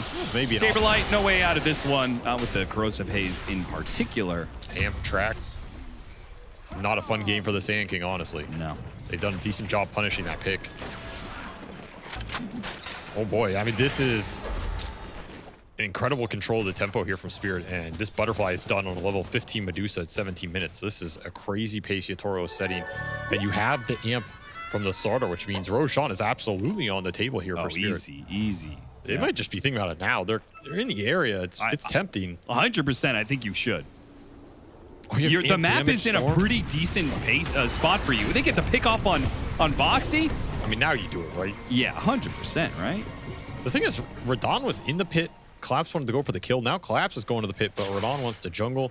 You do it here. It's too fast, I think, to turn down. They turn it down. They just want blood. They want heroes. They want track kills. Well, Yatoro wants neutrals. He wants couriers. See this beast courier flying top. So Collapse knows he's up here somewhere. He's going to find him. Nisha trying to get off his ults. Gets it off finally onto the Slardar. Laurel actually gets pretty low from the Wrath of Nature, but Nisha is going to be poked down, and the heroes, well, they're still coming in. They can still go for the Storm Spirit. Hit him with a Burrow Strike, trying to get a zip, but he's got no mana. Saberlight, unsure if he needs to be able to use the epicenter. Insania walks in and ends up getting caught by Collapse. Still, though, Boxy is able to deliver a return kill. And look at Radon. He's actually very low on mana. This is looking a little bad. A stick charge, it's going to be used. He turns around, big damage on his Saberlight. Can he finish him off? He does manage to help get the kill in the end. Boxy is maybe going to be run down by Maposhka. Got a double for him, and he skirts away. Now Mickey is going to find himself kited. Hopes to be able to get the kill on Rue. Maposhka in from behind. The supports tag team him, and they finish him off in style. Even get the tree. That was deja vu. Spirit supports versus Mickey Furion. Yep. The only ones left alive, but this time they get some revenge. Now you're looking at a level 11 bounty hunter. They just got so much done in that fight, those track kills. You do lose your Medusa. Overall, an even exchange in terms of gold and XP. But you're probably still happy with this if you're Spirit, because a game against Liquid's game gets slowed down. You're getting the track kills. You get a solid fight out of this Deuce of timing. He gets to live for a decent amount here. No way to bail him out, but the damage is done.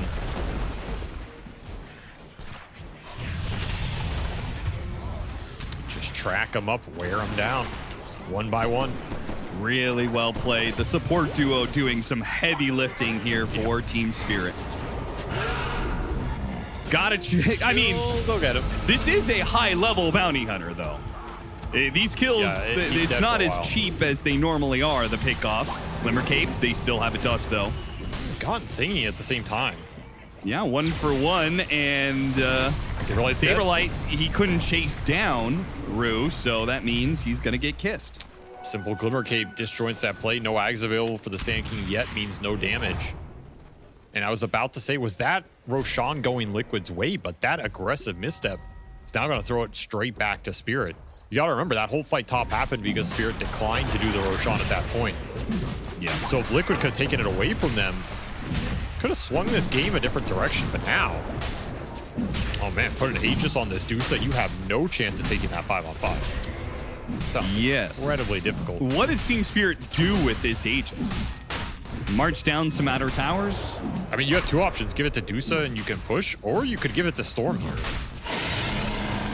Yeah, I saw it. Just say, okay, I want to farm for a later time in the Dusa. You take this one, Laurel. You play aggressive with it.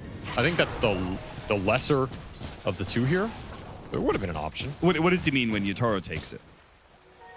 Well, look at him. Run down lane? He's Giga Chad. I mean, he just wants Aegis. Okay, all right. Honestly, if you're on a team and Yatoro says, I'm taking this, are you going to say no? I mean, I might, but I'm built different. That's what happened in Toronto, Tokyo. He thought he was built different, too. Took one Aegis. Surprise! Cookie from the high ground. Roos just trying to slow him down because his team is close by.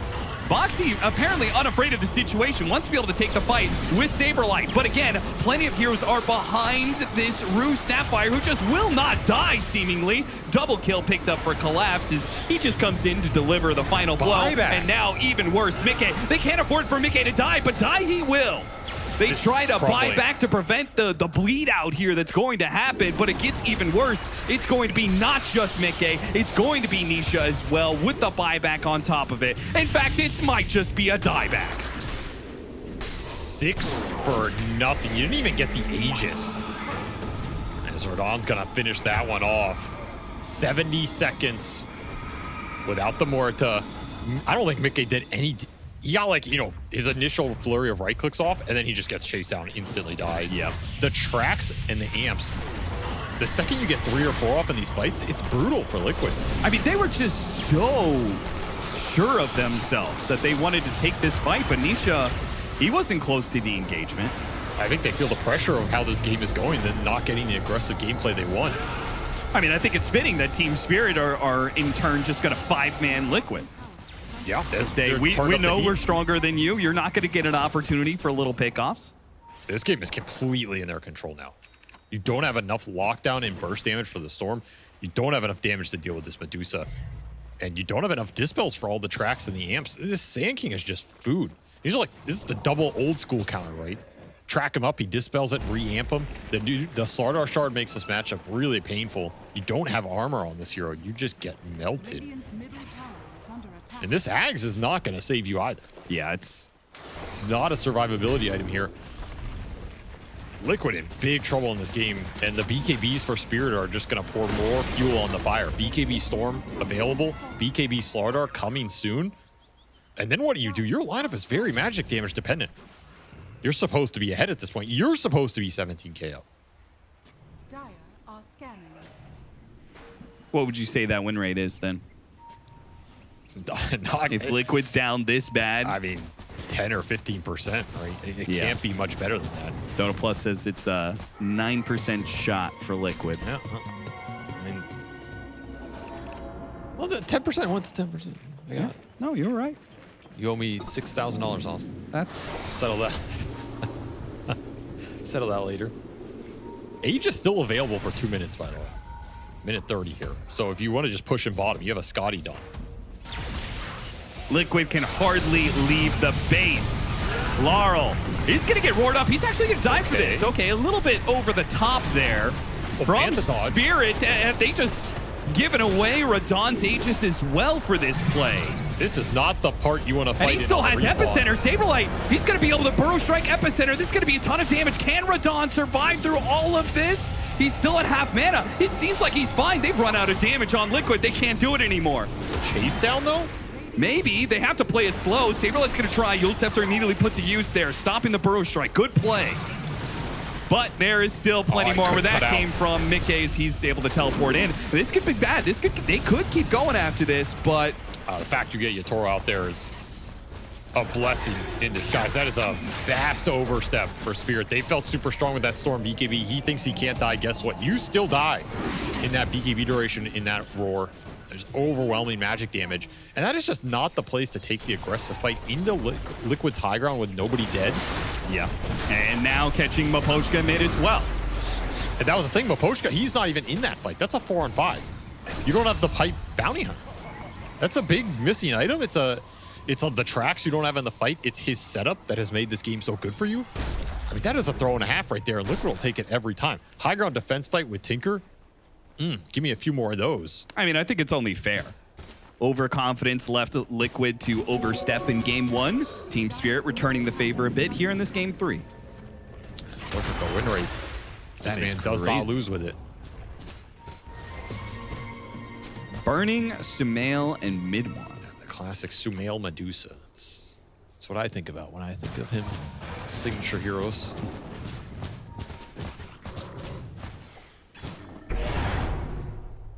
I don't remember Sumail playing Medusa or Midwan playing Medusa. When was that? I mean, I think the Sumail Medusa was when he was on OG as a carry. Ah, okay.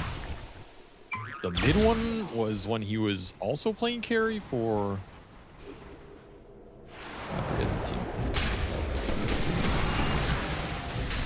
I'll just say OG again. I feel like everyone at some point played carry for OG. I'll just throw them in.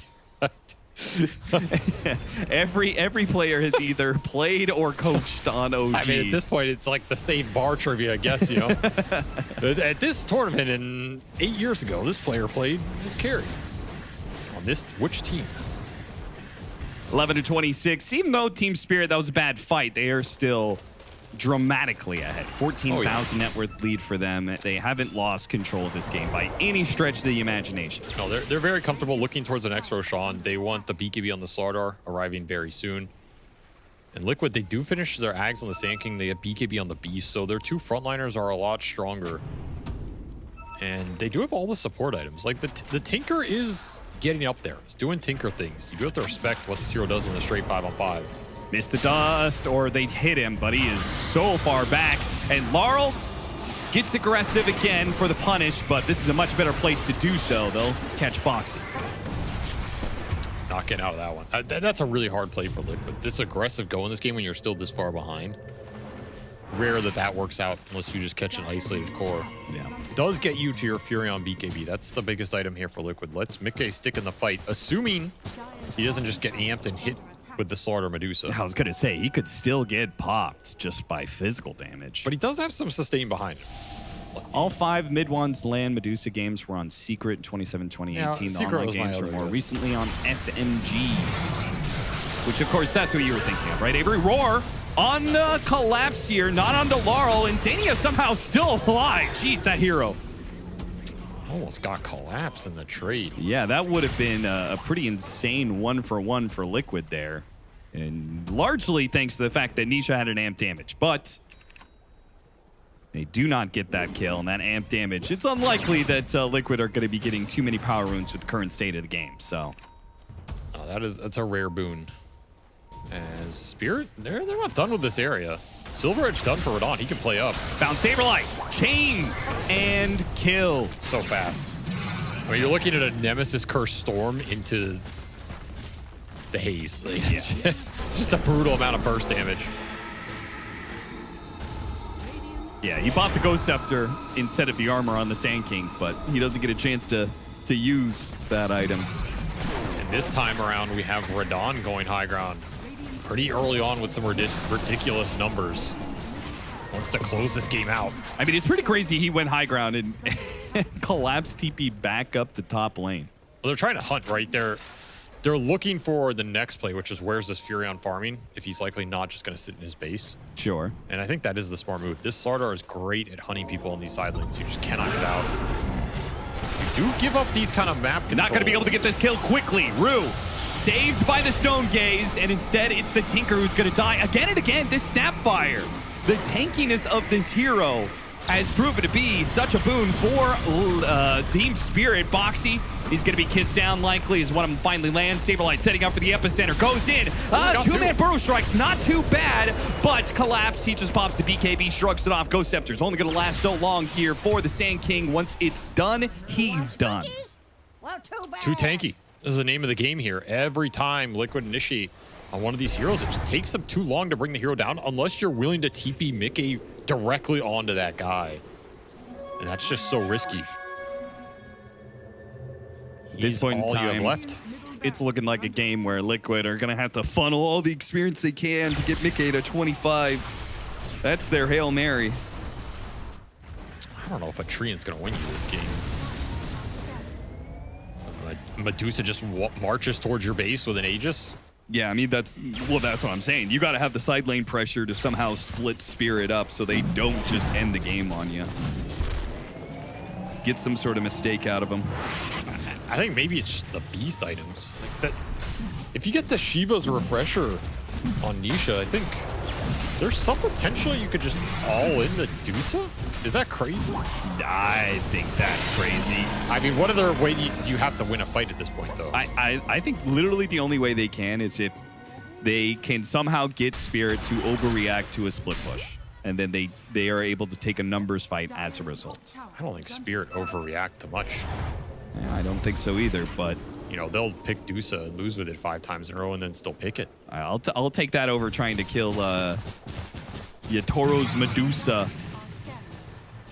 at 2,200 mana and an Aegis.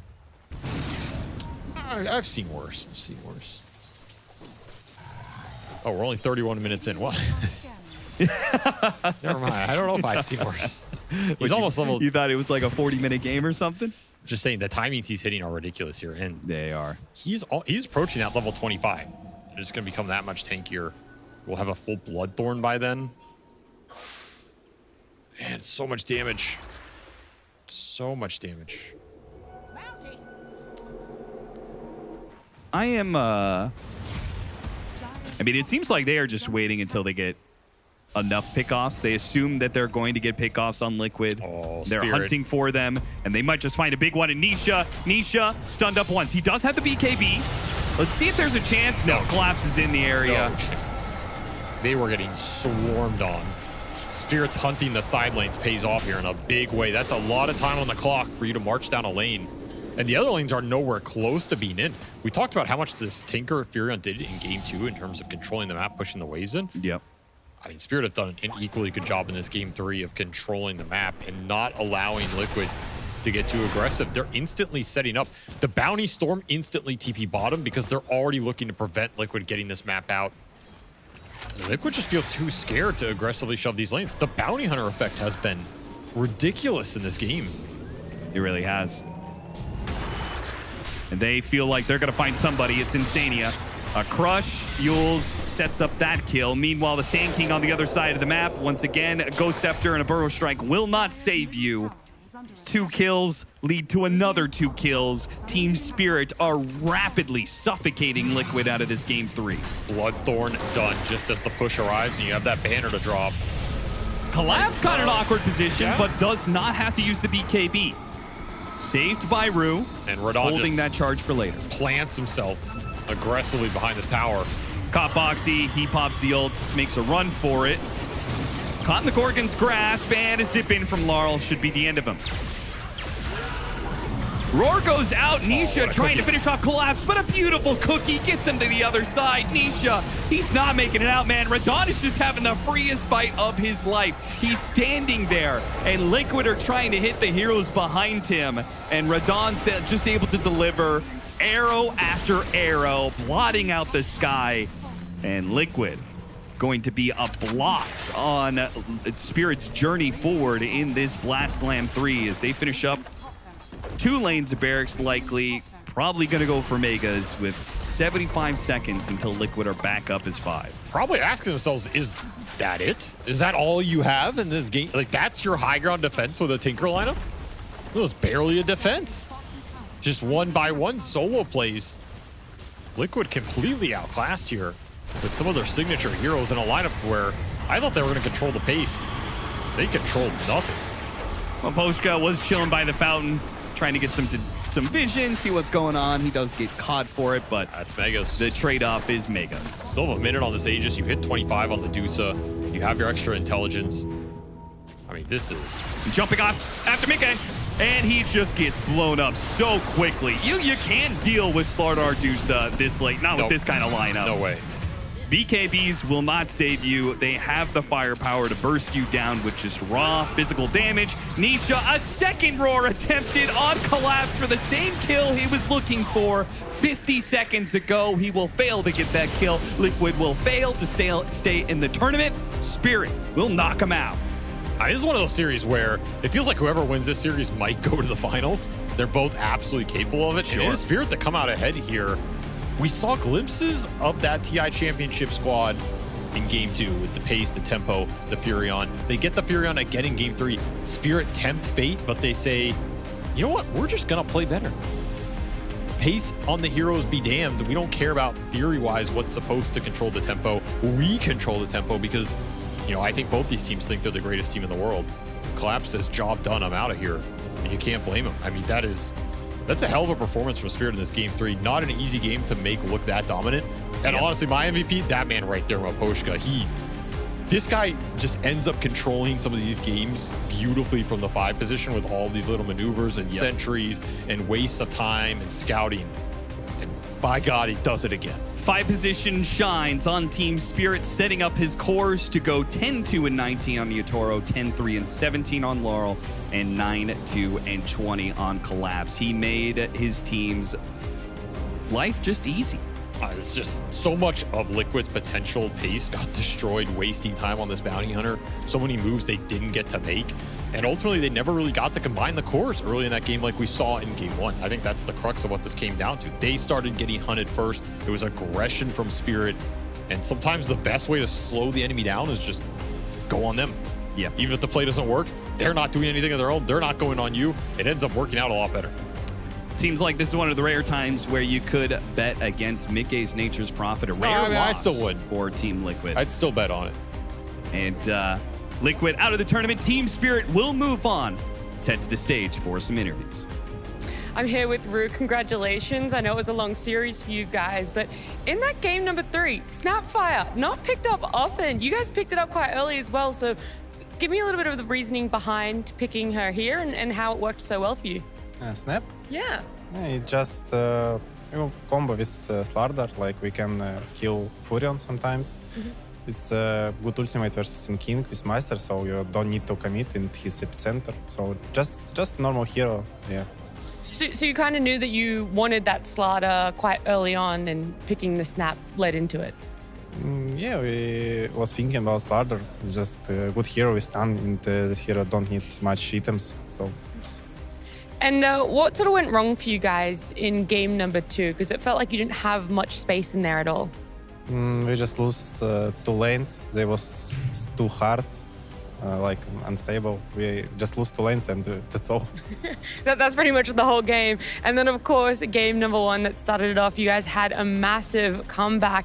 How do you keep composure in a game where you're down so far and it feels like you've also lost lanes there? We just have a good draft, so nobody was tilted. We was thinking how we can win, what hero, where we can go, how we win. So that's all, nothing more.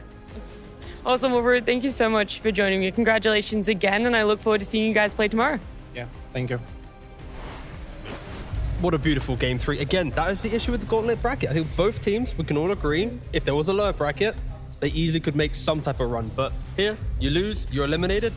And again, final thoughts on Liquid? Guys, anything? It's a shame to see them go so early, but Liquid does as Liquid does. They'll completely dominate one tournament, drop out of the next, then win the next one, and etc. You know, they didn't really break the pattern here, but they did give us a couple of really beautiful games. It was very fun to watch. It's funny to see how this game played out, Misery, because when you see the end of the draft, you could take things at face value, and it looks like Liquid got all of these meta picks, right? All these OP heroes that a lot of teams are banning out. They're a little bit worried to play against, and then you're picking a lineup for yourself of this Sand King, this Nature's Prophet, the Beast, and the Tinker, at least those 4. I mean, isolated, their lineup looks good, right? But again, we've seen Tinker being first pick, Beastmaster, Nature's Prophet, Sand King. All these heroes on paper are all heroes that you see teams first pick frequently, and suddenly Liquid end up, you know, having granted them all to themselves in one draft. And Liquid just, I think, maybe just have the more coherent lineup. And I think the Slaughter is just very strong this game. If you can't burst this hero, he's very scary. And then backed up by Medusa and a Storm Spirit, just felt like we talked about before this game, if Spirit can manage to get some heroes that have an easier time killing heroes, going in, and then, you know, being able to burst targets down, they're gonna have a much easier time, and they definitely had that this game. It was much easier for them to play. Yeah, all their heroes could basically kill with each other. We saw a Snapfire Bounty Hunter kill off a Furion in the end of one fight, and, you know, Storm plus Slaughter can kill heroes, Slaughter plus Snap can kill heroes, so it's much better draft overall. Layers. And that's the thing. I feel like Spirit at least is showing that they're looking at the meta and going, you know what, we'll take one step away from it and then try and beat it. Whilst other teams, they're kind of staying within that lane of what's good, what's bad. Spirit, at least in the group stage, and now, sure, they're still losing games. They're not finding their kind of their groove, but at least they're thinking about other heroes or other teams. Not so much. And Liquid, to be fair, they have been thinking about other heroes. Like, they're playing techies in the group stage, they are doing it. But Spirit feels like every game, they're ready to pick a troll, to pick a Snapfire, really just go, you know what? Traditionally, this hero does well against it. Let's just try. And it's working out. Yeah, and another big difference between this game and the last two really, even though they won the first game, is that they did not come out of those lanes looking weak at all. And so we got a little bit of a performance from Miposhka on that bounty hunter. It was really great to see. In those other two games, it felt like they were taking these skirmishes and it wasn't going well for them. But if we can pull into the highlight reel here, I would like to look at Bounty Hunter's just ability to cause a lot of chaos. I love Drew's TP in there, securing the kill. But down here, Miposhka was scouting out Mike for a minute. When his team eventually was able to converge onto it, because of the vision he was providing, they got a very key kill here. Afterwards, we see Bounty Hunter leeching all of the experience from Saberlight's Ancients, giving him a very early level 6. With that level 6, you see this 10-minute fight. Beautiful initiation by Laurel, but they get kills here with very early track. Often you don't see bounty hunters getting their track at level 10 in competitive Dota. You know, some things go wrong. They're under-leveled, but this fight here, because he leached the XP from the Ancients, he was just able to give his team another stronger lead. And afterwards, I just wanted to throw in this little triple kill here just because it was cute, you know. Liquid did do what they could here. They took down Radon's Medusa, which they needed to do. But in the process of taking down Medusa, they actually lost 3 of their heroes, including their carry, which is a testament to how strong Medusa is of a hero. But Miposhka, you got to give your flowers to this guy. No, easily. Did an exceptional job, and I think mainly because you have a Medusa in the carry role, right? Like, do you really need to help out the Medusa that much? You're playing into a Sand King, you kill him a couple times, then suddenly you have this freedom. Often in Dota, it's like your carry needs you the entire time. Minute 6, minute 7, like you're holding his hand. But when you have a Medusa, you kind of don't need to. She shoves the wave, she does her job, and then Miposhka gets to be this like free spirit on the map doing whatever he wants. And yeah, I think sometimes drafts make other heroes look incredible. There'll be other games, a pos 5 bounty cannot do the same thing. Yeah, it excites me that off lane is Collapse has been a bit rough the last 3 games, I want to say, for his laning phase. But normally what we see is he's fine to sack his lane if it means his 4 can rotate a lot more, either link up with the mid laner or as well as the other support. This time around, though, it's more like, oh, this Medusa is perfectly fine, and we're going to rotate everything into the off lane. And this was the best early game we'd been able to see from Collapse because of all of these movements that were coming out of the pos 5 going there instead. Yeah, for sure. It definitely helps having Collapse have a game in compared to the other 2 ones. I think the Medusa being so fine in that lane and Bounty Hunter being able to move is also it's a result of Sand King also getting so sacked compared to the other game we saw Saberlight play, right? This game he dies level 1, first blood. He skills stun. He comes to the lane, it's late, it's awful. The Bounty Hunter has blocked one of his camps. The stacks don't go well. We see Boxy missing 2 of the stacks, and it's just not the same clean game like we saw in game 1 where Saberlight was top net worth and killing Yatoro. Instead, it's this Medusa is just completely free, and Sand King has such a hard time getting back into the game. So I think that was also a very big part of why this game was hard for Liquid. Like, they basically had no offlane in this game. So Collapse was online, but Saberlight wasn't. Liquid, unfortunately, whilst that game 1 it could have gone their way, it doesn't. This series doesn't go their way either. And with the Gauntlet bracket, it is bittersweet that we say goodbye to them. They are eliminated out of Blast Slam 3, but we will be seeing Spirit up against Parivision tomorrow. You guys are going to have to wait a little bit longer when you want to see them play again. But for now, Aurora up against BetBoom. The teams have to set up. There's a lot of action still to come. Any last words, though, about this series that you guys want to say before we do jump to that break? Nope. I mean, Nope. I said it all. I just think this Gauntlet format is really cool. Like I said, it's my first time working one, and I was like on the edge of my seat from day 2. That hasn't happened in a while, and I'm just really excited to see what more games it'll bring. Yeah, and also saying goodbye to some teams. We are going to have to eliminate another team still. For now, we're going to jump to a break. When we come back, it's BetBoom up against Aurora.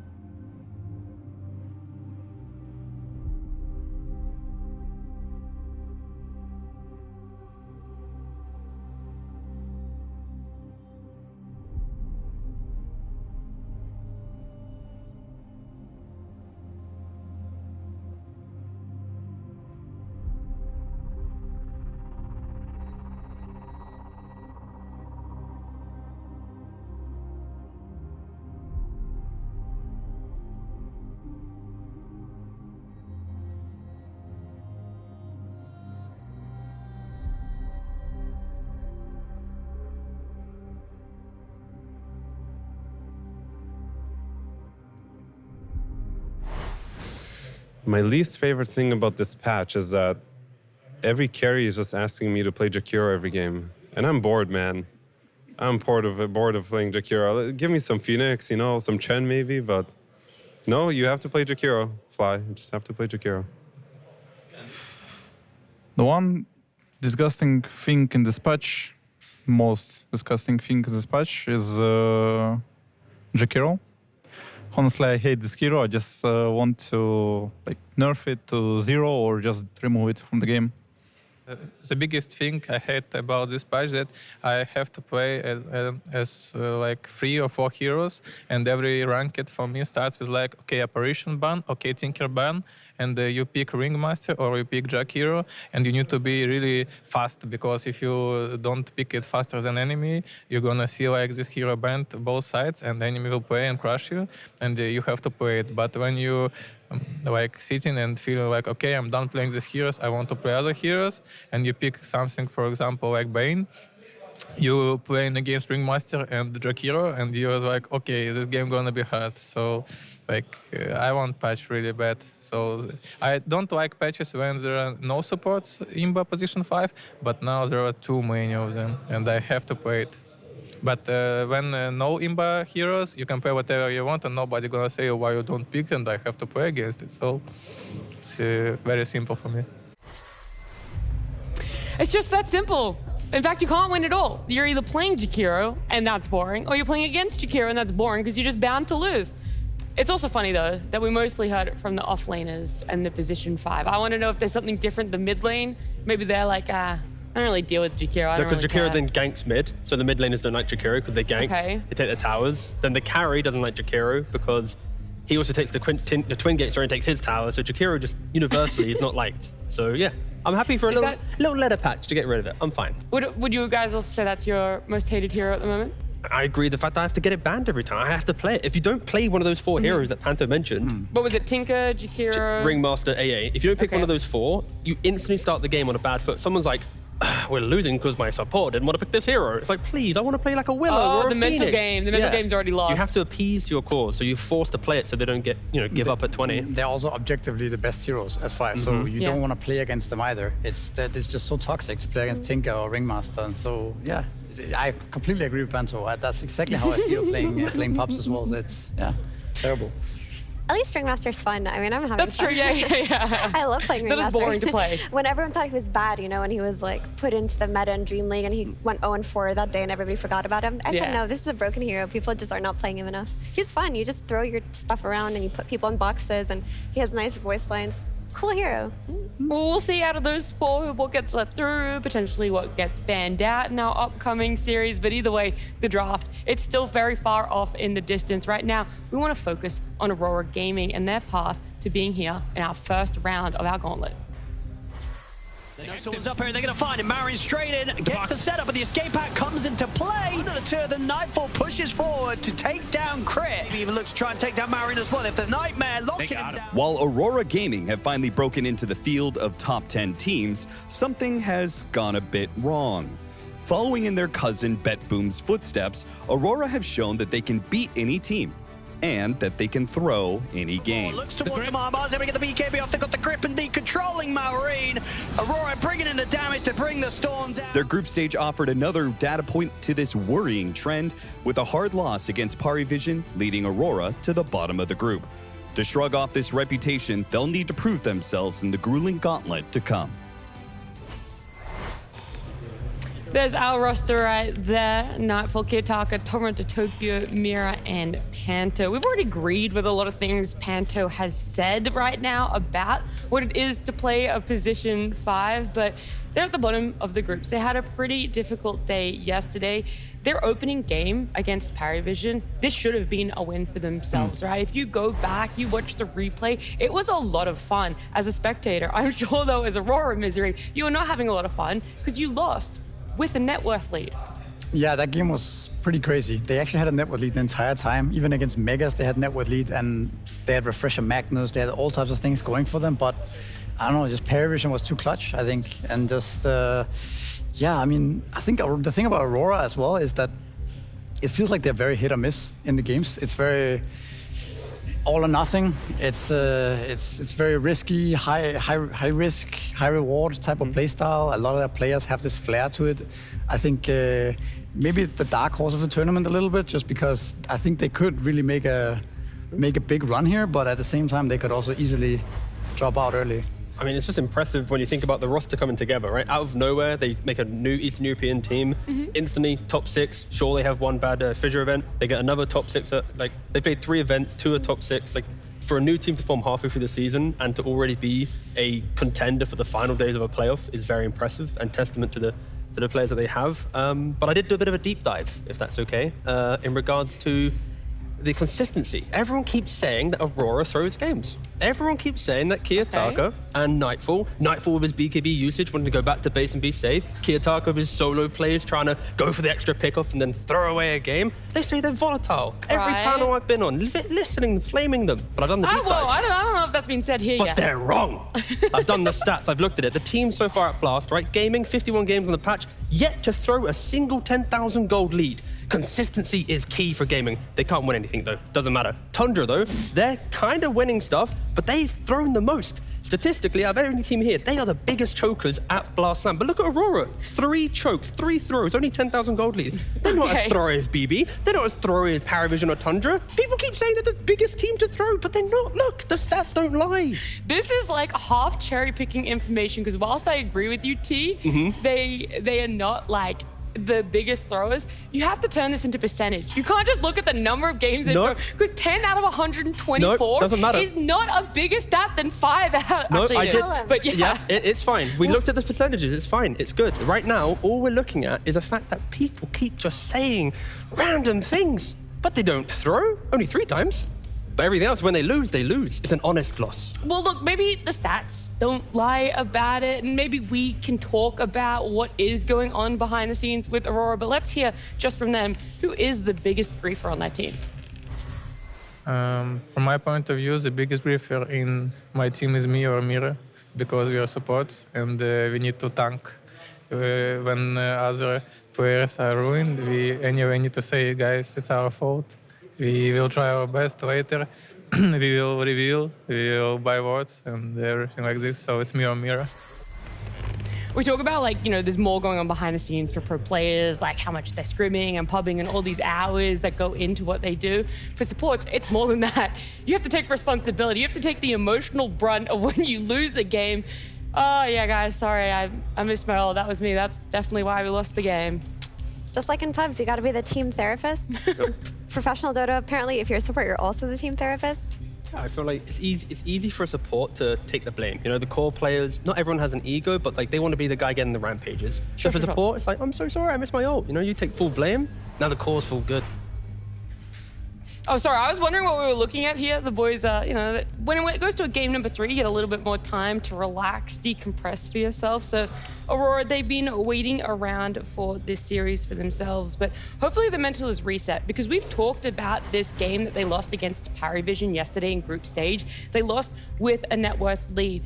It kind of snowballed for them from there, right? They then lost their second game and then onto their third game as well. They actually didn't pick up that single win for themselves until the end of the day against Falcons, who at the time were the only undefeated team left in Blast Slam. So it's a bit of a funny one where it felt like that day was really going downhill, but you ended on a high, maybe? I don't know, Misery, you're the ex-pro player. Does that actually feel good when you end on a win, despite 3 losses beforehand? I could definitely imagine that loss we talked about before, which was the first game, which was, they came back, you know, it felt like we're gonna win this game and then they lose in that fashion. That could carry on over to the next game.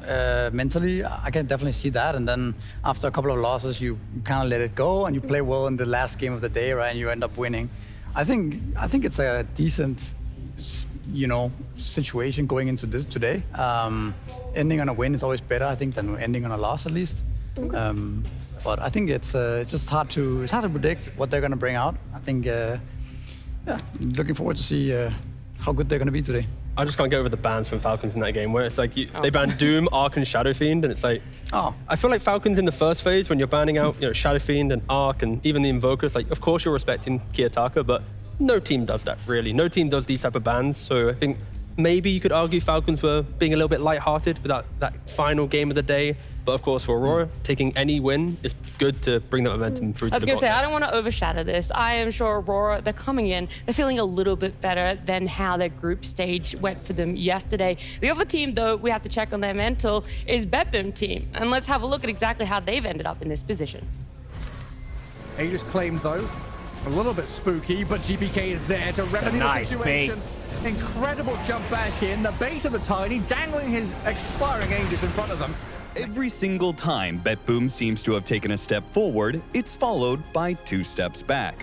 While the first Blast Slam was a coming out party for BetBoom as a team that actually wins trophies, Blast Slam 3 has them returning to mediocrity. See what you got. They're coming in from behind, but they don't get the initiation. It's GPK who starts on the Beastmaster, and Jakiro in the mix, dropping to this damage over time, and AoE, they've cleared the boat. An ill-fated group stage has left them at the lowest level of the gauntlet to come, but it's never too late for Captain Save to, well, save the day.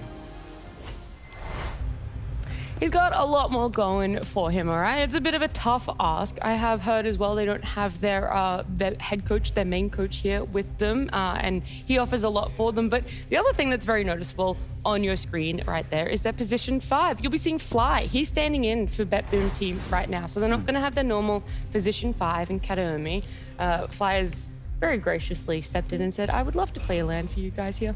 No. Yeah, I mean, Fly's a great stand-in. He has experience, like, joining teams, like, slotting in very well. He has captaining experience. But there are, like, a couple of issues, right? Because this graphic, I mean, the comparison, I think, it does look very similar. And while you see that, they do play quite a bit of different heroes. Like, Kataomi has, like, a very specific support hero pool and a very specific style of play that I think doesn't necessarily apply to Fly, who's more of a conventional standard 5. Kataomi, like, does the really weird moves where he, like, runs into triangles, like, bodies for fights. Like, it is a bit different. And then there's a lot of tinkers that he likes to play. He'll pocket pick Wyvern sometimes, things like that. I don't necessarily think we'll see that same kind of style coming out of Fly here. Yeah, but also in terms of like language barrier, right? Where in the game, even the natural communication being in Russian, when Fly, he's obviously not going to understand it. So as a support, you kind of take what your cores are talking about and you kind of factor in, oh, maybe I need to go stand there because of this. So if he's not catching that one little line about a certain move a person wants to make, when they, in the moment use English to say, we want to do this move, like there could be moments where Fly isn't going to be perfectly in sync. And again, it's something to always respect when you have a player joining, but they also do all speak English, so it depends, but something to always consider. Yeah, we should have our thoughts, though, and before we talk about that any further, I think it's only fair that we actually hear from Fly himself.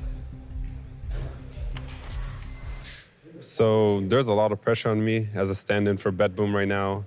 They won the first blast, so every time we lose a game, I get kind of some looks from Pure. He like looks over his shoulders like, And then I look at Miero, he also gives me a look. And then I'm like, oh, sorry guys. And we move on. I like that. You kind of just give him the look, my bad. A similar sentiment to what Banter said, yep, my bad, guys. And then you just move on. We're actually, because like I said, game 3, these guys have a little bit more spare time. We're talking to Fly as he was walking around the studio, and he was saying that in game they're all speaking English, but during draft it's actually predominantly Russian that they're still speaking. So when it doesn't pertain to his hero, that they are still trying to have that comfort in speaking Russian for themselves too. Then it's in the inverse of what I said then. It's now going to be harder for the 4 players, where if they naturally speak Russian, now they're going to do the English version, so they might miss certain phrases. Oh, I don't know, so exciting. Language, of course, is so important in Dota, right? Like yeah, the way that you say, like if you want to take a fight, right? Like you want to poke an enemy or you want to commit to the fight, right? The smallest phrasing of poke or fight. Fight is I use every spell, I'm killing that hero. Poke is use a spell, reset back. So that's always why it's exciting when you get a blend of players and cultures into one team out of nowhere, because they have to find the common language, and for a stand-in to agree with that so quickly, it is going to be more on Fly using his experience to kind of blend into the team. I mean, to add the classic, on the other side, there's also the fact that there's no pressure on BetBoom this time, right? You are playing with a stand-in, you're playing with Fly, it's more relaxed environment that can also be beneficial in a tournament like this, right? So that's also something to take into account. I also think that nowadays communication matters in the very intense, close games. But oftentimes we see when people are ahead, I mean, everybody knows what to do, right, at this level. And when you're behind, people also kind of know what to do. I think when it really becomes a problem with the communication is these like intense team fights, 60-minute games. Yeah. What the hell's going on? Because late game Dota is always different. Yeah, it's like when the turn-based. communication really ends up mattering, right? So I will see if it ends up there. They're yet to get there, but maybe we get a 60-minute game from them.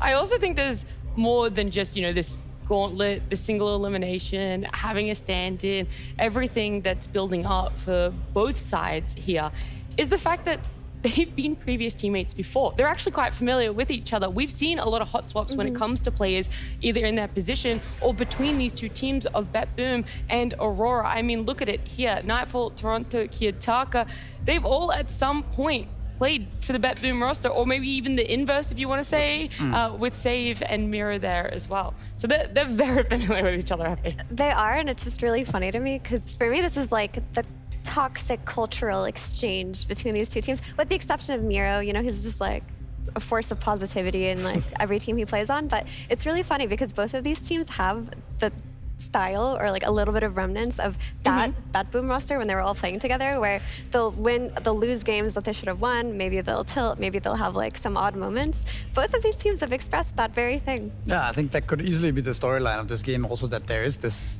kind of tension between these two teams, right? They don't want to lose to each other, right? There's a little bit of ego on the line here as well, I think.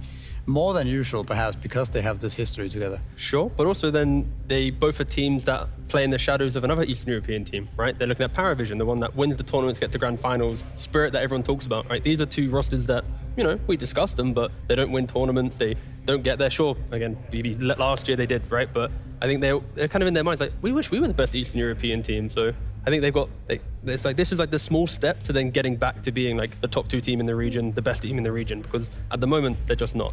But let's not forget that there's also like 2 TI winners on Aurora. Like, it's not something people really think about, but they were also Spirit players, and they have a lot of that like natural energy and that like ability to maybe clutch it up the way in old Spirit style. And for that reason, I actually think Aurora has a big edge over BetBoom. I think that they looked better yesterday, and they have like more of that clutch factor than the current BetBoom players. It's actually funny now to see them both playing together as well, the ex-Spirit teammates, Mira and Toronto Tokyo, right? Because Toronto's gone from a mid laner to a position 5, and now debuting on Aurora as an off laner with an ex-teammate. I haven't even actually gone to speak to him about like, is there this comfort kind of being back on that team with Mira for himself? But yeah, yesterday Aurora having mixed results for themselves. But you think when it comes to draft, when it really comes down to it, you would give that slight advantage to Aurora in a matchup? So I wouldn't necessarily give them draft advantage, because I think yesterday they were kind of stubborn with their drafts. Like, they played 3 Tinies, they lost with every single Tiny. They refused to give up on that idea. They played Darkseer twice, they played Ricky twice, refused to give up on that idea. But when they did win, it was like a really great game. When they got that Abaddon pick, it looked beautiful. They were able to play aggressively, dominantly, and not give the enemy any windows. Whereas when I saw BetBoom yesterday, they felt a lot more lost. Yeah, I agree. I also thought they had some weird drafts, especially the last 2 games that we casted. It felt like that. It felt like all over the place. So I think I agree with Effie here that I would also favor Aurora slightly in this matchup right now. But again, like we have mentioned, Aurora very volatile, so it's kind of hard to call. I mean, the head-to-head between them in the year so far, it was 2-1 to BB, 2-1 to BB, then 2-0 to Aurora. So like Aurora finally overcome them at the previous event, and you saw how they're learning. I feel like Aurora is a team that is learning from event to event. Whereas for the other side, it kind of feels like they're just plateauing average, where they might have a good series, but I'm not looking at, like, I look at Pure, right? We used to talk about him being like one of the best carries. When was the last time he's consistently over a tournament gone, this is a great game from another game and another game, right? It's been like, he might have one good PA game, one good moment here, but he's yet to string an entire tournament together to lift his team up, right? And when you look at carries, it's often like that's the person you look to. So I think Pure just is in a bit of a slump at the moment. And I think on that point as well, maybe Aurora is just that little bit more hungry. They're a new team, right? They really want to prove themselves. BetBoom are here with a stand-in. They've been playing a lot of tournaments back to back. I think maybe that would be also a determining factor here. Yeah. Again, I can't remember what the current standings are in general for like the events for the year, but we are talking about, the TI season coming around the corner, like winning a tournament, getting to top 3. You remind like hey guys, we exist, we're doing well. Maybe they get an invite, and we have Blast, we have a couple more events just before the invites might even go out. So again, for both of these teams, it does feel like the pressure is on to perform, but obviously more on Aurora, I think, because they just haven't played as many tournaments as BB. Yeah. I'm looking back at BetBoom team's history in Blast Slam as well, right? Because we said they won the very first Blast Slam all the way back in December last year. They had a stand-in for themselves. It's GBK. He's now a part of the main roster, but at the time, Kiyotaka was on there. Then we go back to Blast Slam 2 that we had earlier this year. They had another stand-in for themselves. That was Toronto Tokyo in that position 5 he was standing in. And now we have Blast Slam 3. I'm just saying, I think they need to have a stand-in for their mid laner. That's where they win, but not with their position 5 stand-in. Or better management so they get visas for the event. Okay. Controversial, I must say. But no, if they could actually get their team to events, then they might be able to improve. But yeah, they are struggling with that kind of crossing the border situation. Yeah, they're not at full power for sure. But like even when they've played with all 5 of their players, like it does seem that they haven't really managed to find that consistency that they need. Like T mentioned, 6 months ago, Pure was talked about as like the best carry player in the world. Everybody was watching his replays. Everybody thought he was going to be like the most explosive player in the scene. And it just kind of fizzles out. It feels like this team, once they start losing, maybe I don't want to perpetuate the stereotype, but people say this is a tilt team where like a lot of inner conflict happens and people get angry very quickly. And for some reason, this reputation has attached itself to every BetBoom roster, including this one too. I don't see it breaking the mold in that regard. I actually think what helped BetBoom the most break out of that mold was when they started having freedom for themselves in draft. When I got to speak to them in tournaments that they were doing well, it was this sentiment across all their players in every interview that they got to have fun, they got to have freedom in what they were drafting, right? I think about before TI, it felt like BetBoom was getting a bit stale. Save was playing the same hero over again. It was Lion, even after he got nerfed. It felt like that's all they were picking for himself, for Hoodwink as well. Then we come after TI, they have a bit of a change up. Their drafts are fantastic. It feels like they were ahead of the game every time in draft. Now I feel like we've gone back to it. I don't think Save's being enabled. I think he is one of the better players on this team. I want them to go back to having freedom in that draft again. Yeah, I agree. I mean, it speaks to the series that we just watched, right? With Spirit having this ability to just be playful and start picking Slaughter and Snapfire and like enable your players and get a solid, well-rounded draft. Not care so much about the meta or what's supposedly the best hero in the patch right now. Yeah. But just make something work that works for your players and for this particular game, right? I think that's a really good point and something that I think every team should look into more in general, like create your own style, your own identity, and your own heroes, right? Because like we also mentioned before that there's no Dota Pro tracker anymore, right? Yeah, so it is kind of up to you to be creative. You can't just copy everybody else anymore, as easily at least. Yeah, but there's a lot of pressure to be a carry and a drafter, because now it's like before a series you have to think about how do you want to approach your opponent, what heroes you want to pick, how do you then get your hero into the correct draft so that you feel like you're doing that. So all of that, and then you have to play the game whilst making every choice. If carry makes a mistake, everything comes tumbling down. You die that one time, you know, the game's going to remind you. So I feel like the best teams often have the strategical element out of game shift away from the ones that will win you the game, right? Like when you think about, you know, Falcons, it's the support duo. When you look at Liquid, it's kind of from like, not, again, they swap it actually. Liquid's pretty good at it, but I feel like for BB, if Pure is your drafter and he's your leader and he's in a bit of a slump, someone has to help him out. So the fact they don't have their coach here who can alleviate that pressure, it's just going to compound, and every event that they are missing a piece, it's just going to further hurt them. So until Pure steps up and, you know, fixes his current form, it's just going to feel like they're just underwhelming because he's doing literally everything for the team. That's really tough though, because he doesn't even have his lane partner that he's played with all year. So he has to do all of that with all of that on his shoulders and also play with a stand-in on his lane. And for that reason, I want to go back to the point that Nat made about Save. I really think that BetBoom should approach their drafts through the offlane. They should like really heavily focus on enabling the Miro plus Save offlane duo. And there have been a lot of times where Save having a really good game gives Miro a good game, and they just enter the game because of that. It's a very good point, actually. I'd like to publicly thank Miro yesterday. I was playing a pub and I had 40 FPS on my laptop and I was lagging, but Miro was in my game. He was playing Bristleback and he carried me wonderfully. So thank you very much, Miro, for carrying me in that ranked game. Thank you for the 19 MMR. And I'm sorry that my laptop was lagging and I didn't really see anything on the screen. Biased analyst. It was very difficult. So thank you very much, Miro, for helping me gain some MMR.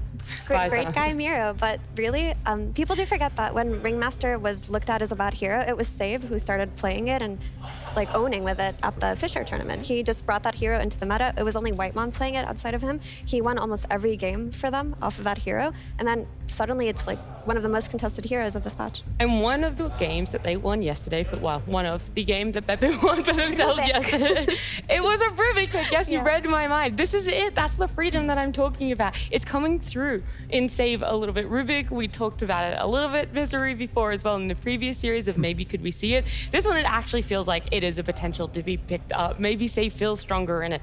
I'm hoping that's what he got from getting a win from it. Unfortunately, though, I don't get to hear any more of your thoughts right now, Misery, because we have no more time to spare. We want to get on into our series of BetBoom team up against Aurora, because Game 1 draft is ready.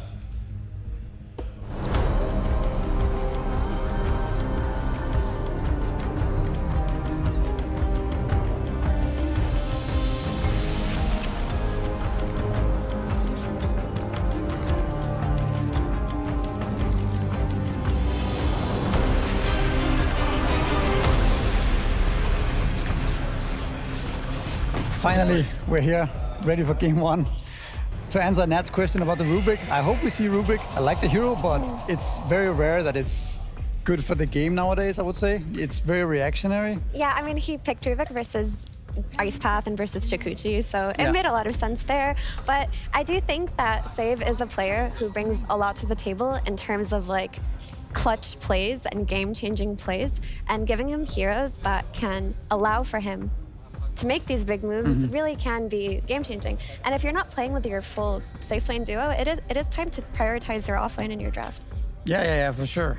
I mean, just to comment on the current draft right now, like the first pick Abaddon is kind of interesting and not a hero that we see that much anymore. It was very popular before, but here it gets picked up in first phase already, and the Bristleback is left through, which is also usually banned nowadays.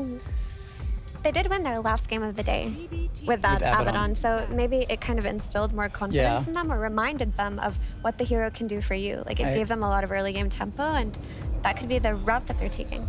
I think so too. Fly's ready. Versus Bristleback though, how does that go? I mean, back when Abaddon was first picked in every game, it felt like he actually won that mid-game tempo over Bristleback quite often. Yeah, I don't really know about this matchup that much.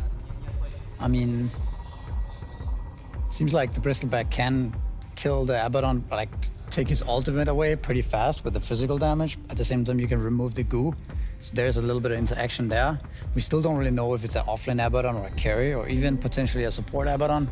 I don't know if somebody would be able to run that, but I mean, when you first pick a hero like that, you have to consider it a little bit at least as BetBoom, that it could be an option. But yeah, I mean, people usually play the goo Bristleback on the offlane, right? There's not that much flexibility going on here. Yeah, there hasn't been much of a change, but it is quite annoying once that hero starts to run at you around minute 15 and they start diving your towers and things like that. Abaddon does feel like one of the better heroes at reacting to that kind of aggression. He likes fighting at that timing at least, but the shield is so strong at that phase of the game that maybe that favors the Abaddon a lot there. The first pick Abaddon though, it is interesting. It is something to talk about because yesterday when they picked it, they picked it versus certain things that made it look extra appealing, right? You're playing into a Storm Spirit who, if he zips on you in the early game, you just pop your ulti, and he uses a lot of that mana pool. That's a very scarce resource in the early game. Versus Crystal Maiden, where you can dispel her Frostbite, and versus Coddle, where you can dispel. Yeah, I mean, for sure. So this is a very different situation now with the Abaddon, but it looks like it might be offlane considering they're banning Ursa, right? Like, there's no real reason to ban Ursa otherwise, unless you have planning to pick something now. Could they be looking at Daxia's banned already? Yeah, no, interesting to see what they're going to be going for here. Ringmaster. This is a good pick. I think this is probably going to be the most sought after support in this matchup because I think that if you're not taking it for yourselves, you're giving it to Save, who is happy to play it every game. But it's also just a really strong laner. I think after Aurora's games yesterday, we saw that they can win lanes and they can look dominant. They just didn't put themselves in a position to always do that. And if they're securing the Ringmaster archetype of hero, the Silencer archetype of hero that just wins your lane, it makes their drafting easier. Oh, well, there it is. I guess Rubik is great against Abaddon, right? Like, stealing the shield is amazing. Obviously, you might end up in a situation where you steal level 1 coil, which is not great. But I think the Rubik pick is a little premature, perhaps. Like, there's not that many great heroes to steal. You could end up in a situation where you're not necessarily that useful, at least not your ultimate, but we talked about it. It's nice to see this hero being back in Dota, most iconic hero maybe. I think Rubik versus Ringmaster is nice. You actually like enjoy having all of his spells. I suppose, yeah. In the early game, and like if he gives you Escape Act, you're happy with that. If he gives you his Q, you're extremely happy with that because you get a bigger range on it. And sometimes you even get the Wheel of Wonder. Do you get 4 charges when you steal the dagger dots? Yeah, you do. Okay, I mean, against Ringmaster, he's clearly strong. Tidehunter. I haven't seen this guy yet, but he was also looking like a top offlaner for like I don't know, a couple of weeks or a month ago. Looked really strong, was played a lot in pubs. Felt like this hero is almost unkillable, and not picked that much, but I think this hero is still really strong. Don't you think it's kind of a power move too? Like you see a Rubik and you're like, let me just pick Tidehunter. People used to like pick Rubik versus Tidehunter, you know? There's something about most heroes got better cast rate on their spells than they used to have. Like Jakiro casts his dual breath instantly. It's so hard to steal Ice Path, for example. I think the same thing with Tide. He did get buffed so that his Anchor Smash hits faster. So these type of counters it's not that easy to play Rubik. But that does leave us in a situation where it's Abaddon carry, right? Most of the time, unless they're willing to do Tidehunter carry. And the Ursa ban also makes a lot of sense now, right? I mean, Tidehunter carry did used to be quite popular, but like even if you're unable to steal good spells from Tide, you can also steal his leash, which is very obnoxious from Rubik as well. I do really hope that they see Rubik's ability to enable on lane on top of just like stealing spells, because I think that Aurora have shown us with their like first 2 picks that they're really heavily looking at their lanes. And if your 2 supports are Rubik Silencer, sure, Silencer usually does fine. But if Rubik doesn't do much on lane, they're going to be in a losing position versus Abaddon. Yeah, I think so too. I mean, I really like what Aurora has right now. I think their heroes look really strong together. A lot of frontline, 2 very strong, like Penzo just mentioned it, you know, the 2 hated supports. He has them both now in his arsenal, the Ringmaster and the AA. I think it looks really scary, honestly. How do you bring down these 2 heroes without also get back to the supports, right? I think it's a hard pick for BetBoom right now. I can't really see what should be breaking this type of lineup right now. I think an issue that I don't feel like it's enough damage if you pick Razor. I also don't really like it with their supports, right? Yeah. Furion?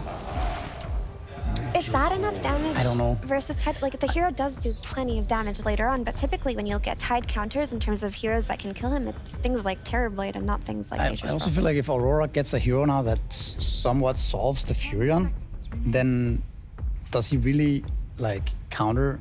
Does he really do enough, like you just mentioned? I feel like it's not that strong of a pick, but it does leave them in a situation where they can put tempo, you know, TB behind the Ringmaster A early on, like take some towers early on, maybe then you allow your Silencer and Rubik to play fast as well. Something like that with the Bristleback, the timing that we mentioned earlier, perhaps that could be a window where BetBoom can play in, where Aurora are not quite ready yet, where they don't have Radiance and Abaddon, the Tidehunter had a long cooldown, you know, things like that. So they both need the mid laners now, I imagine. And Tiny is a great ban from BetBoom. Yeah, for sure. Like Aurora needs ideally another hero to start the fight, right? Ember, Tiny, Storm, something like that. Storm would be a big problem because then you're only working with a global silence as a tool to control Storm, and he's a hero that can jump your Rubik Silencer and your Nature's Prophet. You don't have enough stuns to let the Storm through. And maybe they think they can let it through and go for something like a Puck, but I mean, I'm they not could vibing with also that. eye picking it up themselves, perhaps. They do have the first pick out of this phase. Yeah, they even banned it themselves, Aurora, because they recognize that Storm is also a problem for Aurora, right? So there's Puck still in the pool. It's also a potential hero for Aurora, I think. Yeah, and then for BetBoom, like they could even look at Ember Spirit. I think Ember is a hero who really excels when both supports on the enemy team can't really control him. Then he just has like a free game to play. There isn't enough reliable lockdown. Abusing that would be good. Ember could be an option for BetBoom. I think it's better for Aurora. I don't remember what you said there. I think BetBoom has issues with Ember because it can counter it in lane perhaps, and it's not very good against Abaddon Tide. But there's also Puck But still. you can do the double support running at mid and Fluency being in, and yeah, okay, they go for it. Yeah, I just think it's really solid because Ringmaster and AA, like if there's an Ember Spirit running at you with his Mage Slayer, there's Sure. not that much you can do. You can't defend yourself. It's definitely not bad against supports. But what can Aurora do now to counter this guy? You banned out the Monkey King, which would make a lot of sense for Aurora, so... Can't you Huskar? I suppose you could. You could Huskar. It's a free Huskar. I mean, Malrine would say, give me Huskar. He would absolutely say Huskar here. I mean, you could Huskar, you could also Sniper if you wanted to. Sniper seems more fragile. But again, I mean, if you're going down the Sniper or the Huskar route, it's the same route, right? You're not really building your own drafts, you know, completing your own draft the best way possible, but you're getting the cheese on the Ember, shutting him down, making it very hard for BetBoom to play the game, basically. Is there any of those traditional mid laners left? Like we saw Primal Beast last game, could also work. I like the sound of Primal because you can build the break into the Bristleback, Yeah. but I was also thinking about Timber, so like Kiyotaka, he used to love running Timber mid, and we did see a bit of a re-emergence for that hero. Sure. I mean, I even Puck, even though Ember Spirit is pretty happy against Puck, in lane at least, I think it makes their draft look very strong, and it's a good Puck game in general, I think. It's only really global later on. That's a problem. So I think one of those heroes look very solid for Aurora. Let me cook. Mid, never mind. I was going to say mid Ricky, but it's the then- classic Kiyotaka mid Morphling. Yeah, we saw that yesterday. They did lose that game, and he was running around with a Shadow Blade, I think third item. He didn't look like he had that much success in that game, but I can definitely see it here. It's a classic sort of counter to Ember Spirit in the sense that you don't care about Slight whatsoever. You just sit there. You could even potentially take his tower at one point. You get another hard carry into the draft as well, which is always nice, and yeah, it looks like a pretty good morph game. I love this morph pick. Like, I think that when you look at like the side of BetBoom, what they don't have is reliable disable. Like that's been their issue from the start. That's why we were talking about the Storm Spirit initially. And when you think about heroes that punish lack of disable, like the two that come up outside of Storm are Morphling and Puck. And Puck wouldn't have fit the bill in what you mentioned. You need more scaling just in case things start to go wrong with the Abaddon. Morphling does that perfectly. There aren't the greatest replicate targets outside of Bristleback, but like your sustain versus that Ember in the mid is going to be great. Your ability to fight into the Nature's Prophet is going to be great. I wonder what the casters have to think about this one. Thank you very much, Effie. Yeah, looking forward to this one here. Aurora versus BetBoom. Fog, what do you make of the draft? Because it seems like both teams have managed to end with quite a slippery hero coming in from the mid lane. No, absolutely. I mean, we've definitely got a lot of differences coming in this one. We have a Rubik picked for one of the first times in a very long time. Early, before even a Jakiro, any of these type of pickups. So definitely some interesting stuff going on. Looks like it should be a pretty chaotic game. I see like 3 independent cores on the side of BetBoom that kind of want to play for themselves. But then also a similar kind of style from Aurora. But this is their style, right? They like to have Kiyotaka play this Morphling when you see limited disables. And being honest, looking at both sides, there is not a lot of stuns. I mean, that's what I'm saying. You know, I think it feels pretty good to be GPK on the Ember Spirit. It feels pretty good to be Kiyotaka on the Morphling. Obviously, two heroes from the mid, whilst they both share the fact that they're very slippery, very different in playstyle, right? You know, we're going to see Kiyotaka be a little bit more greedier, try to be this sort of carry from the mid lane. Did go for that sort of effort yesterday in a game. Didn't go too well. It was a pretty clowny game. I think that was actually in the game where they were against Paravision and they were kind of winning and then they didn't. It was the Paravision match. That was a rough one, but you know, he wants to give it a go again, and I think it's understandable because it looks like a good morph game, and we know that some teams love to get that morph against the Ember matchup. Yeah, I mean, it should be a pretty exciting one. I mean, I think everybody kind of got what they wanted, even if the heroes maybe don't look the most normal in terms of what we've been seeing. You know, Tidehunter coming in Rubik. Still looks like a super exciting one, so I'm looking forward to it. Absolutely. Let's get into the action, ladies and gentlemen. Game 1 here between Aurora and BetBoom.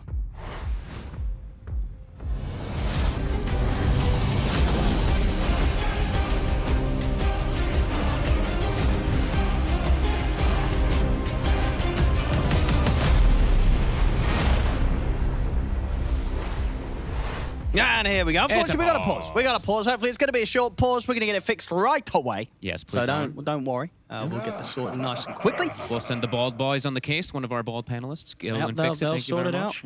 out as soon as they can. But yeah, let's see what goes down, because indeed this looks like a game where we're going to have lots of heroes running away and escaping. Only just, you know, it's going to be whether you overcommit, whether you're going to die or not, right? You know, if you're going to have the chance to run. Absolutely. Who's going to stop you? BetBoom, what have they got? They got a telekinesis and They've a got searing global chains. telekinesis and chains, so they actually they have but quite a bit more I'm talking cash. before we get the ults. You know, Okay, early game, sure, fine. in the lanes. If you're dying in a lane, you're probably messed up. Sure. There is definitely some merit, though. I'm curious to see what he's going to do as this Rubik in particular. He did go for Arcane Accumulation, so he's going for the AoE rather than the cost. This one tends to be the worst option in a lot of situations, but it has more fun play style, where if you do steal one of these big spells, can be really, really cool. I'm looking forward to see what he's going to do with it, because the only thing he really saw at that point was the Abaddon, and you're pretty much guaranteed to get shield. They literally don't skill miscoil at all when they're playing the carry. So he is going to always have shield in the mid game, which could be pretty interesting in terms of saving heroes when there's no catch. How do you kill heroes if you can't stun them, and then in the few ways that you do have small disables, it's going to get shielded off? So that's what I'm curious about seeing, how Aurora is going to start setting up some kills until they get something like the Tide Shard, right? That's probably going to be one of the big playmakers that gives it to them when they do get that online, but yeah, we'll have to see how it all goes down. Absolutely. I mean, we saw, of course, yesterday, Nightfall bringing the carrier ban, had a very good game on it, right? He did. And it was a bit of a clowny game. It was indeed a game where it was constant brawling. It was. Up against Falcons. You know, they were just running at them. And did sort of lead for the Abaddon to really succeed, go for this Radiance build. So let's find out. And indeed, you know, we're getting Season Bristle back here, but it has been banned the majority of the time. 21 of the 23 games. And yeah, only those two that we saw it come through gaming versus Paravision and the Spirit, which I think did we see both of those ourselves? I believe we did. We did. Yeah. And the BB actually, the Bristle looked pretty good in a way. Sure, his lane got kind of sacked. He was versus Terrorblade, I think both of the games that we ended up seeing it. Did it win both of those games? Pretty sure it won both games. Yeah, and you're right. Definitely the first one we saw, it had a terrible lane. It did. And it just didn't matter. I think, yeah, it was Ace, right? It was the gaming game. Yeah. He got completely crushed in the lane.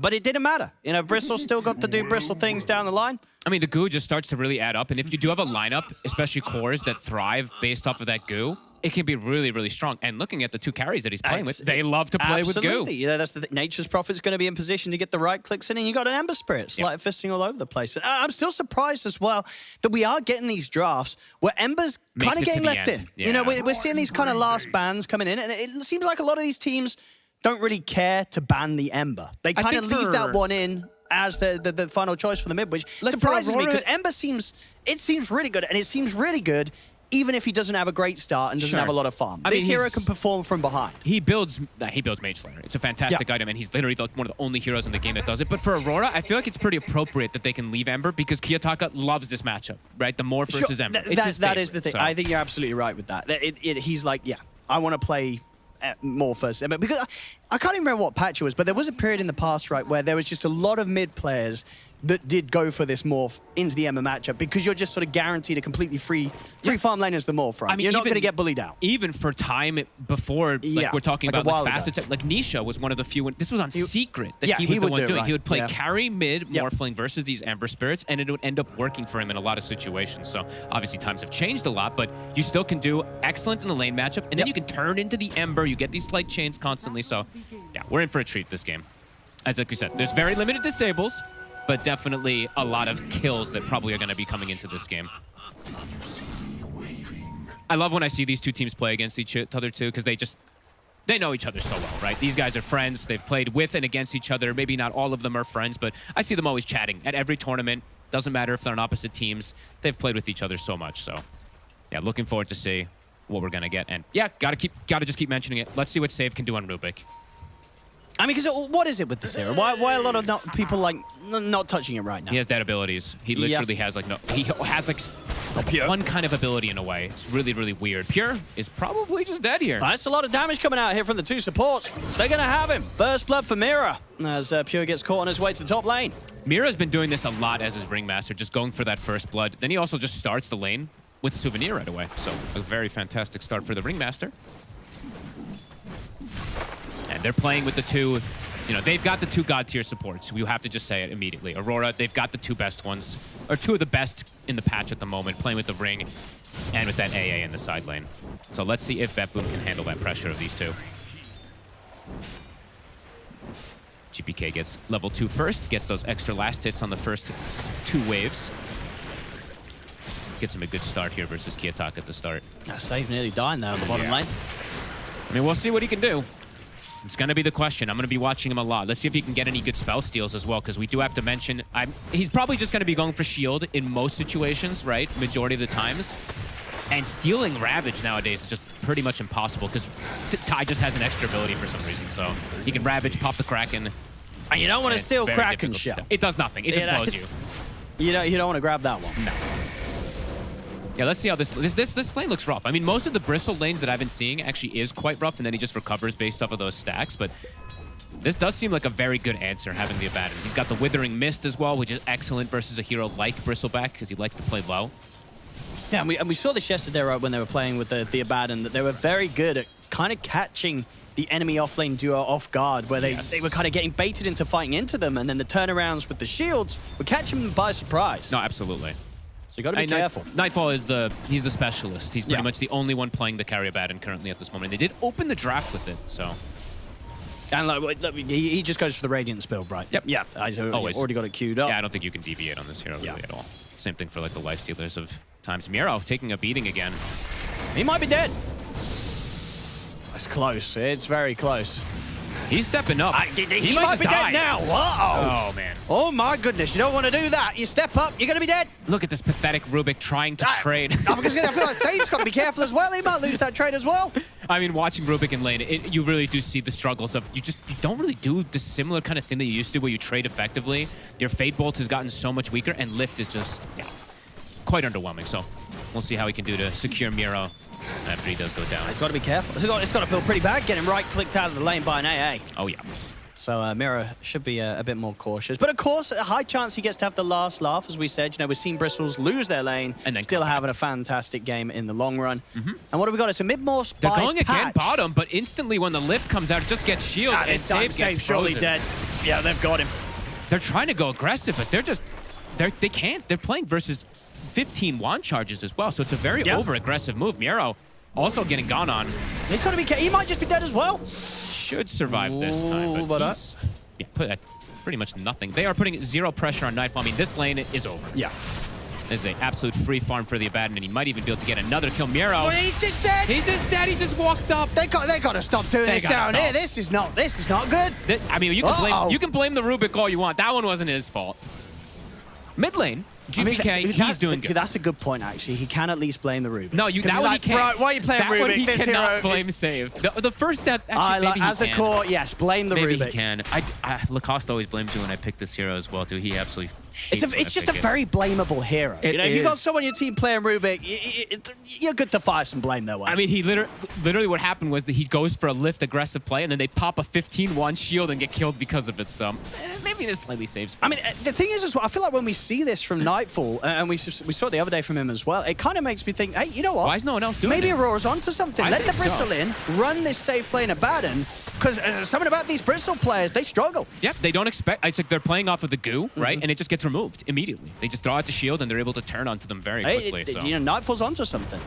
Like this whole event, it's a 2K lead, and a lot of it is because of this bottom lane right now. And he should, with this sort of start, right, he's in a great position to be on this hero that just sits down here and gets to free farm a Radiance. Yes, no, absolutely. With this sort of start. And he can go for or Bifrost too, if he wants to go down the Corrosion route, which is also incredibly effective versus that Bristle. As we are seeing, though, I mean, GPK is doing fantastic in this mid-matchup. I've seen Kiataka. He's taken advantage of some of these Ember players. GPK is playing very nice in it. I say that. Miro's coming in for the rotation. And they got the backup. Plug grenade in. He's got the whip. And he's going to have it. Nice rotation from Miro. Swings over towards the mid. Fly will TP over, but not able to do anything in time to turn this one around. Bottom lane, Nightfall's going to go for the TP out, and he is away. Not enough damage or any interrupt left to put a stop to that one. He will be bullied back to base, but we'll give a little bit of lane XP there for Panto to pick up for himself. Panto's trying to actually drag it out of the tower range here. Yeah, he got it out of the range true there. support. So good Look at point. that. Good player. Yep. That's always what you want from your 5 position. You're like, yes, nice. It does go back into tower range, but either way. Attempts to go for that play. 6-minute power rune. Mira, he's there for it. They will bring save. It's a haste rune. Okay. That would be a nice one here to secure for GPK. Oh, they're going to actually get him in. Oh, that was close. Yeah, GPK is still able to get the pickup, and he's going to go straight over towards Mira here with a haste rune. We'll get a lot of damage. Caught by the tame. Save. GPK's trying to bottle up and get back in there. Fly will drop the curse onto Mira, but Mira's far enough away that he's fine. Off the mark with the slight there. Doesn't actually connect onto Mira. He's fine anyway. He's got the strongman tonic. And bottom again. Uh-oh. The creep is blocking him. He has to TP out. It's going to be close.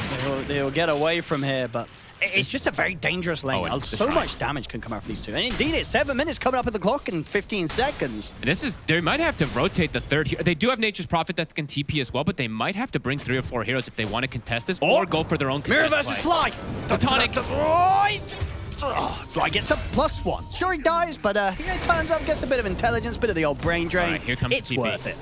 They're bringing the NP, and Pure is considering it. Panto, they get outnumbered. It's a good TP from Pure. Yeah, they can't allow the Shrine of Wisdom to be taken away from them. Pure will make sure they keep that safe. They needed him to do this. Yeah. Pretty If they lose the Shrine of Wisdom there, this early game's going to look pretty rough. Yeah. Good rotations coming in. Still level 5 on Panto, so still incredibly high level there. I don't believe he got the experience either. I think it did end up going to Mira or Toronto, Tokyo. Yeah, I think it went to Mira and Toronto, so level 6 now on this Tidehunter early on, who's already having a very free time in that matchup. Nobody wants to go to his lane, and I don't think anyone wants to go to the Abaddon lanes either, so you've suddenly got this sort of situation very early on where BetBoom, they've got to be thinking very carefully about where they're actually going to look to make the moves. And at the moment, it's mid that they're focused on the most. It's a nice Wrath of Nature, big damage connecting onto Mira too, but not able to finish off the kill. Panto will get lifted into tower range. They've got the chains. Back in. Panto. Still alive. He's got the stick charges. He's going to be fine. Key Attacker's thinking about... He's got to be careful. I guess he's got the shield rune, so he can play this aggressive. Indeed, morphing pretty much into full Agi here, down to the fact that he can use that shield rune to keep him safe. Thinking about trying to dive in for more after taking down Save. The shield rune's starting to get taken off, so has to be a bit careful now. And he will beat Key Attacker back soft. He did the trick, right? He shifted all the way up, grabbed the shield rune, and then shifted all the way down. So it was deceptive. It looked like he just had that 1 HP, but not the case. But yeah, this Abaddon lane, it's an issue. And overall, Miro, I don't think we've seen the Bristle in this rough of a spot so far in this tournament. I mean, because we saw Ace have a very rough spot, but that wasn't as rough as this, you don't think? No, and he also had more stats. Oh, this could actually just be so close to getting a free kill. That's got to feel rough. Oh, no. You get so close to killing the AA, and then the next thing you know, you're dead. And you actually, I'm looking, he has no stacks to go back to, Owen. The game, when Ace recovered, he had 2 5 stacks. There's 0.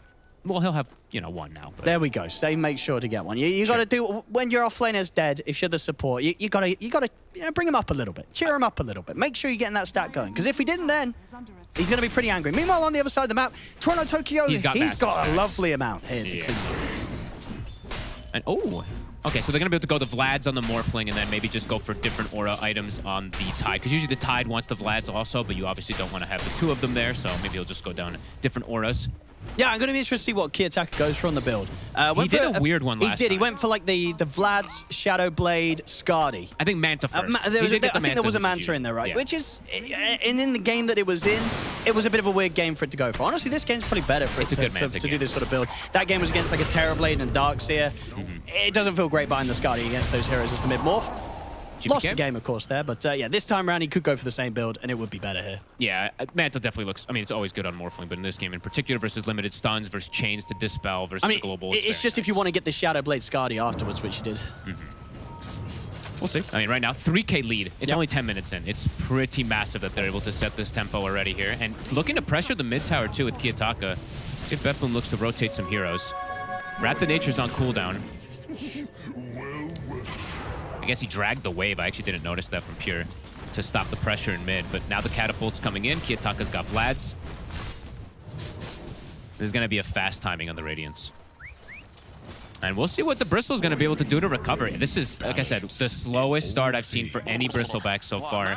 Not even going to be able to go for something like the Vanguard that he likes to usually. He's just got to go for all these small items. They're going to try for Pure, but it has been hit by the scan. And Pure immediately out of here as soon as the scan hits. He'll go share camps with Miero. That's depressing.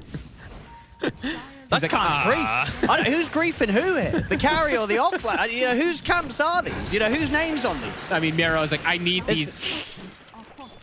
Pure could have gone up, I mean, up to the north you side. can see the camps having a chat. Yeah, he's like, dude, these are mine. Step away. Oh, Pure actually gets the claim of it. He does. He says, get out of here. I'm the carry. I'm the position 1. He's You're like, position Miero, 3. You're not even close to me. You've got some stacks. Those are yours, maybe. What, does he? He does now. He does have a Oh, double. he actually does have some It's a double stacks now. ancient and a Okay. double hard camp. He's There we got go. something. They're trying to get aggressive down bottom. This does not look like an easy move from Miero. They've got the shield stolen. Yeah, but you see that. Oh, is he going to live? Oh, there's another shield. He's going to live. He'll be okay. That's close, though.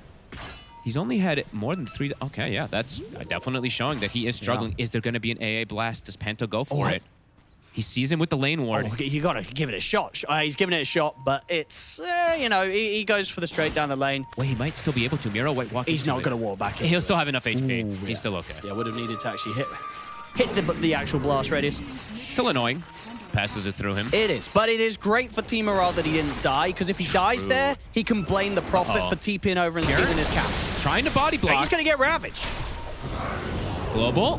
He's going to go for the TP out, and he is away. So that's ravaged down, and no casualties on BetBoom. Yep, they do get away. Still a 4K lead for Aurora. They are free farming on all 3 cores. They are. They're having a great time. And Mira is also having a very solid performance so far on this Ringmaster. We've seen him do multiple times. 4-2-1. He's got the wheel at the ready. He's nearly got as much money as the Bristle.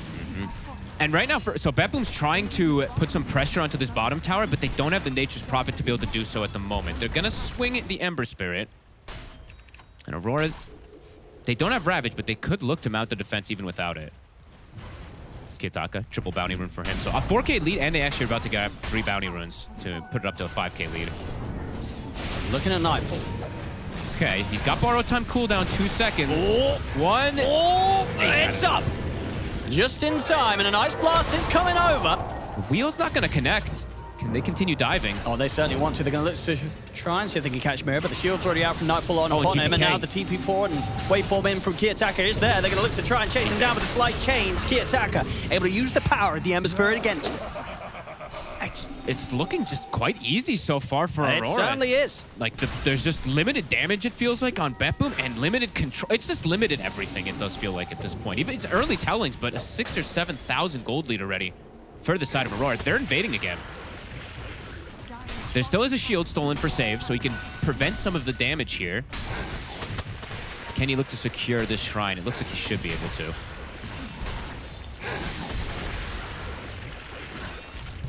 And we see Toronto Tokyo. He was queuing up the blink, but feels like he doesn't really need it just yet. Goes for the pipe. He's got it finished. So very early that they're going to have this to limit the damage coming out.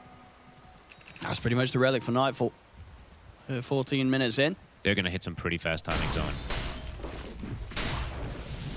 And for BetBoom, their real timing is going to be coming... Oh, man. GPK is going Maelstrom.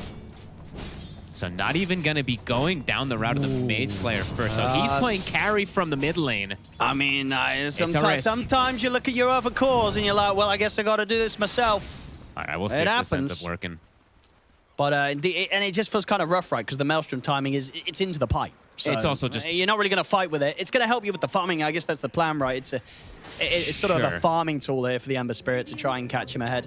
Maybe they just feel like they have to because of how disastrous this entire early game It's a rough one.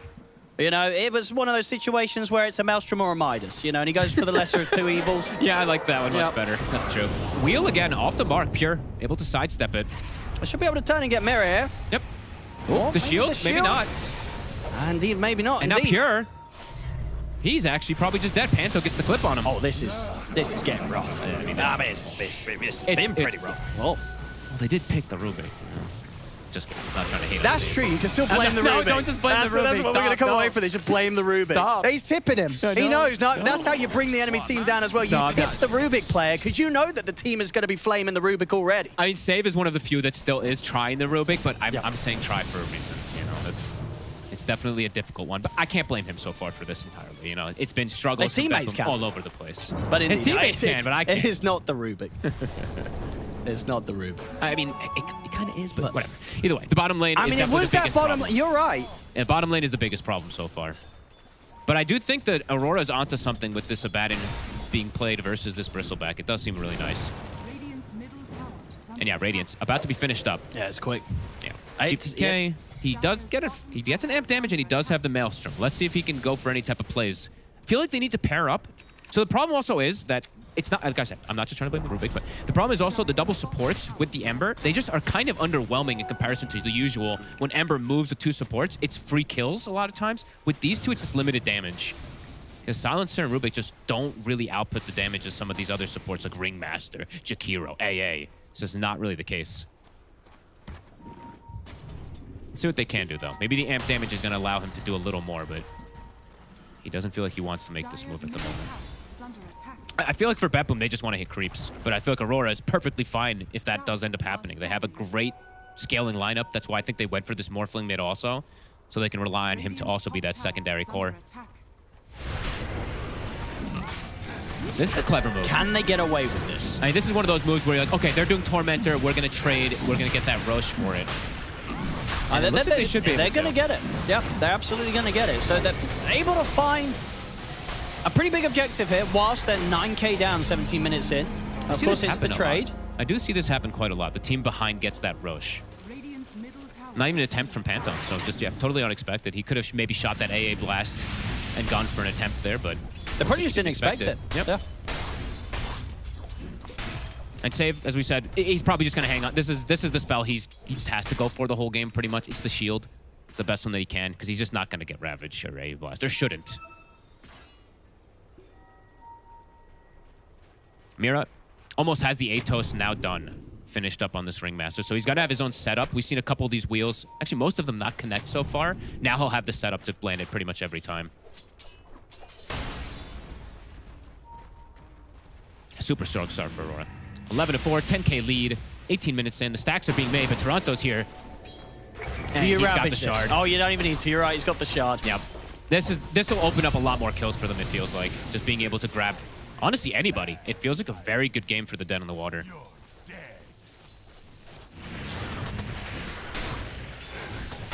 All right, BetBoom, you just got to hit creeps. But yeah, I think Aurora is perfectly fine with doing that as well. Blink is done for the Tide. Kiyotaka's in and stealing Ancients as well. His timing's hit already. Manta's done. He has yet to die.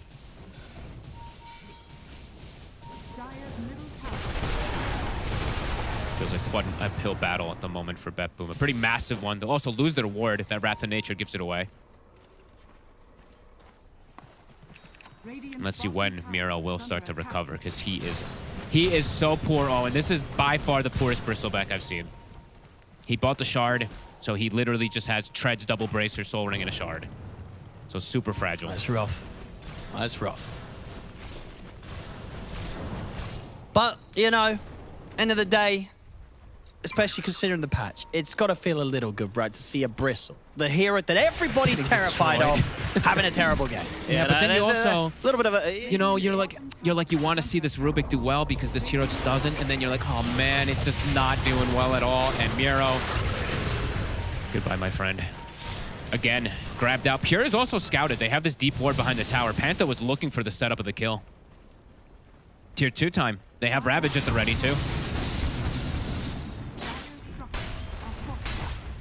Now they can just walk around the map, take these objectives, and BetBoom. There's not much they can do. They don't want to turn up to these. No. Not a whole lot they can do to kill most. I mean, any of the 3 cores, really. They can maybe go for some support kills, but they're just not really getting caught out of position. They're sticking with the team. BKB is finished up from Pure. But you can see the way that Aurora's posturing. They're just super confident being able to hit these towers under no threat right now. Amp damage spawns bottom, but the tier 2 mid is already gone. They don't even need to go for this amp damage. I BetBoom, they're just spamming chat whale at this point.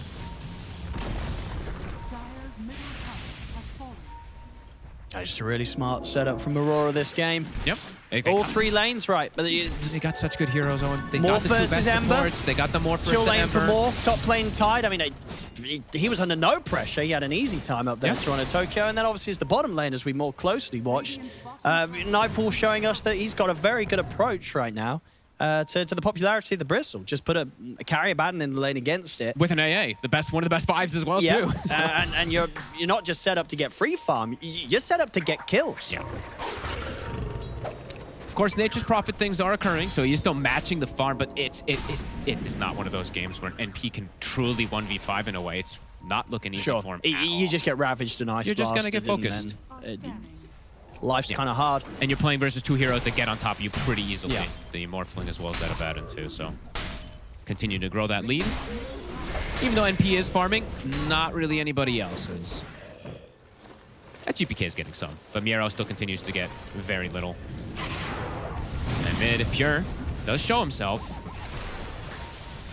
Won't be able to finish off that tower.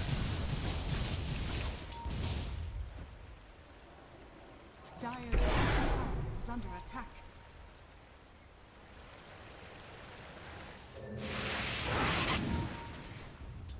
I mean, for Aurora, it's smooth. I mean, it really feels they can go anywhere. They're farming, showing on lanes. There's probably a little bit of pressure, right? Because you don't want to let this Nature's Prophet continue to free farm. You know? Nobody wants to go up against the level 25 Nature's Prophet. I mean, sure, but still you got also a lot of have time. You have Morph and Abaddon, so you do scale very hard as well. But yeah, sure. I mean, that's still a ways away, Owen. Level 25, he's level 15, so.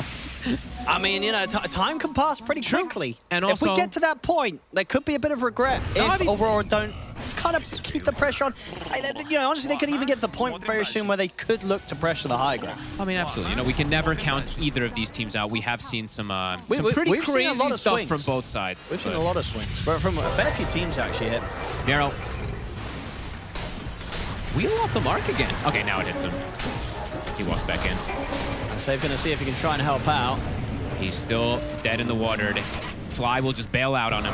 Looks like they're going for a play top Kiyotaka.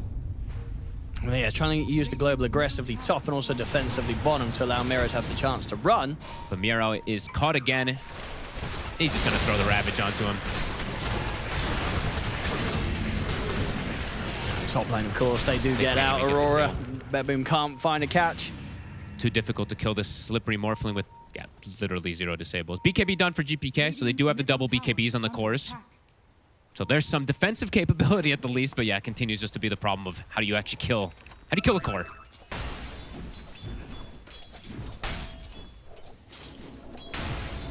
Chillest game ever for Toronto Tokyo. He did have a very chill game yesterday also as his Beastmaster. He owned pretty hard on it. This one, put in a position, this is like the dream for Tidehunter. You're played in a very passive lane. You're playing versus Nature's Prophet, so you're able to thrive.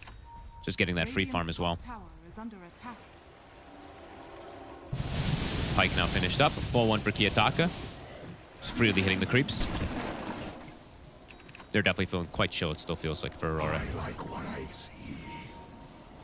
Next goal, I would say, for Aurora is probably getting the Roche. Don't let BetBoom take that one away the next time, and then look to probably just control the rest of the map. Just don't let them get out. Only the Nature's Prophet in particular. And Pure, even though he is farming, like I said, it really is only him. And as crazy as Nature's Prophet is of a hero, Morphling is a good matchup personally. And Miero. They're going to try for the setup.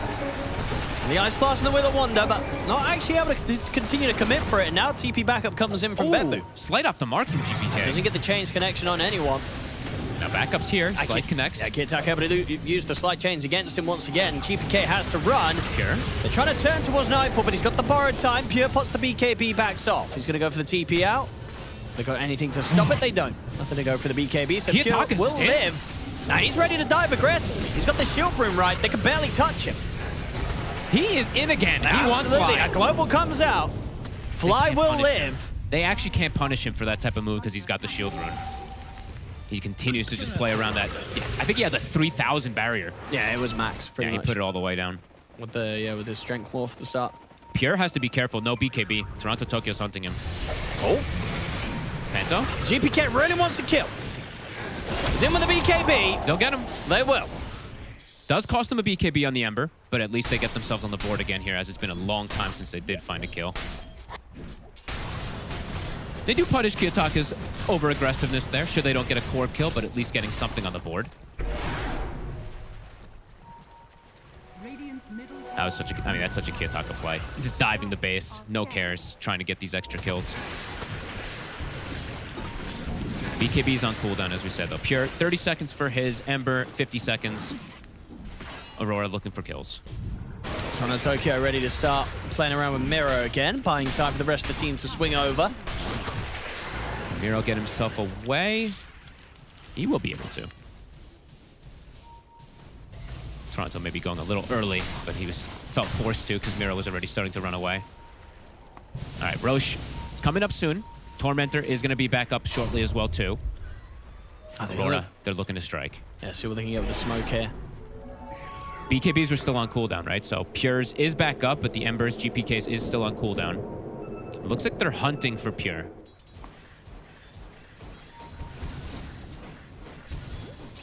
I have a feeling. If he doesn't get this BKB off almost instantly, very likely he's just dead. That's straight away with the Ravage. No hesitation there for Toronto Tokyo, making sure there's not a chance for the BKB. And that should open up the Roche. It's a quick spawn. It comes up pretty much instantly, so they can scout it out. Panto's already on his way to check it out. Looks like there's different calls from each side. Kiyotaka wants to hit high ground. Panto said he wants to hit Roche, but Kiyotaka wants high ground. The wave does get dragged though, so Pure, he does get it with the last HP of his Treant. So they're not going to be able to continue forcing, and now they can back up for Roche. I love when you see the call being made from two different players. Like, Panto is pinging that Roche, Kiyotaka is pinging the tower. Is there any way that BetBoom can get over here? Even without Ravage, I don't think they can fight that area.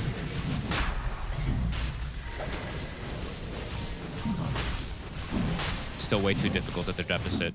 TP's coming in. They're looking to get the Tormentor exchange, but the AA Blast is coming in. Miro. Ooh. He's kind of low. Does connect onto him. Can they disengage? Pure. Ooh, the Shadow Blade.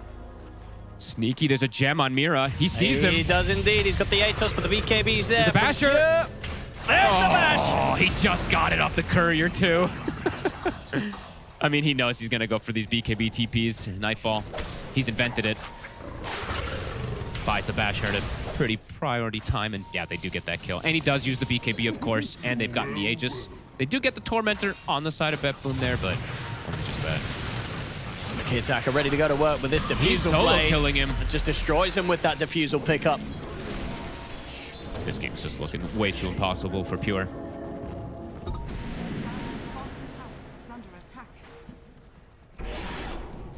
Ravage back up in 30. They've got the Ags on Toronto Tokyo also to benefit for both of his cores. Onto high ground. Save. We'll be able to steal the shield.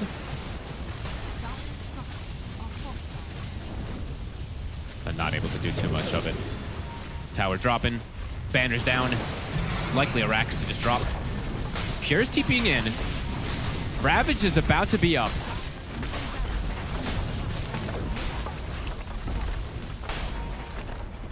Smooth sailing for Aurora. Now they got to do something, BetBoom. What can they do, though? There's an Aegis, there's an unkillable Abaddon. There's just too many problems. Yeah, Toronto Tokyo's just in. Put the fortification. GPK. What the root will get removed here. Hey, look at Kiyotaka go. No fear whatsoever. Pure getting a little bit of damage here onto Tokyo. Quite a bit. Ravage will come out. GPK's in, but the escape pack comes into play. Toronto Tokyo is fine. He stole Ravage somehow. To jump out. Indeed, he's able to get him with the Ravage. He's killed off the Aegis, but he hasn't killed off Nightfall. Borrowed time keeps Nightfall safe. Safe will end up going down. It's a flashy steal. Even with the stolen Ravage, they can't do anything. He's gonna try again. And they get Kiyotaka. And he's got waveform again in a second. He's gonna go in. He's tempted. He's gone. Oh, there we go. He's gonna go over towards Fly. Fly will live, but only just. Fly and Mira both completely out of mana. Borrowed time. 40 seconds. Kiyotaka continuing the push. They just can't push him off. They can't touch him. Too much sustain. Full disperser now. Miro walking in. Miro with a wonder down, and Kiyotaka's just gonna go aggressive. Gets him with a waveform. Escape Pack will come in and keep him safe. Nightfall is dying. Pure has managed to take him down. Now it turns over towards Kiyotaka. Caught in the Sprout for now. Will finally get his way out of this, but BetBoom, they've got to try and chase. Can they catch more? The Gush. Stopping everything. Pure is TPing in. Oh, and Panto's out just before the chains come into play. Hey, they'll get a kill at least. They get something. They push them back. They You know, they Only keep their just melee racks alive. The game They keep it continues. going. They keep the game going. Not really much of a game state change, but they do at least bring down Nightfall, so they will say, haha, you do have a death on your kill score. I can't believe he stole Ravage. Toronto, you've got a lot of abilities to cover it now. You got the new Kraken shell. You got to use them. Either way, we'll be able to keep that push going. 30 seconds until he respawns. Pure. Does he have the Silver Edge finished now? Nah, he does actually. Pretty much has it finished. So can at least go for the break. And do they have a silence? They got the global. They do. So they can break. They can attempt to go for the plays onto the abandon. Still not easy, but maybe an attempt that they can still catch Nightfall off guard. Top tower is under attack. Radiant's top tower has fallen. Trying to catch them pick when they do have that number down on the abandon. It's Toronto Tokyo though. It's not an easy kill. They're gonna try for it. And they've got the break and the silence combo. They tear through him with that. Didn't have backup. Respawns are in now. Pure. Can they get out? Nightfall. It's in on top of Pure. Pure not going to get away from this. So once they do get in and get the kill, Bash, oh my god, first hit. There it is. 60 seconds. We'll be able to kill the Tide at the least, but it does cost them massively, the 2 cores. Kiyotaka, he's on the hunt. He wants Fly. He's going to wait for him in, isn't he? He's going to wait for him in. Oh, not going to happen though. Okay, does he buy Dust? Definitely not.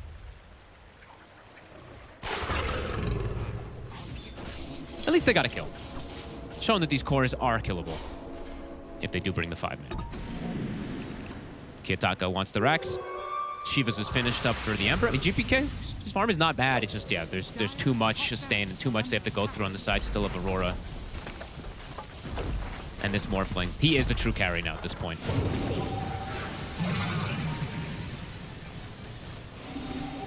Still a tier 2 on the bottom side. Full Abyssal now, Nightfall. And almost a full Revenant's Brooch on the Morphling. 20-7. Keeping it pretty clean here on the side of Aurora. Now we'll see this again. We'll see the first hit bash again, right? It's going to be beautiful. Look at it. He primed it. I mean, he was kind of do the bash there because we saw him miss. He didn't get a bash on like the last 3 hits on Pure. So, you know, the bash, he deserved it. Yeah, that's what it's a primed bash. That pseudo-random coming in. Going for the bottom tower. Pure trying to cut the wave, but Nightfall, he has a feeling where he was down here, so they will be able to get that wave in. And that is Kiyotaka finished now with the Revenant's Brooch, so even more damage for him as we see him just ripping these heroes to shreds.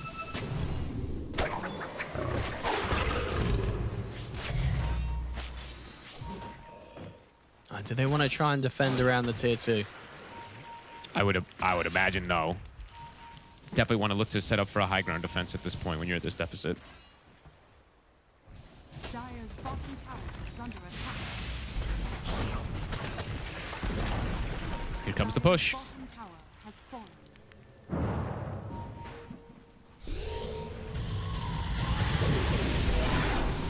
Kiyotaka will start to poke him.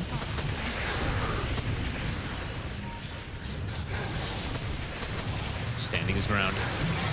Toronto Tokyo is ready to come in from the side, and there he is. Gets hit with the Ravage, but the BKBs are out in time from GPK and Pure. They'll kill Mirror off, of course, very quickly here, Aurora. BetBoom trying to fight back, but Aurora able to simply walk away. So they're able to survive at least the other 2 cores through the Ravage. They gotta be careful of the rego though, because they did use their BKBs to dodge the Ravage. So the next jump, they don't have something to protect themselves. They're losing the barracks. Kiyotaka's in. The slight chains onto the 2 of them. Looking to Kiyotaka's try and take down Save, and he'll get him. Yep. Drop down the Sprout. GPK leads back in with the slight chains, but it's immediately removed by the silence there for the shield of Nightfall. Mega's coming out. They only have 3 versus the 5 at the moment. They'll just tap out. They just call they know this one. There's no turning around this one. Well, this game 1. It was extremely one-sided. It really was. Well thought out draft, and it looked great to the point where, as I said earlier, it's like all these bristles, maybe you just don't need to ban it. Run some sort of similar lane to this. They just crushed him. Yeah, just make them safe lane at Baden with the AA. And make them pick Rubik as well. I'm sorry, I just have to keep I mean, that's the sad thing, right? We're probably not going to get to see more Rubik today, are we? No, I mean, it's a hero that's definitely in a rough position, but in this game in particular, the lane was almost impossible. Yeah, it was. It was a perfect setup there for Aurora. They're definitely onto something with this abating carry. They're still the only ones who are really doing it. It looks strong, and honestly, all three lanes owned, and they just ran away with this one very early. Yeah, they really did. No question about this. This game won a tough, rough one for BetBoom, and a very smooth sailing for Aurora as they take game one. Game number one, Aurora looking fantastic. BetBoom team in a bit of a precarious situation for themselves, only one game away from elimination. And after that game, it kind of has a little bit left to be desired here, Misery, of what is this team bringing to it? Because right now, Aurora, fantastic draft, fantastic lanes, everything really went their way. Yeah, I mean, I think the drafting of Aurora this game was really, really strong. And I also felt it when I was watching the draft unfold. I feel like this idea of AA being forgotten is not fair, because this hero is so strong. And there are so many heroes to pair with AA. Like we saw earlier, the Centaur and the Kunkka. Well, guess what? There's also Abaddon. There's also Tidehunter in this game. There's also Underlord in the meta right now. There's so many heroes that you can pair with this AA, and he just adds all the damage you need. So heroes like Bristleback just become a non-factor. So I think a very strong draft from Aurora, and I feel like BetBoom, on the other hand, though, a little... I don't know. Lackluster. Yeah, lackluster drafts. No real meaning behind their drafts. I feel like they're picks individually and no cohesion in the draft. Gotta say though, for Nightfall, coming into this, he's obviously iconic for TPing out of engagement. He's also cancelling the TP as well. He buys the Basher, he cancels the Nature's Prophet TP, a little cheeky bash, then he goes for the first hit bash on the Bristleback. I don't know. He's asserting his dominance. Only he's allowed to do the Nightfall. Yeah, no, it is truly a power statement. But also when we come into here, like minutes beforehand, you can feel that energy of him controlling the team. I feel like he's a guy, he loves to talk, right? And me and Misery, when we're standing here, it's like, wait a second, he's just the entire time, this, that. It's just constantly just splurging information to his team. And it's like, and it's scary. When he's in this level of play, when he's that confident in what his heroes wants to do, he's commanding his team, it works. It's really scary to go against. I think it's also a double whammy, right? Where it's just like, he's feeling really good about himself, but his hero was first pick. This ABBA feeling like it's next to just uncontested here. They had no solutions in the draft, and they weren't even able to scale. They weren't even able to itemize. Nothing about this worked for BetBoom team. There were no early potential rotations coming out when you look at all of the cores in each lane for themselves. I mean, it's funny how last Blast, we actually had Abaddon being coming into the meta and looking completely broken. Then he Galaxy. Then he got hit with a little nerf. Lost an armor, I think, lost the ability to kill towers with his passive. And after that, nobody wanted to touch this hero at all. But that nerf it's there, but it's not maybe that big. Maybe we're gonna see a bit of Abaddon coming back, because the hero still has a lot of qualities, right? As seeing in this game, like it's still very strong. Yeah, it was the only game they won yesterday was with that ABBA, so I actually got to talk to Nightfall specifically after it, and he was saying that it's sort of like his hero pick. Like, this is something that he feels he specializes in, that not a lot of other people can kind of do what he feels he can do with this hero. Maybe, a grain of salt, there's a little bit of a carry mentality. They always want to think that they're a little bit better at certain heroes than everyone else, but I do think that rings true with the performance yesterday and again today. I mean, it helps when he's seeing the lane he's against, right? Because BB doesn't really flex the Bristleback. So when you see Bristle, it's like, if you want to play Abaddon, just play it, right? And not only that, I think they identified that if the Ember has a bad game, where is the game plan for them, right? And it kind of feels like you beg the question, where was he, right? Like, can an Ember, can he gank bottom? Not really. It's a Abba. Can he gank the Tide? Not really, right? And when you think about how that happens, it starts with the runes. So GPK, he does get the first rune, he gets the haste rune, but the fact that they already apply the pressure, this is a haste rune to disengage from the fight. Just to, thank you very much for contesting it, but he's kind of wasting it. This is a valuable resource. So maybe if you make a dive, you can get a kill or whatever. But even if you get the rune, can you kill the Abba? Can you kill the Tide? It's a no. And then look at the 8-minute rune. Aurora, they bring the numbers, they win the 50-50, and then Kiyotaka, he gets the shield rune, he gets kills. Go to 10-minute. Now even Nightfall's rotating in on the Abba that's won his lane, just securing the rune. The tip from GPK, identifying, you know what, mate, I'm having a terrible lane. Why are you here? Leave me alone. But that's how much importance Aurora put on the runes. Because if Ember gets one rune, one opportunity to maybe make a play, that's when some GPK magic can occur. But if he gets shut down, it is a terrible Ember game. A 23-pick Ember into Abba and Tide and all this, it's like, it's just a bad Ember game, in my opinion. Of course, yeah. And you have no runes. I mean, like we talked about backstage, it's like, imagine playing Ember this game, and then you look at mid lane, there's a Morphling, try to kill him, you can't. Nope. Bottom is an Abaddon, you can't touch this him. guy either, on top is a Tidehunter. And then you're also not getting the runes that can maybe upset this bad matchups. I don't know, I just don't think you have any opportunities. You also saw him go Maelstrom, right? Just to try to farm and cut waves. Yeah. That was like the competitive version of buying Midas. If this was a pub, he's buying Midas and hitting the jungle creeps and chilling. It's a pro game, so Maelstrom's kind of like the, fine, I'll still try. But yeah, he was full despair this game. What is it that makes it a bad matchup? Just like they're so, I don't know if I want to use the word tanky, but it's just like the higher armor, they're just hard to... The Ember relies on like poking hero chip damage, and then he has low cooldown Sleight of Fist, right? He runs in, he slides, and then people get half HP, and then he starts diving them, and they die. Do they even go half HP though? No, but like the Titan has Kraken, exactly. the Abba has Shield. Yeah, but you're talking about that's how Ember likes to play, and then you look at no one's able to. Of Morphling doesn't care, Tide doesn't care, Abaddon doesn't care. Yeah, maybe if you got a double damage, then you get a 1 kill or another one. You could potentially snowball, but it seems super unlikely in this type of game. I just love the return of like the carries back to mid lane. I know Morphling is kind of like the middle ground where you still play active. BZM does it, Kiyotaka does it, but the idea is like if you want to pick an Ember who wants to play for kills and map play, if he's doing all of that, and then there's a mid who's just scaling, it's like congratulations, you might get 2 kills, but I've now got this big item that I can play into, and that kind of feels like what Aurora did. And even though Ember is one of the best mid laners of the patch, it could become one of those, wait a second, does Ember give life to the Medusa mid, the Morphling mid, the heroes that just take over the game at 20 minutes when they have uncontested farm from the lane? Yeah, I spoke to G, my old friend, out back about the Morphling pick, because I was not sure like why pick Morphling over something else, and he said that they had this game yesterday where they lost with Morph, the one we talked about earlier with the Magnus, the first game against Falcons. Was it Falcons? No, it was Paravision. Anyways, he was saying that they wanted to prove to themselves that this Morphling idea mid is still good, right? Yeah. And they showed it here that it definitely works. And That was like the stubbornness Effie was talking about, and it's like sometimes it's a real hindrance, and then you can see a team where it's just like sticking to it. I feel like it's no longer coined as stubbornness when it works, but like that is a team that's gonna do that. It's like it's worked. It loses once. Okay, no, we're gonna still have faith in it, and they're gonna keep kind of going for it. So I like it. I think there is a potential though for it to be volatile. Is there going to be room for BetBoom team to learn from that very quickly at all? I mean, for me, I think BetBoom needs to think about their supports. It felt a little bit like the Weaver Silencer we saw earlier with Spirit, where these 2 supports just don't get to play the game. They don't have good lanes, then they don't offer any damage, they don't offer any team fight or comeback into the game. It just feels like the supports are so important, and they're so powerful. You see the AA and the Ringmaster have such a high impact in this game. I think that's a very important point that they pick Silence or Rubik like that with the Bristleback, and then their draft just ends up being super awkward. And I think that's what they need to think about going next. They've gone out back as well. You said you're talking to G out back. Well, the players are now out there. They're going to reset for themselves a little bit of a break. On the other side, though, when we do come back, it's going to be game number 2 of BetBoom Team and Aurora.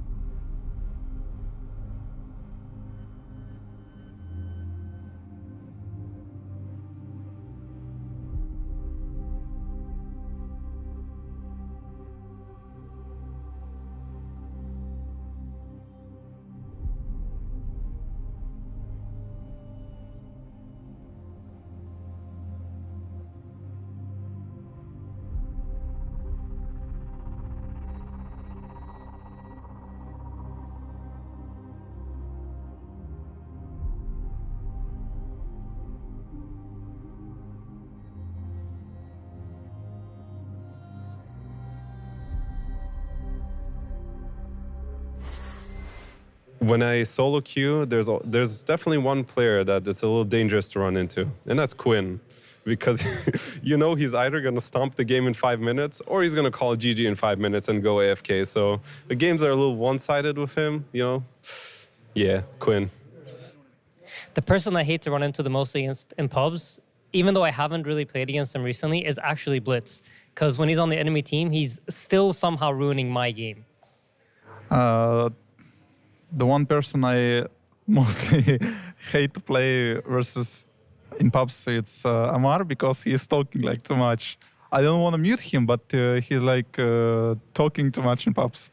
For who I hate playing against in pubs, I think since I'm high rank, I can win against any player, but probably some people who try hard so much are annoying, like Malrin, for example.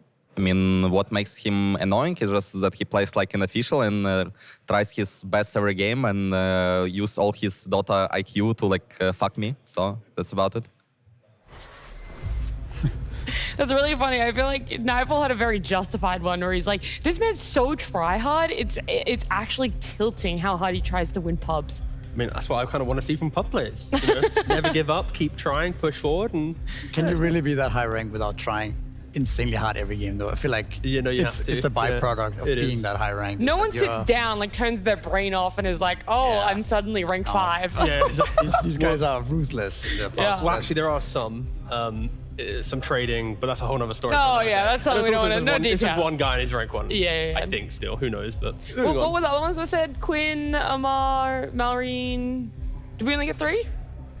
I mean, Insania did say they didn't like playing with Blitz. That was a meme. I'm sure he loves it. He loves his coach. Yeah, Amar, I guess I can see that. But have you guys run into any of them in your pubs? You don't want to mute Amar, right? Because but it's also, you don't want to have a guy who just keeps yapping. Yeah, you know? No, I think the best Dota games are the ones where it's like the yapping is like 20%. You don't want the guy who opens mic instantly and he's like, guys, we're gonna go smoke, we're gonna do this, we're gonna do that, we're gonna fight. You know, it's like you kind of want that chill game. So Malrine and those guys, they talk when they need to. It's so refreshing. It's just, they say something, you know, if you listen, it's good. That's the byproduct of being a pro player, right? The comms, they've got to be succinct. They've got to be very clear. Hopefully, with the time that is reset, we're going to see that coming out of both Aurora and BetBoom team. Mostly for BetBoom team here in Misery, because we would love to see this to go to a game number 3. But right now, maybe a little bit of lost identity. I'm just not too sure what's happened yesterday and now carrying into today. I mean, based on game 1, it feels like Aurora came in today very prepared, thinking about what they want to do and like have a strong idea.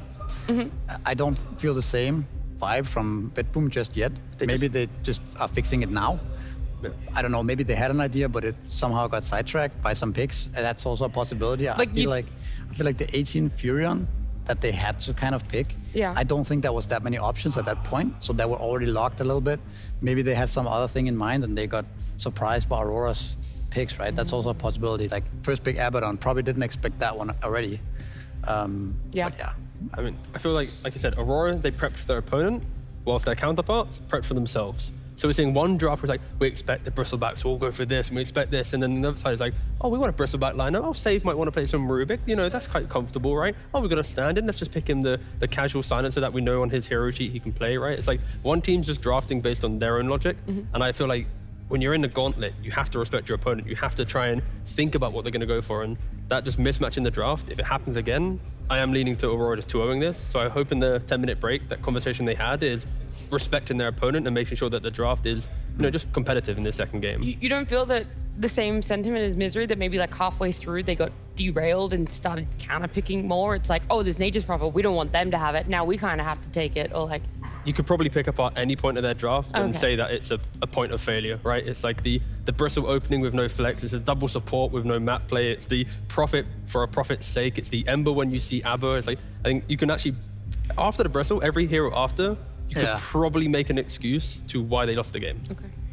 I think the Bristleback pick, I mean, you can't really flame that one. No, the Bristle's fine. It's the 4 after where you're like, oh, well, that's not a good number to hit. Silencer also, but I hate the Rubik in that slot. I also hate the Furion. Okay, all right. Look, well, I could let you guys go on. It appears to break down game 1 for a little bit too long. We're going to reel it back in, though, because we don't want to keep you guys waiting any longer. Game number 2 is upon us.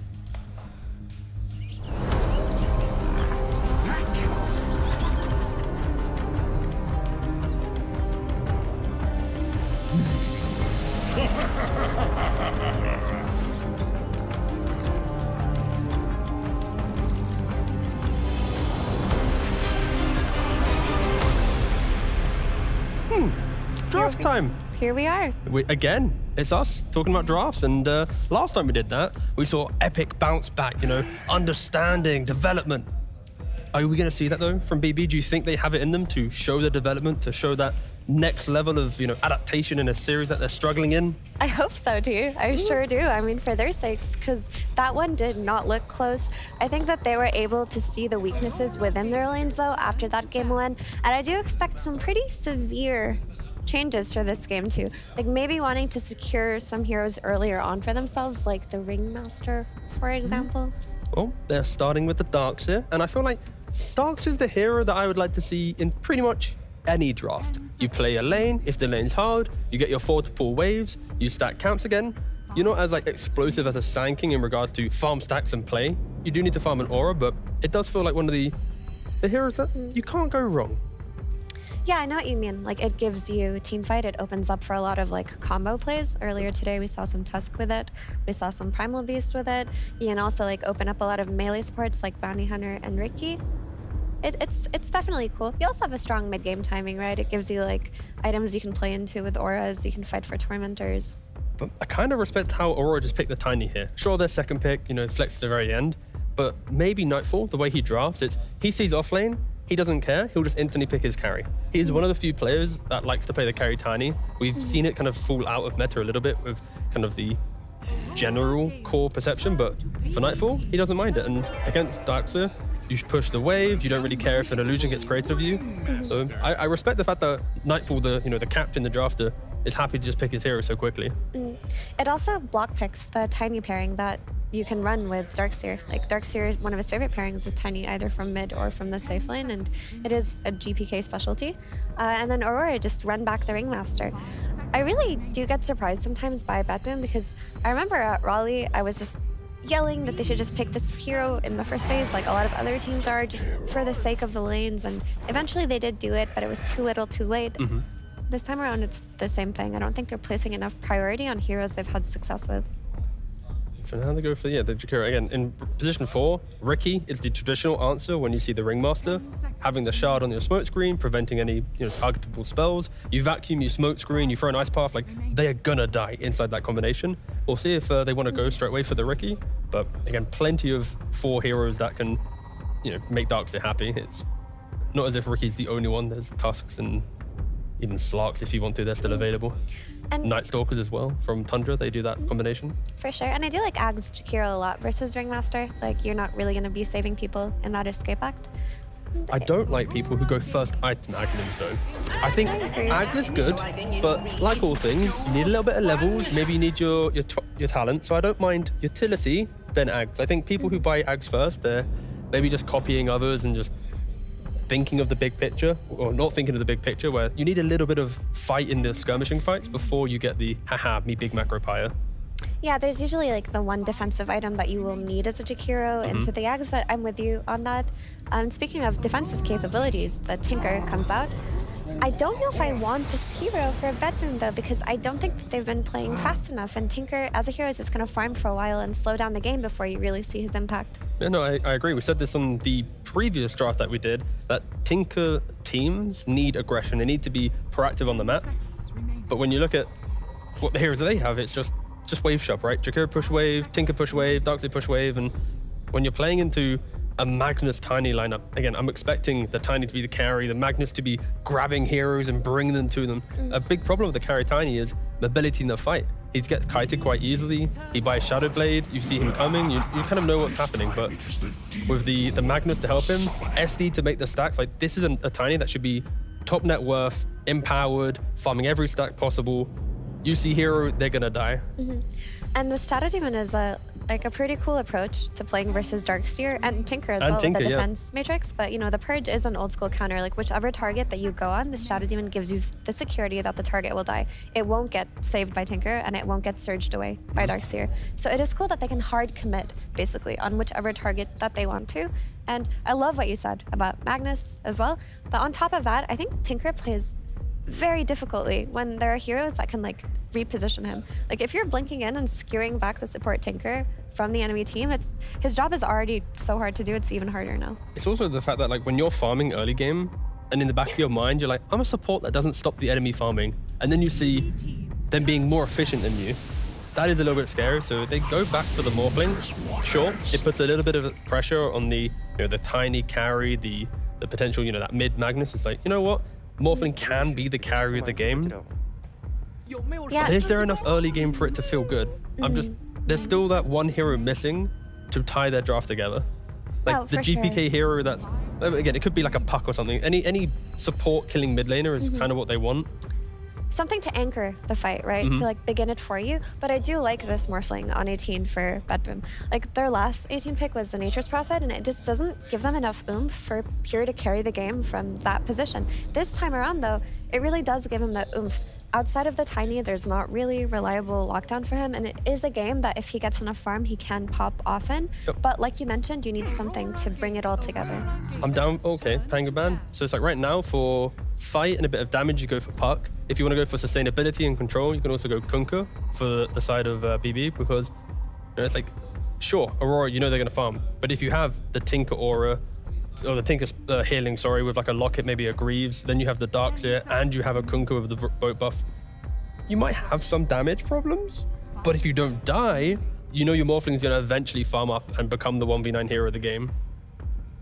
So yeah, Ricky Van, they're respecting the potential mid-Ricky coming out from Aurora. The Kiyotaka specialty, yeah. That is pretty cool, but I love the idea of this hero that can disrupt your backline and also silence the Morphling, because like I mentioned, you do want to give yourself a little bit of a reliable means to catch him, because what you have right now just isn't enough for later stages of the game.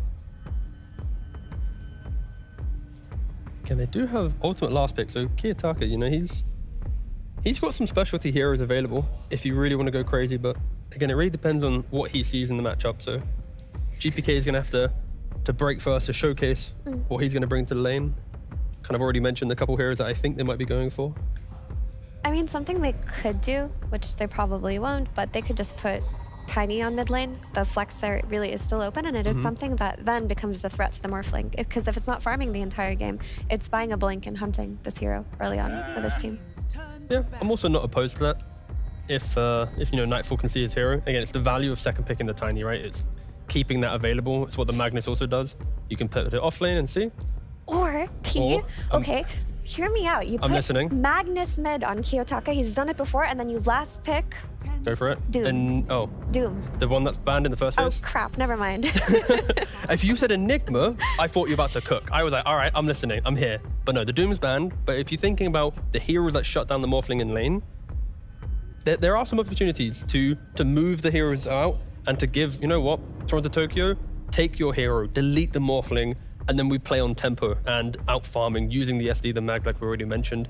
So yeah, if they are to flex it, then there are a couple offlaners available. Unfortunately, not the Doom, but they got some ways to do it. Be it from the off lane in the lane, from the mid lane in the game, or even Nightfall as well. But they just take the Puck. Again, there's a couple of heroes that we mentioned. They go for one of them. Nothing too crazy. I press coil, we fight around it. Good combos. And it phase shift dodges RP quite often, right? Like Puck is not one of the, he's not a easy hero to catch if you're Magnus. But also it's like a comfortable blind pick, right? When you don't know what's coming at the very end. Right now you can just, I think just mag off lane, Tiny carry, put like a monkey mid. Another hero to utilize the empower, your good laning matchup against the Puck. You can buy Diffusal and Mage Slayer if you want to and be aggressive. Like I just want to see more tempo for Aurora. Like you've got a Puck who has to farm Witchblade and you got a Morphling that has to farm a full Manta. Like just try and punish him, but okay. Like, ooh, a Shaker. Again, this is a out of meta to some degree, but rewind 4 or 5 months ago, it was the hero to pick in the mid lane a lot of times, right? Instant lockdown, big damage. But it's also, you mentioned Kiyotaka's pool of heroes. This is something he played before it was even popular, like many years ago on 9 Pandas. And the thing is, like if your Tiny is farming, you can't look at him as reliable lockdown for a very long time in the game. Your Magnus will not be able to catch Puck. You know who can? Earthshaker with his Echo Slam, with his instant silence. Also, an early blink, you can catch the Morphling off guard a couple of times, right? Yeah, you can. With that first Echo Slam if you get that blink dagger. So I'm with it. It looks pretty cool. I mean, Aurora, they got the heroes to pop off, to showcase their individual abilities. But at any minute, if that tempo stops, if they start fighting and Darkseid has the counterplay, if they try to combo a Morphling with the spells, but he lives with, the shard, the shift, and and Manta and Satanic, like there's so many ways for BB to play out the mid to late game. So I'm really excited. Can Aurora actually just showcase another disciplined game? They had a disciplined game 1, but can they do it in this game? Can they do it in this game? I mean, it's pure on his signature Morphling. What do you think, Owen and Fogged? I don't know. Yeah, what do you make of this? We're getting a lot of fun coming out from Aurora, right? They're going with this mid shaker, which we don't really get to see a lot of teams do nowadays as much. Sure. They got Toronto Toke on the Magnus. It's a lot of team fight, but indeed, the Pure morph. We saw last game, despite how rough it was overall for BetBoom, Pure, he was doing his hardest to try and carry. Profit things, yeah. I mean, this one, they have very good heroes. Just on paper, when you look at them, right, they have 2 of the very popular supports, very strong. Darkseer, who thrives with something like Jakiro. It looks infinitely stronger than their draft the last time around. Aurora, they've gone for their own style, though, right? The Shadow Demon, not the most popular hero, but a counter-picked versus Darkseer and Tinker in some ways. So, yeah, I'm curious to see how it's going to work and if Aurora can actually do the similar approach of just playing clean. Definitely going to have to watch Kiyotaka, how much he can do. He's had some shaker games, do I have to say it? So, it's been some time we've gotten to see it. But in terms of the lane or just like the plays or... A couple just random deaths, which we definitely are used to seeing from Kiyotaka. Well, it's gonna be entertaining regardless. Let's find out what goes down here, ladies and gentlemen, as we get into the action of Game 2 here between BetBoom and Aurora.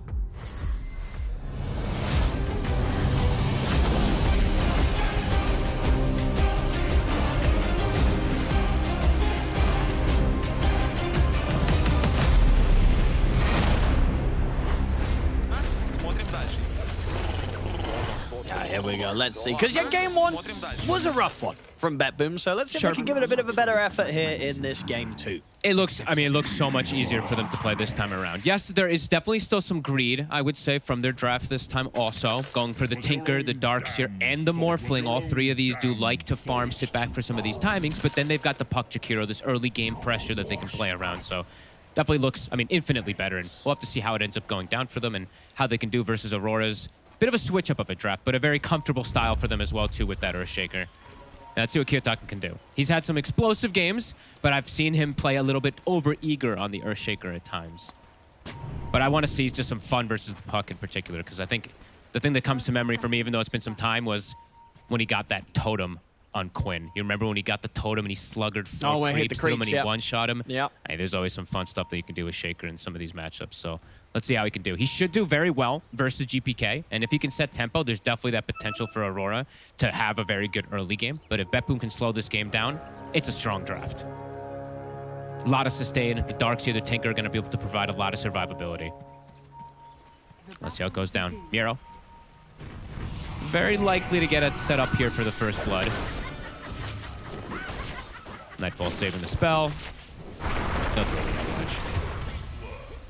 Worth it for the first blood. Yeah, absolutely. Been like, well, you want the tree grab, but yeah. Get the first blood, you'll skill that avalanche.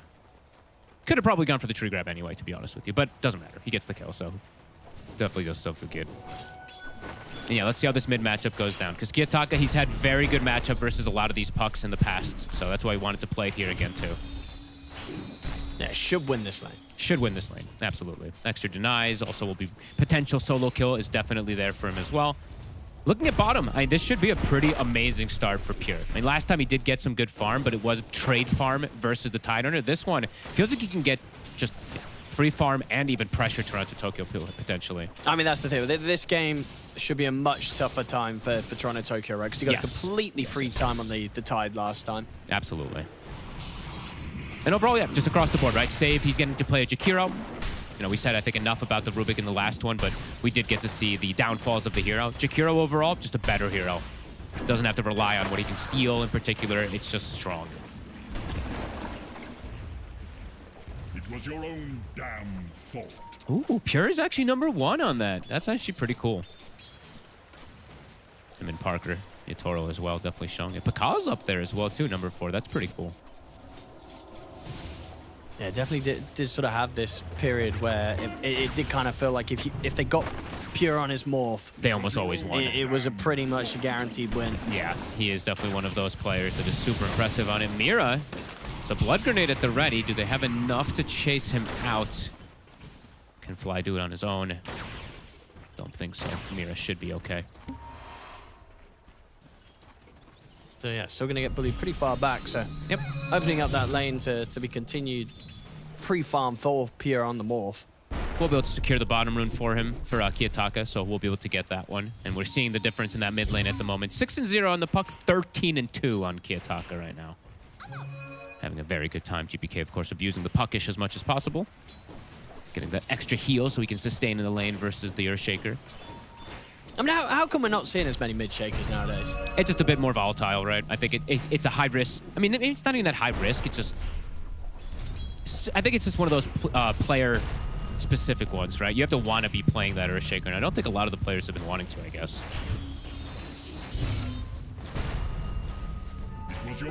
I like it, though. I mean, I love watching this matchup in particular. Kiyotaka, we've seen him do it. Not so much recently, but he was doing it so much even within the last 6 months.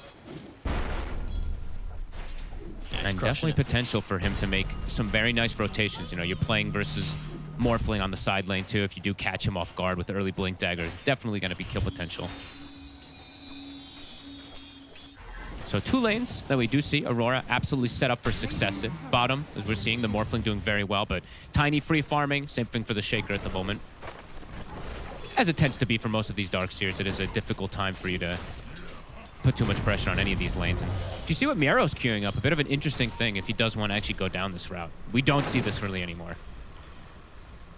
I think the only player that I saw building Dominator actually was Mid-One when he was playing on Tundra. When he was standing in, right? He really liked it. He threw a few kind of Helm of the Dominator builds in, and he did with some success as well. He did it on Brewmaster. Yeah. He went for the full Overlord. I believe it was also on... It was on a Baden as well. That one didn't look as good, but I remember that one was a it. loss. Yeah. But the other games, the Brew one in particular. Oh, Miero changed it up. One.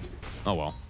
Was hoping to see. Why do you think he was considering this game? Maybe because of the 2 supports he was playing against. That's what I was thinking of. They don't like to play versus summons, but I feel like for Darkseer, deviating nowadays is a lot more difficult. You want to just go for your...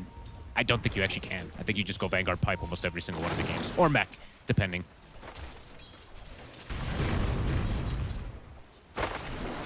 And this is one of those games, too, where he's not playing with a melee hero. So overall, like usually I'm mentioning the timing, the level 3 for the Darkseer. Oh, he actually gets the tap, gets him under the tier 2 there. Nice try there from Toronto. Usually there's this timing when you hit 3 on Darkseer, you can actually go for kill threat. With Jakiro, I feel like it's a lot less likely. You can't actually use that Ion Shell by any means. So this will be a pretty farm-heavy lane, I would say, from the side of BetBoom rather than threatening kills.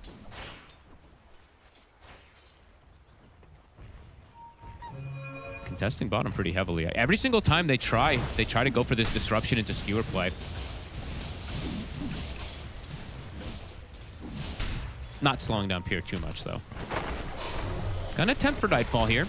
Even though they don't have the 2 Ion Shells, they're trying to go for that aggression onto him.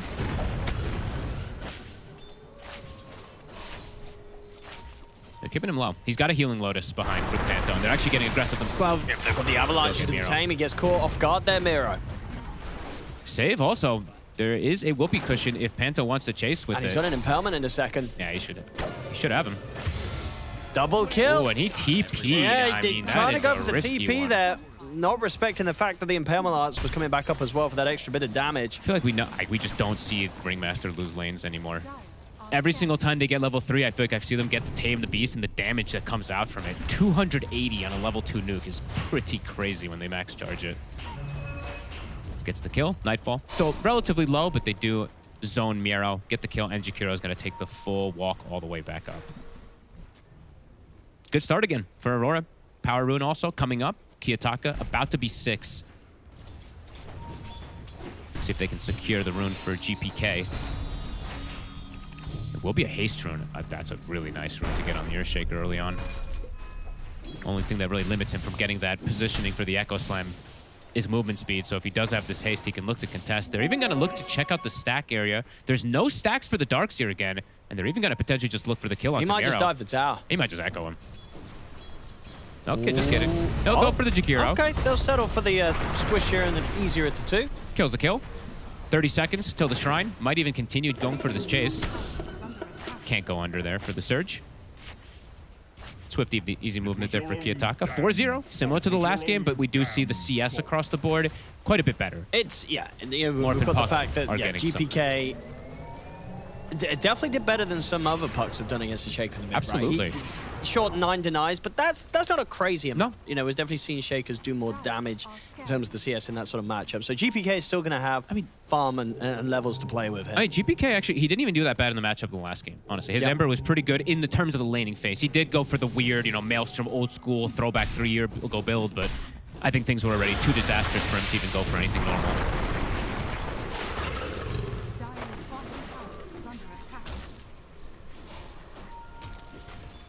Stacks coming in. We see, as I was mentioning, Aurora, just like last game, they're going to have these stacks to go back to and rely on even to get the extra farm. There's no stacks for the Darks here. This is just usually not what you see from the side of BetBoom. Usually having these stacks still made up even as this backup kind of thing for Miro. He's playing Bristleback and Darkseer. He's gotten 0 stacks on both of them. Definitely not the dream. Kiyotaka. Chilling in the mid lane. Echo back up in 40 seconds. GPK. He's only 200 behind. Yeah, he's doing really fine. solid stuff. This is not bad at all from the puck. And he'll be able to secure himself an illusion rune also. And now with the rotation from Save, they are threatening a kill, but Mira is here. Yeah, this is not really an easy dive to go for. And indeed, they won't get him. Kiyotaka's fine. Poisons adding up. 3rd poison, 4th poison. Is it enough? He'll throw the 5th. The heals, though, from the Tinker. Yeah, Save's actually going to survive this. He even threw 5 poison stacks. Mira unable to set up for that kill. And they'll find the D ward as well. GPK continued to push forward on the tower.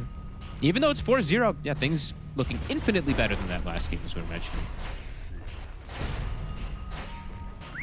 And Miro is getting some time to relax, chill back, get that farm for the Darkseer too. He's 300 ahead his counterpart of the Magnus, and now there is going to be stacks that are starting to be formed. Save. He's only going to get the Ancient stack, because that hard camp is still blocked from a Sentry, but at least we'll be able to get some more things there to enable Miro. Much bigger stacks on the side of Aurora. Does Kiyotaka want to echo it? I think, yeah, you pull them both together get and you that go blink for dagger it. timing. Yeah. Pull them both together, and here we go. It's going to be beautiful. Get ready. Bam! Completely gone. That's the full blink. Love to see it. Level 9 as well. That's super quick. That's an insane amount. That's a lovely timing there, 9 minutes. That's the dream. And Mira also gets pumped up in experience as well. You see he's all the way up to level 5 now, too. Miro will be able to back up and get his stacks going, though. All right, let's see where the first move is going to be from Kiyotaka, because, I mean, if he even wants to make the move. With this Blink Dagger finished, he doesn't have the Echo, but he does find himself a shovel to heal up, so let's see if he does want to make an aggro move. Could catch Pure off guard. You could just do the Totem Fissure, Blink, double hit, and could get a kill. So let's see if Pure does expect it, because it is an early one. And if that is where Kiyotaka wants to go. Yeah, he's smoking. He's going bottom. He's going to try. He's going for it. See if they can catch Pure by surprise. He's getting the shift off at the moment. Got to keep eyes on this one. They will lose Mira in the meantime. Well, it's not going to happen. Nope, he gets a shift off. He's got enough strength easily. He saw it coming. Kiyotaka tried. He tried to go for the sneaky play with the smoke, but unable to find it. And they will, as we said, lose the Shadow Demon in the meanwhile in the mid lane.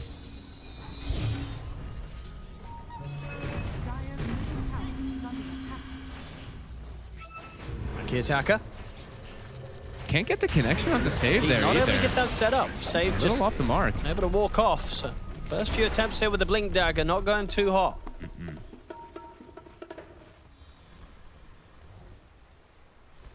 We'll at least get them off the tower. And of course, up top, they do have Nightfall having complete free farm on the Tiny. But Darkseer's also starting to get farmed. He's getting recovery, as we mentioned, and Miro does have those stacks that he was able to go back to. He's even stacking, I believe, again on the hard camp, so really nice stuff there. Fly also, level 6 has been hit. He's almost got his Holy Locket done on the Tinker, so yeah, we're absolutely in for a game this time, Owen. That last one, it snowballed. The game felt like it was almost over at like the 12-15 minute mark this time. So if we shing, the BetBoom can fight back. Kiyotaka, Echo, 4 seconds. Does he find a core kill? Still wants to maybe try for Pure, but might just go for the mid lane if GPK shows again. Pure is staying a bit healthy, 1100 HP, so he's shifting up a little more at every second here. Can they? I feel like they kind of need to find him, you know? Look at this, he's ready though, up to 1600 now. He continues to shift up.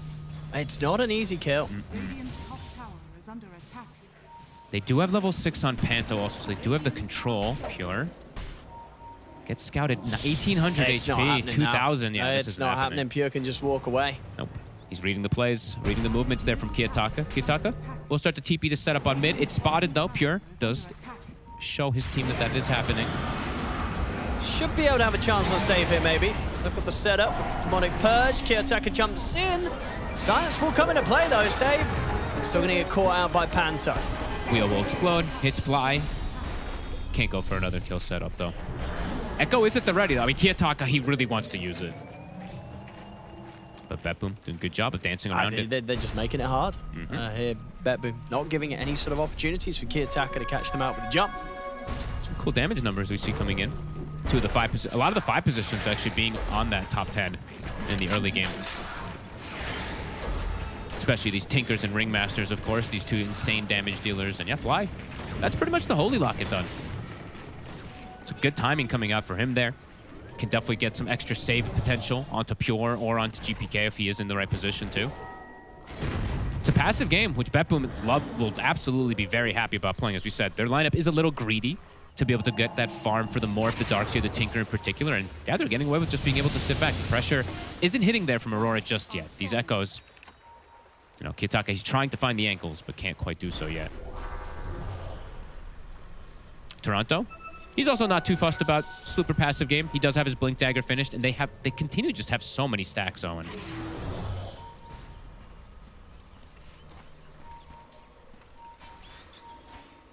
I want to say Aurora almost has, I don't know, maybe even double the stacks at the moment.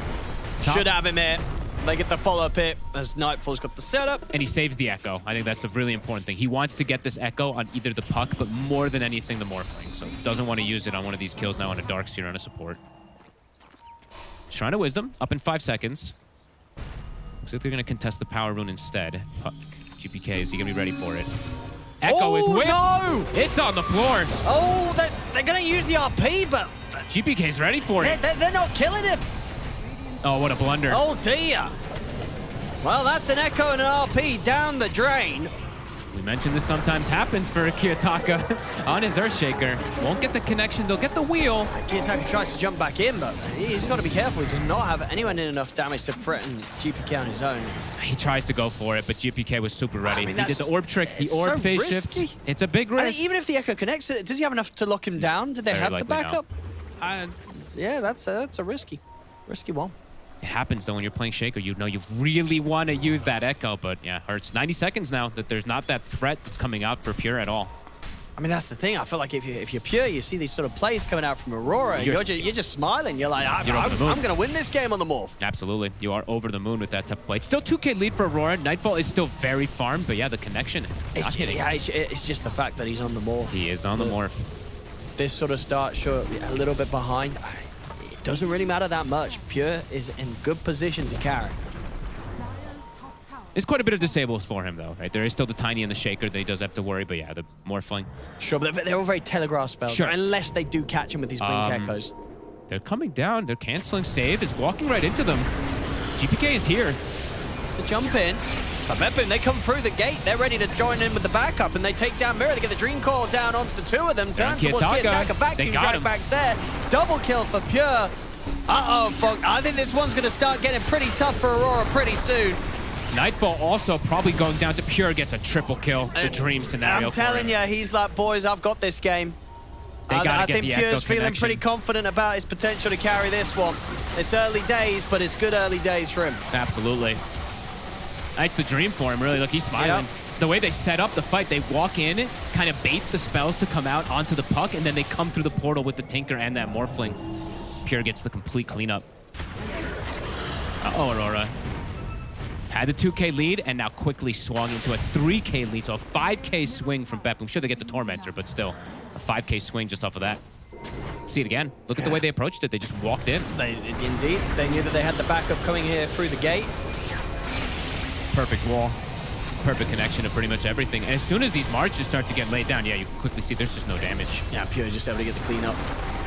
Big kills for him, big gold. They needed to find these plays earlier, Aurora. They're not finding them. That's the problem, right? It's still, even though with the farm, they have like Kiyotaka Shaker in the top 3, you can fall off so fast as the mid shaker. That's what we're, that's the problem with the hero a lot of the times, and especially for Kiyotaka, some of these risky plays can hurt. He's got level 12, he's got Echo available. Sure. They've got to still be able to find a catch to slow down this Morphling, though. A couple more of these situations, it could be pretty disastrous. SNY, so Pure deviating with his build, but makes sense. Doesn't need to go the Manta. There's no real silences. He wants to just have that extra status resistance versus the stun. Pure definitely set up to succeed. They're going to have these auras very fast too, right? We're going to start seeing Miero. After he went for this halberd, he's going to have the pipe finished up. They've got the Holy Locket on the Tinker that we saw from earlier, and the mech soon to be coming too. So all this damage mitigation is going to be a problem unless Aurora lands their big combo pretty much perfectly. The heroes will survive.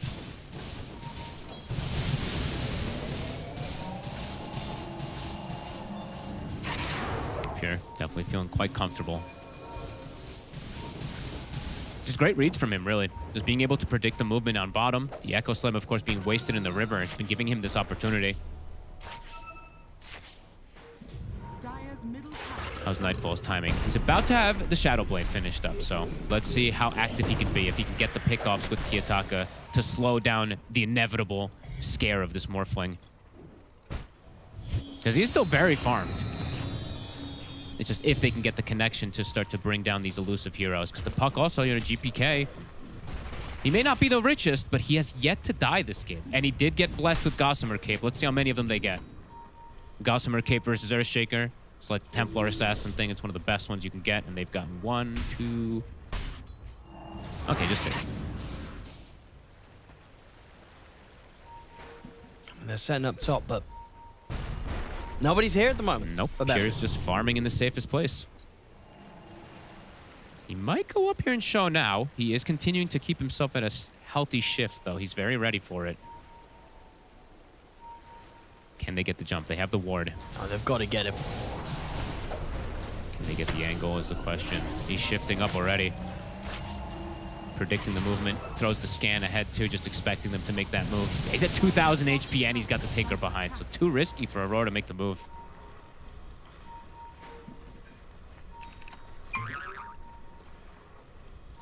And now they're doing it into the full pipe. I mean, I'm still just crazy excited to see how these full 5v5 team fights will come out, because there's a lot of damage mitigation, as we said, from the side of BetBoom. There's a lot of explosive damage, though, from Aurora. Is it enough from That's Aurora? the question.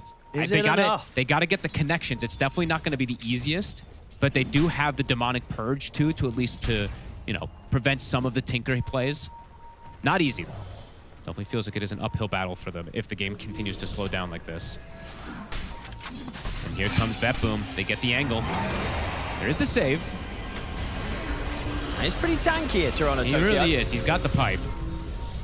Looking to strike back. Kiyotaka gets the back line. Oh, it's a good angle there with the 3-man fisher. He's able to slap down Fly there. The Enchanted Totem. They get the skew off over towards save.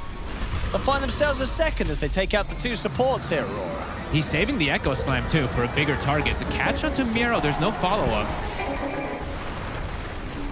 Nightfall. With the jump, Miro's going to try and run away, but Toronto Tokyo's able to jump in, stop him from getting out of there. So Aurora, they make it work. They kill the 2 supports, and they get themselves a little bonus at the end, taking out a core. And they save the ults. They still got Echo. They still got RP. Yeah, they played that well. That was really nicely done there from Kiyotaka. He got the angle. He found the Tinker. He did. I mean, he got in, the 3-man fisher that immediately shook the fight up for BetBoom. I want to see them just continue to play active, right? They don't want to just let this Morphling sit back and farm. They can absolutely look to set up on these kills with this. BKB was used, but I do like that Kiyotaka went for the BKB. I've seen games that he plays this Earthshaker, and he doesn't even get it. So I'm happy to see that he did get it this early on the Shaker. Roche, dropping pretty fast. Pure. Walking in. He's thinking about going for the steal. Toronto Tokyo did come up with the RP on the back line. The Echo comes in, they managed to get the kill. Beautiful play. Aurora holding the Roshan perfectly. They kill the Roshan, get the Aegis secured on Nightfall. And this time round, Kiyotaka being able to slam down the Echo, pretty much blowing up Pure in that situation. I mean, GPK? See if he can get out. Gossamer dodging the hit from the Earthshaker Totem They've first. got the Fisher. Kiyotaka got the setup. GPK's got one more orb to jump away with. But the Impalement is hit. Nightfall will be able to throw a tree his way to finish him off. Big stuff for Aurora there. Going for the Roshan and BetBoom. They felt they could try for a steal, but very nicely done. It's sort of the move there for Toronto Tokyo. He was ready for them. They were stepping up. He gets that sort of jump catch of the two of them in the RP. I love that it's all because they saved the ult from earlier too, right? The initial catch, Kiyotaka was actually so patient in that earlier fight to not use Echo, and now that he has it, look how he resets out of the pit, and the blink comes up right afterwards. So also Toronto, of course, getting the dream grab in the back, but... I mean, because he sort of sees Pure walk in, and he's like, well, okay, I'm going to get sort of the freedom to jump the two supports on the back, you know, standing next to each other. They get that tempo Very going nicely done there. Up to a 4K lead. Also pressuring Pure again here. Nightfall being very active. They might cut him off. Toronto, Tokyo, and Panto are here. They're considering to go for this jump. Can Toronto get the angle? Ooh. Nice waveform. Kiyotaka still considering the chase. He's thinking. Let's get him with the Fisher, but a little too deep now. Yeah, a bit too far. But yeah, very happy. I'm still very happy that I see Kiyotaka go for BKB. Now he's going to go for the Kaya next, so he can continue to get that scaling. But he's got this defensive capability that will bail him out of most situations with what he's playing against right now. The damage from BetBoom is not very explosive. It's going to take time, and this BKB is going to answer quite a lot.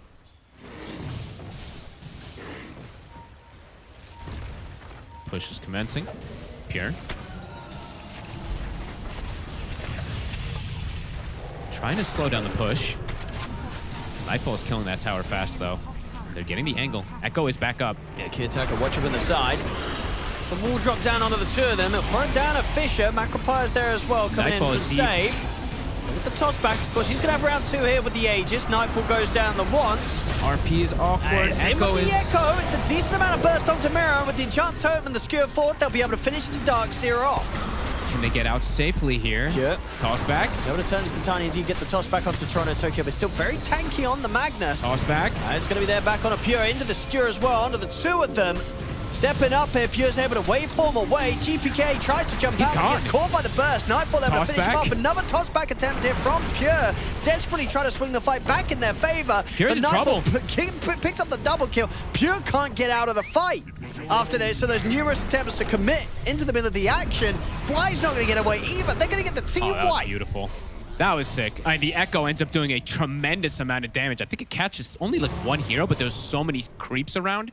Super good damage and very good control. The stunners were all alive. They kept it going onto Pure. Pure was fully shifted, doing literally 0 damage during it. Yeah, he was kind of just going in, tossing them back, going in, tossing them back. It didn't do enough at the end of the day and only ended up putting himself in harm's way. I mean, Aurora's looking good today. They're playing super active, and I like that they're not slowing down. You know, there was that little bit of momentum around the Tormentor that did end up going toward BetBoom, but now Aurora back into a very comfortable spot, 11,000 lead. Yeah, they're keeping it going. And I like the way that they've itemized. Like, this BKB is definitely huge for Kiyotaka because he can get in and out of the fights constantly. And Nightfall is just huge at this point. 16,000 net worth. And he's going Revenant's Brooch. So he's going to have the damage to be able to go through this Morphling as well, too, with that armor piercing. Pure. Mirror's got the setup. Spark will be there. The neutral comes in with a stun, sets up in the Will of Wonder. They'll skewer him off to the side or try and waveform away here, Pure. But jump force there for Kiyotaka. Pure's dead. They're running away with it now. Aurora. They really are. This is a few moves that Pure's getting caught off in. And I think earlier we saw his face. He probably felt pretty good. He gets this triple kill. He feels like he's got this game in the bag, but last few plays, he's getting caught out. Too many stuns. It really is just too much control. And even when he strength morphs, the percent damage that's coming from the impalement it's insane. He's taking like 800 damage just from that ability because he's having to shift all the way. I mean, this one not as much, but yeah, the damage is pretty crazy, and how much control they have is definitely coming into play. This might be some of the best games I've seen from Aurora in quite some time. Fly. He's caught. Yep. Why not? Drop the Echo for that Kiyotaka. They're now in a position 13k ahead where they can freely use these Echoes to get these kills. Level 19 They don't now. have to hold back on the ultimates now. They're in a very, very solid position. Yeah. And Kiyotaka, 8, 1, and 10. He did have that one death bottom, but now smooth sailing for him. 90-second cooldown on this Echo. And in the mid save. I mean, Toronto's got a full Aghanim's as well, too. So the catch, these supports are struggling now at this point. We're seeing Save having another rough game on the Jakiro. Last time it was the Rubik. This time he's 0 and 8. Keeps getting caught in that back line. And Pure, I mean, he has to just go for pure, pretty much damage, right, for his build. But that does mean that the control is going to be there. And starting to really feel like BetBoom, they don't have damage, Owen. They may be able to survive a bit of time, but how do they kill Magnus, Tiny, and Earthshaker now at this point? Feeling very difficult until Pure gets quite a bit more. They are very durable. And these saves, too. Panto, he's having a flawless game so far on this Ringmaster. 5-0 and 13. Yeah, they're crushing it. Yep. Pure, it does feel like 10 minutes or so ago, he was in a decent position to maybe carry this, but that 10 minutes feels these like a long last few time team ago. plays from Aurora have just completely shattered BetBoom. Yeah. All started with that mid play, right? Just being able to catch the back line and then afterwards getting that Roche set up. Just great patience from Aurora. Toronto does get spotted by a ward. They're setting the trap for him. He's tanky. He is quite tanky. Puts up the ice path and the Macropire. He's got double saves behind him. Defensive disruption comes in. Pure, he's going to get caught by the Wheel of Wonder. Pure's in trouble. They're going to be able to lock him down, right? They've got the Avalanche follow-up. It's not Echo enough. Jumping from the back lines here. Kiyotaka finds the catch onto the two of them. Skewer comes in to clean up save. Pure, he's trying to run, but he's so low. He's gone. He's going to get slapped up by Kiyotaka. Comes in with the Giant Tome, finishes with off, throws a tip out his way as well there, Kiyotaka. As Aurora he's feeling himself. clean up the fight again. All right, that was sick. Jumping in the back line, recognizing that they're going to come to try to save him, gets the Echo follow-up. He knows that they've got Pure without him. Great saves coming in from the two supports who see the Demonic Cleanse into the Disruption. Bails them out. Aurora. They've just broken BetBoom. It really feels like it. I mean, this high ground push, can BetBoom even stop it? They've got Glyph, but Tiny pushes fast. Kiyotaka popping off. Got a lovely neutral as well, of course. We saw it come into play there. He's got that vast enchantment, so that plus 110 attack range. You can't run away from these enchant totem hits. Nope. And I mean, they're all level 20 now. All three cores have hit that 20 mark. Another catch. Another one. Instantly dead. Well, this game got out of control pretty quickly. It was looking like a way better start for BetBoom as opposed to what we had in game one. But now here, 29 minutes in, they're 22k behind. They're getting completely smashed in every team fight. It's honestly quite nice to see from Aurora, being able to see them play this clean. Yeah, we did say they needed to do so. Today. They had a little bit of a hiccup, but then afterwards, straight back to business. Yeah, just the spell execution has been top-notch.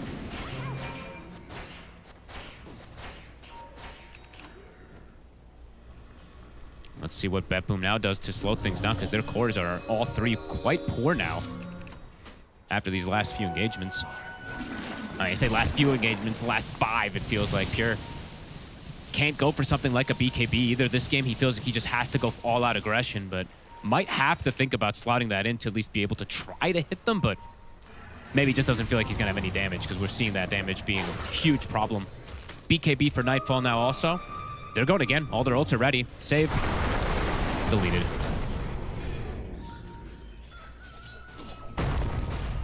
Treat to see. Kiyotaka, ult at the ready. Full Octarine for the Shaker. Level 20 with that extra echo damage as well. He's hunting. He's looking for the setup. He saw Pure on the left side. Oh, he tries for it. Nice try. They're sieging as 4, while Kiyotaka is hunting. He's literally waiting for Pure to show him this wave. And Pure shows. He's gonna go for it! And he's got him. Got it! What a play. Oh. Alright, Kiyotaka's completely crushing it today.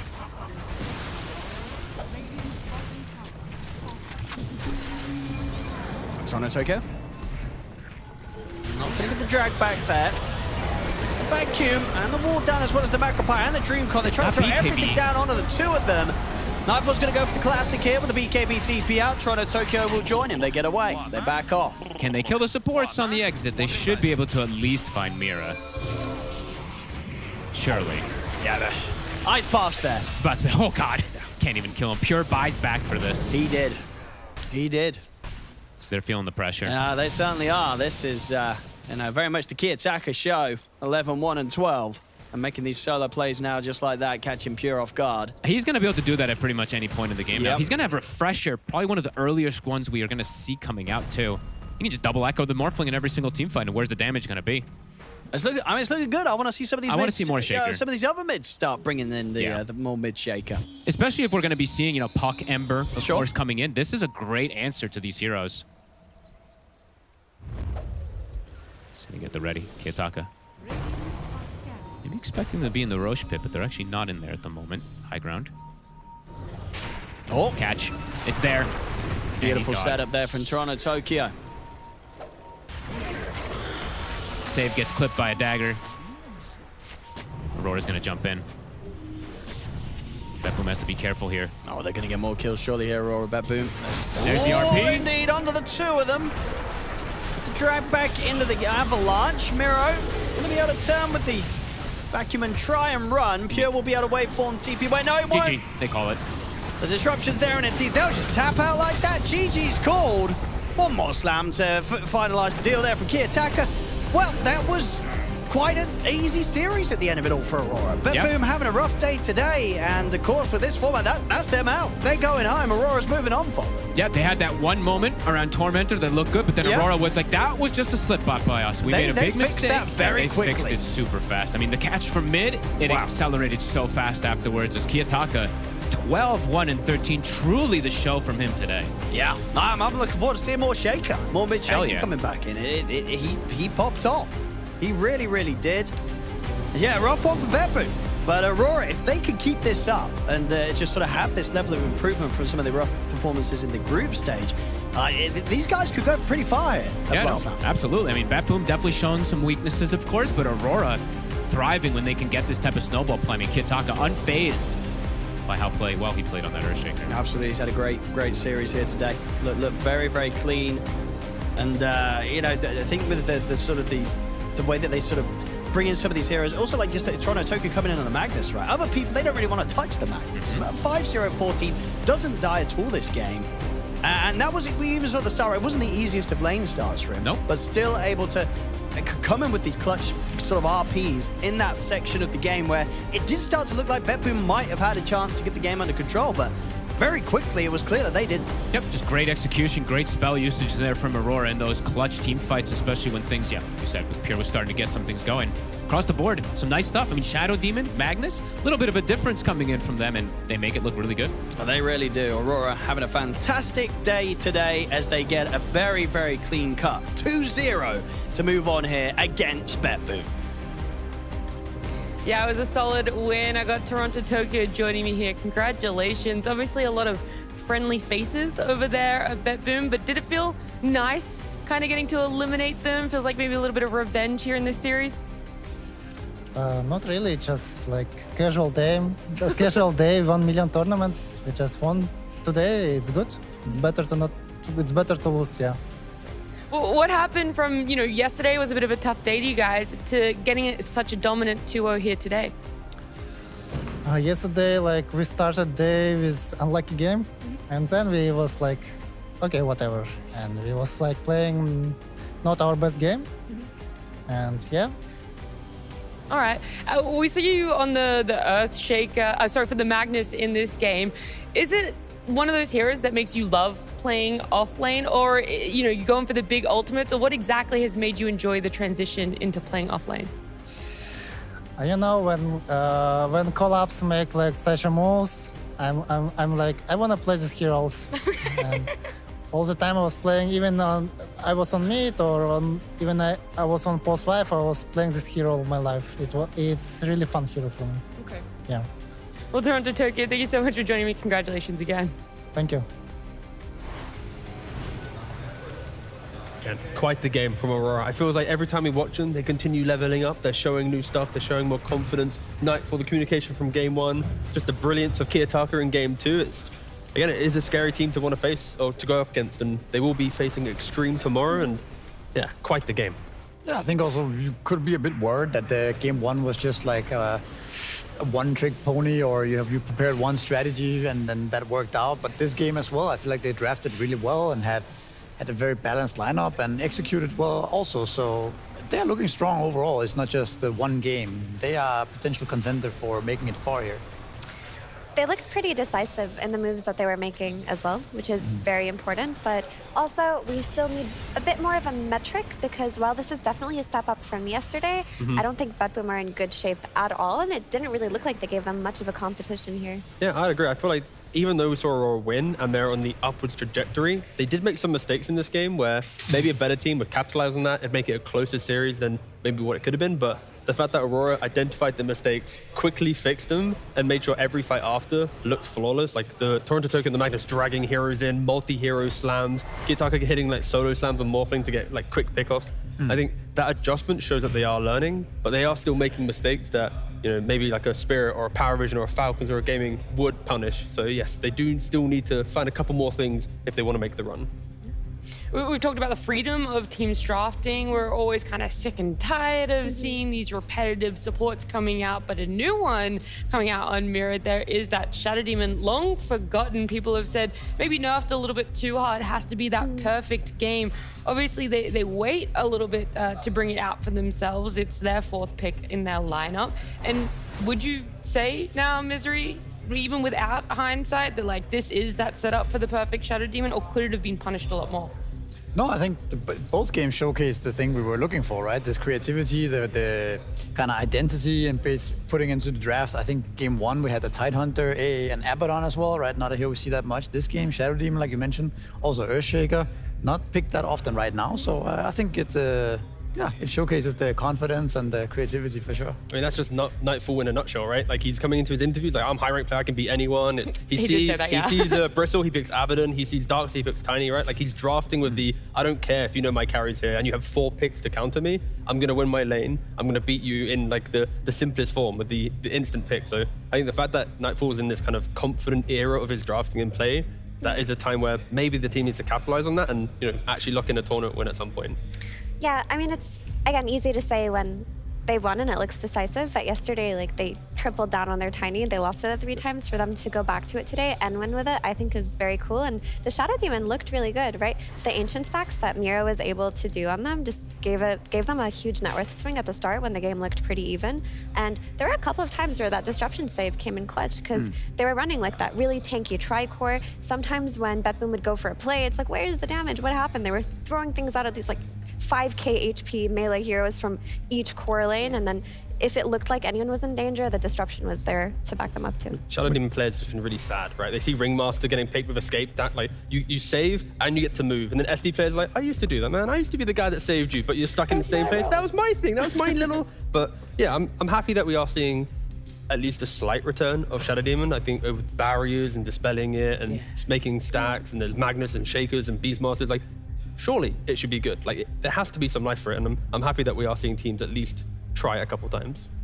We can try to take a look at the sizing moment in this game. Can we? Yeah, there's a very nice clip of the point where the game was kind of even at this point, but BetBoom makes this kind of weird move on the Magnus with a pipe, right? They don't really have the damage to kill him. They use a lot of spells, but nothing really comes out, and he just gets saved by not the disruption this time, but actually the Ringmaster, right? And suddenly they end up in a very awkward spot. The Earthshaker BKB comes into play, and they get a bunch of kills here. I think you could attribute this. Yeah, here we see the follow-up on that where Toronto Tokyo gets the RP and then Morphling dies as well.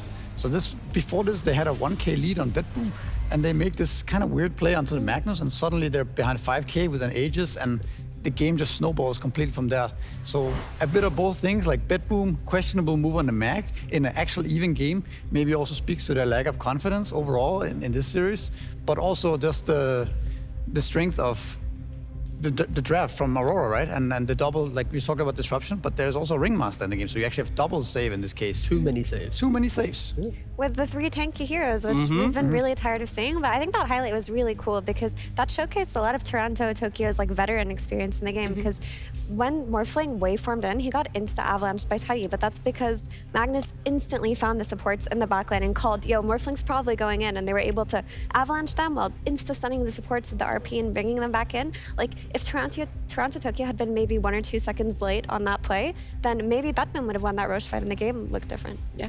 It feels like when we see a team go quite heavy on these big cooldown ults, you're like, surely the opponent knows how to play around this. You're very mindful of it, but it doesn't even matter when you have someone as skilled as Toronto Tokyo being able to find targets no matter what, as long as that RP was off cooldown. So massive props to Aurora. They will be advancing here, but it is a sad goodbye for BetBoom team. We're taking a look at our bracket here. Earlier, we had Spirit defeating Liquid, saying goodbye to them. They'll go up against Parivision tomorrow. Right there, we saw a 2-0, very decisive 2-0, as we'd like to say, for Aurora against the BetBoom team. And that does put them in the position of versing Extreme Gaming tomorrow. There's your schedule if you would like to see it. It is a nice and beautiful 4 p.m. start for that Parivision up against Spirit series. A lot of fun. That's exciting. I mean, anytime these two teams play against each other, it's the Vanguard. Like these are arguably the 2 best carry players in the entire world. Watching them go head to head, you never know what comes out on top. Yeah, I remember the time where we saw a series between them and it was like they kept alternating who was going to play the hero and who could show up against each other. I feel like that's going to be the big talking point for tomorrow when we do eventually get there. For now, though, I want to remind you guys that you can head on over to blast.tv. You can vote for your play of the day. We had so many games. We had 5 fantastic games here today. And if you want to see what your vote would look like, we can have a look at our play of the day from yesterday. Aurora, back to business. Roche, let's see if Amar he's gonna YOLO jump in, right? Storm Spirit is alive!